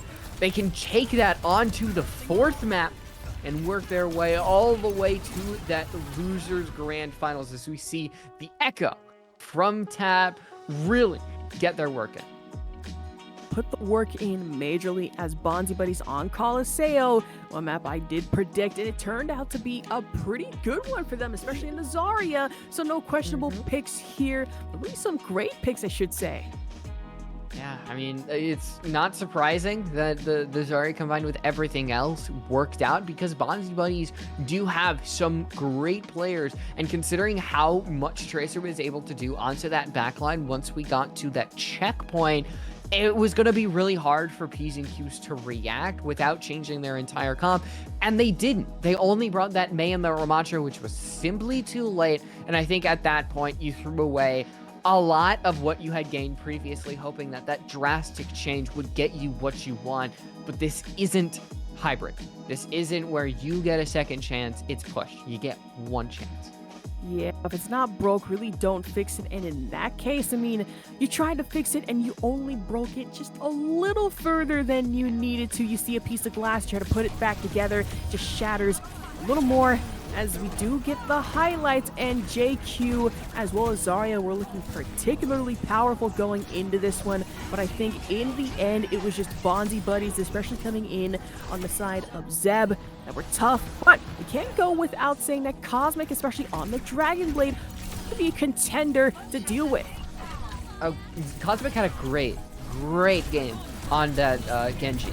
We had that blade that really threw a complete wrench into everything and actually broke the stalemate between P's and Q's and Bonzi Buddies when we saw that second initial fight over there. But transferring on over to the fourth map, which is going to be Circuit Royale, a very Sigma heavy map that we actually haven't seen entirely in the entire day today. I think it would be surprising if we saw something like an Orisa. I think overall, either you're sticking with the Junker Queen, you're sticking with the Zarya, or the Ramattra. I think overall, the Orisa has been shown to just be completely inept compared to what we can see on the Zarya. Yeah, it's going to be a new map for us, which we haven't yet seen here, but should be a breath of fresh air. Finally, as Circuit Royale is going to be up next for map 4 of the series between Bonzi Buddies and P's and Q's. Excited to see what's going to be brought out here. Yeah, interesting to know. I don't think it's going to happen, but it's like maybe we have a player swap. Like if you want somebody on, I don't think it'll happen. Okay. With Zebra, where it's like maybe you bring in somebody who knows how to play Sigma here because of that high ground. But I think it's like, no, it's just not worth it here. Since Zeb has already been doing so well on the Zarya, you cause a lot more harm overall. And just right there, they're going to be hopping on that Zarya. P's and Q's going on the Ramattra that they have seemed to swap to in kind of like a breaking glass in case of emergency type of play with the Bastion to help out. I was going to say, maybe like the Stone Cold Steve Austin glass shatter sound effect, just a man. I feel as if few people are going to understand these references, and I'm okay with that. I've kind of subjected myself. But other than that, it's Overwatch. We will save the wrestling for later, Royal Rumble, as we head into this Bonzi Buddies and P's and Q's. Just kind of sneaking around the corner a little bit, kind of surveying, and with the Bastion, that should be an interesting one for sure. I don't know. Yeah, the Bastion is definitely an interesting one about all of that. Zeb going on the Orisa may throw a wrench in that because, like, clearly they're planning on the Zarya, right? That's the whole reason that you bring the Bastion is just to burst her down and then throw a whole bunch of damage in. But now with an Orisa, maybe that'll change as Zeb is taken down to a very scary amount of HP. Could be a bit of a strategy change as right now Zeb gonna burst down just then and there, but for P's and Q's they also have Romani who's trying to come in here as best as possible. Zomba, however, able to take out the immortality field and really needing the heals. It's gonna have to be Redux and Hanbei to definitely carry as the Mei wall goes up, does manage to catch out Sugu. So right now for P's and Q's, they got isolated and isolated bad by Tab, Zep, and Zomba coming into this. And that is why you bring the Mei. Because you have the ability to completely change team fight by simply parting them with almost no way of saving your players, simply because by the time you shoot through that wall, you're not going to have enough energy to actually save those players that were in danger. As right now, Bonzi buddies, they're not going to be able to cap, but there will be a contestation coming out from P's and Q's, as the swap onto the Sojourn is definitely in response to the fact that, yeah, there is a Zarya in play, but there's nobody to mirror Zomba's ult. Man, there really isn't, but that's going to be all the way across the way. Zomba able to find Hanbei save coming in from tap on Redux. Amplification Matrix right in front of the card, but nobody really there to take that damage. But team kill coming in for Bonzi buddies pushes them further along their little way and gives them some advantage as they are able to cap at 1 for now. Card still pushing. Romani back onto the Junker Queen and the Genji. So we've reverted back to our primal states at this stage in the game, and hoping that, well, with rock, paper, scissors, I can bring the paper to counter the rock. And right now with Zarya pushing, or excuse me, Orisa pushing forward, getting absolutely nothing. The Lucio ult is coming out to counter absolutely. Man, Lucio ult to counter really what was kind of a weak Terra Surge in the first place, but Sugu, even with the Railgun, was able to catch out Tap. And now Bonzi buddies, they have some ults ready, especially with the Blizzard and the Beat Drop. Hanbei, however, Zeb goes down and out yet again. So right now, Payload stopped in its tracks as P's and Q's hoping to push back. And now Zeb, it's going on to the Zarya. We go Bastion because we think there's a Zarya. You swap to Sojourn because there is an Orisa. You go Junker Queen because there is an Orisa. So you go Zarya because there's a Junker Queen. And now Sugu is ready to just absolutely fire away with no pressure on themselves whatsoever. And Sugu is right there in the backline, added harassment for Hanbei to get that team kill onto Bonzi buddies. Now having to deal with the reset. P's and Q's looking clean and getting shots off in the distance, even from high ground. They've been playing this well, and they've been playing it frighteningly well. Just waiting. The Mei wall actually used to cover the ascend up the area. Because right now you're not going to have much to actually help yourself but the Blizzard. So many ultimates dedicated. And for what? Drop it. Yourself getting rampaged as well, so the anti to worry about. Sugu, however, on the overclock, and that's going to be another in for Cosmic and Romani as Bonzi buddies are being pushed to all separate corners of the world. You see everything just caught on fire in the ground and in tatters. Another team fight coming up. I mean, you have 2 minutes 24 left. It shouldn't be that much of an uphill battle. They're up the hill though. Okay, you know what I meant. You know what I meant, Rose. I'm just saying, they are up the hill. As Zomba's dedicating that ult, it's gotta counter this Genji, because the Immortality field cannot save it. It really can, and what also can save you is just really that overclock. Zomba able to get Cosmic off the rip. The same goes for Romani. Peaked a little too soon. Magnetic Grenade does go out, so added chip damage. Surge in for Zeb. It should be active, and we really wouldn't want to waste it on Hanbei. You have to save that for later. Of course, that's the strategy. Zomba double kill coming in against Hanbei and Redx as Bonzi buddies finally are able to truck along further. Now another swap coming out from Q's. Hanbei has to swap, and because of that, there's nobody to save Romani, yet still Redx is going to dedicate that ultimate. And dedicated, that's going to be a really tricky one as the slide in for Sugu was able to narrowly avoid the Zarya, but was still caught out by Tap. Zeb going in for the double on Redux and Hanbei, however, now Bonzi buddies are up at 2, and with added time on the clock, this is adding pressure to P's and Q's. Is it kind of silly to feel like there's a mandatory one person has to swap every like 1 minute? Because now, I feel like Hanbei's swapped to the Baptiste, Suguru's on the Sojourn, now we've got Cosmic and Romani on completely different heroes. It's just like a rotating carousel. Okay, I hear carousel and I'm like, wasn't I just searching for that word the other day? And I believe I was. So too little too late for me, but also too little too late. It's going to be actually Hanbei. Business End getting caught by Zomba, and Sugu going in for the trade with Zeb. And on the railgun, no less, but now adapting to really try and survive. You have Ramatra versus Ramatra here, as Tap is going to duplicate as best as possible, both in Nemesis form, and Romani not able to find the heals. That's tough one. Annihilation takes you out off rip, and it goes, man, that's a tough one. I almost lost my words for a second. There's Bonzi buddies able to get P's and Q's. Oh, Zomba's hiding. Absolutely. Oh, no. You have the Lucio to help you out just in case, but it might give you away as the ultimate is dedicated. You take out just one, and that's absolutely what you're able to do. Able to find one, but able to find one in a half. It's going to be in the form of Hanbei's Immortality Field, and Hanbei themselves do get taken out, and with the Orisa charge in full swing as well. Bonzi buddies have one ult available, but P's and Q's are forced to have to fight this way. And Otters, on the other hand, is going to ensure that's not the case, getting in that extra rush with the Kitsune Rush.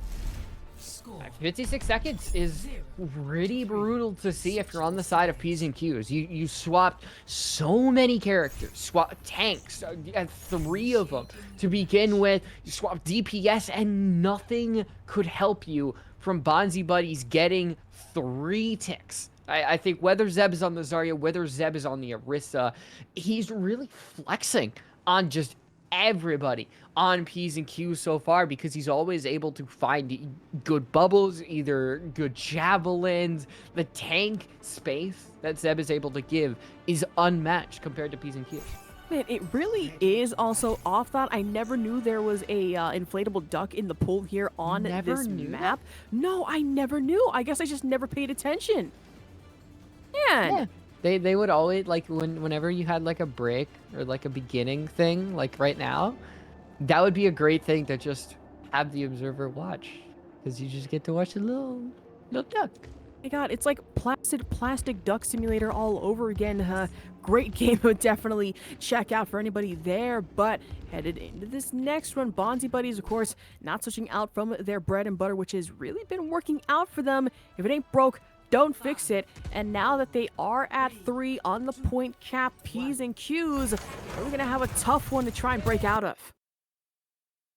Gonna start with just a lot of fiery speed out the gate, because that's what you need when you are on that Junker Queen. But with Zeb on the Orisa, it's just gonna constantly spiral you backwards, and it puts a lot onto Sugu, who hasn't been able to find the headshots that they have previously. Yeah.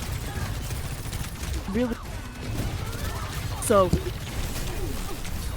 issues. Okay, there we go. I was having some microphone issues, but also having some issues. Going to be Sugu as Zeb caught them out. Didn't even give them room to breathe, and suffocating Romani. That's going to be Zomba to come in as well. Narrowly avoiding death, but still Sugu was able to clean up Tap with the Widow quick snipe. Widow swapping literally just to see if they could punish somebody for over-aggressing. That's exactly what happens. Sugu is back onto the Sojourn, not alive. Somehow that Hanbei didn't get the kills, and Romani might follow. Despite the fact that Kitsune Rush is there, it's just not enough to burst through everything that Bonzi buddies have. It really isn't, as Bonzi buddies are, they've pretty much pushed P's and Q's all the way back to spawn. You hate to see it. You're having to re-strategize, rethink, and having to regroup, but at what cost? I mean, Zeb is right there in the corner. You can't really do much. Try and counter already. You are getting pushed. You may get javelined, and this could be a tough one as Zomba catches one. Zeb and Tap in your backline, in your neighborhood, but the Rampage is able to easily anti, but it's barely effective, as almost everybody, yet again, is resetting aside of P's and Q's. I don't.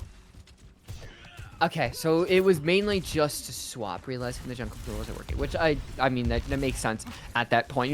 If you're not going to get anything out of the Rampage earlier, it's no point in using it. As we get another happy birthday, Zeb, as Bonzi buddy realized how strong they are. The ultimates might even just put that all the way into the ground. I'm not even sure that was like a happy birthday. That was a rage-filled, vitriolic happy birthday, if you will. And now Cosmic really showing that, able to get Tap, and Bonzi buddies' defense has been broken through. only somewhat having to push forward, and it looks to be Romani and Cosmic leading the charge here for P's and Q's on the front line. You have that high ground that is being denied with the Sojourn, with that Genji. And it's not going to do much because Zeb can simply hop on down, deny all of that compared to Romani, who can just simply deny it with that barrier. That is really a big problem that Zeb cannot work through. But the Javelin, again, is the one thing that just sets everything apart. Man, that Javelin could have been deadly and somehow able to avoid, but not able to avoid. It's going to be Zeb. That's 1 overclock. That's 2. Can you possibly make it 3? Maybe not in that moment, but those 2 kills should be enough to at least get P's and Q's uphill a little further. Uphill. I don't know if you said uphill in reference to the fact that we're in the exact same spot that you said uphill before. It's very funny. Maybe, maybe not. Kind of some yeah, big brain storytelling there. Yeah, so that's all I'm saying is right now the Genji and Echo are the really main differences combined with the tanks, as Cosmic hasn't had that Dragon Blade we really want to see, but onto that Sojourn is down, and the rest of Bonzi buddies are going to be able to clean up. Just as quickly as they came back, P's and Q's kind of felt like flies almost simultaneously there. Zomba on the melee kill, and now Payload being halted in its tracks. P's and Q's, however, not going down without a fight. Dash forward on the Cosmic, having just swapped out as Bonzi buddies. They do have the overclock as well as the Terra Surge readily available if need be. And for this team fight, I imagine Terra Surge might be the play, but for now, it's going to be overclock. And you have Kitsune Rush to really contend with. And Hanbei got caught out in the crosshairs, Romani, and Nemesis form gets Zeb. The shots ring out, narrowly able to find yourself a stray Lucio, but not if Redux has anything to say about it. More Lucio on Lucio violence, of course, coming in from Abertings, who is able to catch Romani as well. If BZQs aren't going to, or excuse me, if Bonzi buddies can continue to just waste time, I think that's just as good, because even if P's and Q's are going to get to that 3rd checkpoint, the amount of time is just going to throttle them. It's not about whether you can stop them, it's about if you can just continue to waste this team's time, use your ultimates, and throw them to the wayside. And an Annihilation is active, but the same for Beat Drop, and the same again, going for Bonzi buddies. So on both sides you have plenty. That's a huge Terra Surge coming in from Zeb though. Hanbei, Sugu, Redux, oh no! Just all caught out, and Romani on that same note really went huge, but we have to talk about that. Totally came out of nowhere. It wasn't even on my prediction or bingo list.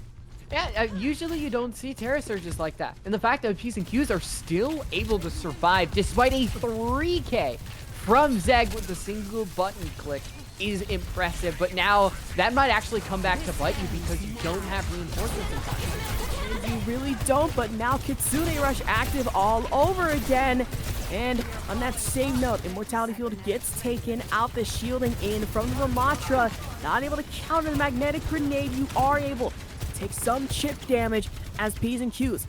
I mean, it's a team fight for both teams right now. Bonzi buddies and P's and Q's are on equal ground, equal footing, and no advantage really for anybody just yet. But Tap able to dash in, and with the deflect, able to direct those pot shots back to someone else entirely. But Redux able to sneak in, catch Tap off guard. Amplification Matrix is active on the side of P's and Q's right now. That Javelin didn't exactly do much as Sugu and Romani countered hard.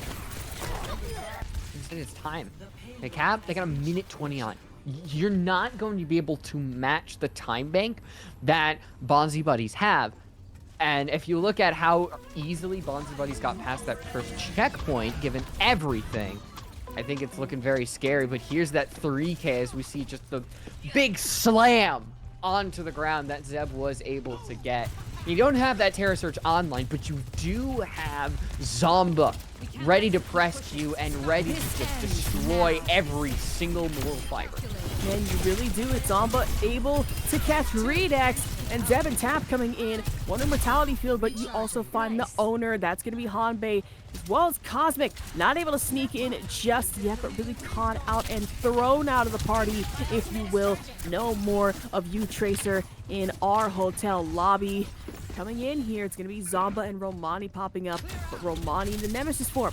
Tap, that's going to be a tough one to really try and come back from, as Bonzi Buddies taking a bulk of the elips. The fact that the fight happened without any ultimates, it gets worse for P's and Q's because Zep still has the Terra Surge. You still have the Blade that Tap is going to have online. The Sound Barrier can only save you from one of those, essentially. And it is very scary for P's and Q's. And it truly is. Halo being pushed further and further back, but the boost as well as the speed coming in for P's and Q's as the beat drop is in full effect. So maybe a little bit of music to help the soul. I mean, really, who knows? We're headed into overtime. Kill feed, it is lighting up like crazy, but everything is going over to P's and Q's, who hope to at least cap this at 3. Overtime is still active, so all it takes is one more good push, one more great team fight in from Bonzi Buddies.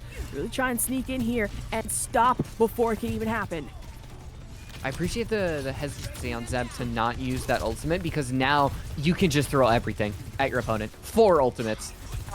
Surely that would be enough for P's and Q's. The Blade and everything. Welcome. And everything everywhere all at once, and even with the Terra Surge, it just wasn't enough. And now Dragon Blade is gonna have to make a difference. You find one, you almost find another. Romani, however, counters with Nemesis form of their own, as well as the melee. Zomba is narrowly getting in here, getting 1 kill. Sugu and Cosmic, on the other hand, stuck, and Romani countering Nemesis form yet again to stay on the point. It's a tough battle. You're taking all this damage. A bullet sponge, still able to get the supports, and Bonzi Buddies will not let that happen as they're taking this one 3-1 against P's and Q's. And you're gonna be going to the losers finals. Zeb gets a little happy birthday present, and we see Zomba very early on. This was just how impactful they were when we saw the splitting with Maywall. This was a player whose Sojourn really did show up in the latter half. I believe when Bonzi Buddies, you know, were going on to the 3rd map, going on to that 4th map, everything kicked into gear for this team on the 2nd half of the match, honestly. And it really did. That was a new level of intensity that Bonzi Buddies were, fortunately for them, able to keep up with. And on a map like Circuit Royale, we were expecting some picks. I mean, me personally, I kind of wanted to see, actually, gosh, who was it? A little bit of that Sigma. Maybe not in this case. I mean, hey, if it isn't broke, don't fix it. And you go with your Surgeon, your Genji. Yeah, not exactly meta, but hey, something just to be a little bit of fun going into this one. But if it ain't broke, don't fix it.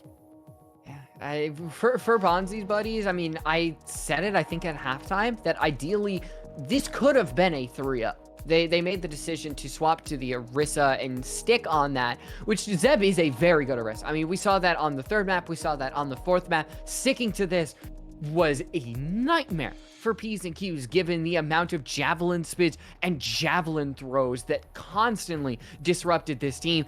But it doesn't really matter how close it was. They get the win. They will go on to face their opponents in that the losers finals, not the grand finals. They still got one more game to go through before they get there.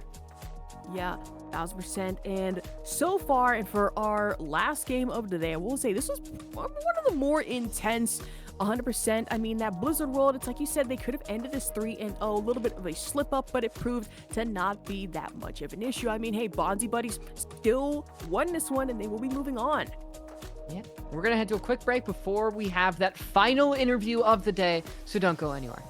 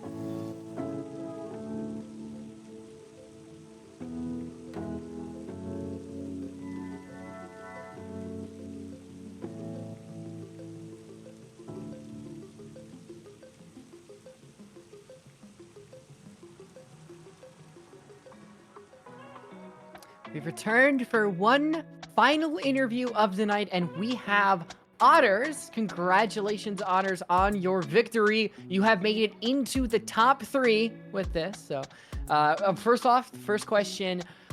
Zarya, Orisa. There's a lot of contention on there. I know how good Zeb is at Orisa. Why stick to it on Blizzard World?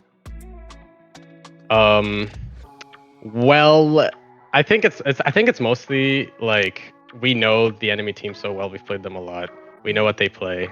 Romani, you know, he's my bestie. I know him so well. We've been through thin and thick.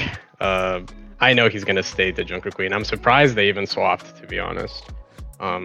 So you know, we knew what their strengths are. We know what our strengths are, and I thought we were like, we never seen Zeb lose on Zarya. We gotta pull it out. And when it started working, so I mean, we kept it. We haven't played Zarya the whole tourney. That was the first time we played it. Yeah, and you guys, well, it was working, and then you guys swapped back to the Orisa. That was I mean, it was more of a. It's more of a like we swapped because they swapped, and then they swapped because we swapped, and then our ults are messed up. Honestly, this whole match was a counter comp swapping. Every single fight we were swapping. I've never had a match like that. It was like the first time I've had a match like that. Yeah, we noticed in the third map. I mean, you had like Sugu on like Bastion, and then like Ramadi and Cosmic swapped, and then Zava swapped. Like it was. No, we do. We have no idea where they went Bastion. I'm assuming they expected the Zarya, so that's why they went Bastion to like blow her up. But yeah, I mean, we just. I mean, before the tournament, we were mostly playing Junker Queen, and you know, it was working out for us. But you know, we lacked a little extra edge, I think. That would get us here. And then we played against LeftRightGnight in qualifiers, and they played the Orisa comp against us, and we're like, why would we not play this? We have Zeb. He's the Orisa guy. So yeah, I mean, it was kind of a clutch game against LeftRightGnight, honestly. They kind of gave us a nice comp to play. Hey, it worked out.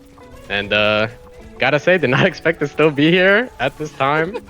I am so tired, but yeah, I mean, it's been fun. And Yeah, we're excited for tomorrow as well. I know you're tired, so like I'm done. Ash, if you got any questions? Oh, okay, there we go. I thought my microphone wasn't exactly working there, but yeah, I just had a one question, actually 2, I believe, thought process I have to ask going into Circuit Royale, especially after what had happened with the Orisa on Blizzard World. Well, to be honest, usually we were just like thinking, we were just like, I don't know what to play. Let's just go Orisa. That's usually how it goes. We just start Orisa. If they're on Ram, or they're like, or Junker Queen, we're like, okay, sure, we can swap. Because it's not like Orisa gets hard countered by Junker Queen or anything. It's still playable. It's just Zarya makes it easier. And it was working, so yeah. I mean, we were just kind of swapping back and forth, and we were like, if they want to swap back and forth, they have to swap their whole composition. They have to swap up Genji, they have to swap BAP, they have to swap Ram. We only need to swap one character, so I mean, whenever they swap, we would be winning the ult fight. So that's kind of how we looked at it. All right, I think one final question before we go. A little bit of off topic, but like when it comes to collegiate, how's your future outlook looking for that in Overwatch? Especially UCI is dominant. Is like, I have to ask you. Everything in the background. No, I just have to ask. I mean, I'm not sure what you said at the end there because I couldn't really hear that last part. Like, but they have I'm assuming it's about collegiate mostly. I mean, I'm super excited for collegiate. I mean, UCI, we've been good like every year, and I'm really excited to play with everybody, especially with Romani. Now he's back on the team. He recently joined back. Really excited to play with everybody. I mean, I love them all to death as people as well. It's not just like, oh, we're a team, we got to play together, you know, like we all have a good time together. And I think that's what collegiate's all about, honestly. It's like, you know, you get to do what you're supposed to do, get a degree, all that. And then you're also getting to make friends and have a good time after a scrim, you know? So I think I'm super excited for collegiate, as always. Alright. Well, I think that's everything that we have. So you can take, you know, you finally head off, go live out the rest of your caffeine that you took, and have a lovely night. All right, thank you so much. Happy birthday to Zeb as well. It was his birthday today. Happy birthday, Happy Zeb. birthday to Zeb. Zeb W. All right. Well, as we kind of wrap the bookend on today, we had a very exciting amount of games. 3-3-1s. I don't think we reached the pivotal 3-2 at all today. Very close, but overall, just a bunch of exciting games, and I think it definitely appetized my expectations. Yeah, 1000%. I had an absolute blast, of course, casting this. And with you, Rose, this is like really fun. I enjoyed co-casting. And I will say, after this, I deserve a very, very long nap. And then maybe watch like a little Go bit of take like a shower. JJK, catch up on that, and then sleep all over again. But Hell so yeah. far, these teams have played exceptionally well. And it's so cool knowing that there's like such a collegiate presence going into this as someone who participates in UCs. Yeah, no, Overwatch Collegiate is very big, especially I have somebody who has like experience in other esports. Overwatch Collegiate is probably like one of the Ooh, best yeah. collegiate scenes for an esport. So definitely don't take that lightly, because like I also cast Rainbow Six. Rainbow Six Collegiate is a joke. So just saying. I was gonna say, there's a Rainbow Six Collegiate? Like, There is a Rainbow Six unironically- Collegiate. It is Okay. very silly. I It's did very not know silly that. compared Like, to everything I else. genuinely didn't know that was a thing. Like, I remember one point I used to play Hearthstone Collegiate. Yeah. That was the Wild West of TESPA. That was not a fun time back then. But thank you guys so much for tuning in today. Make sure you're here tomorrow for the Losers Grand Finals and the Grand Finals for the entire thing. Have a lovely night.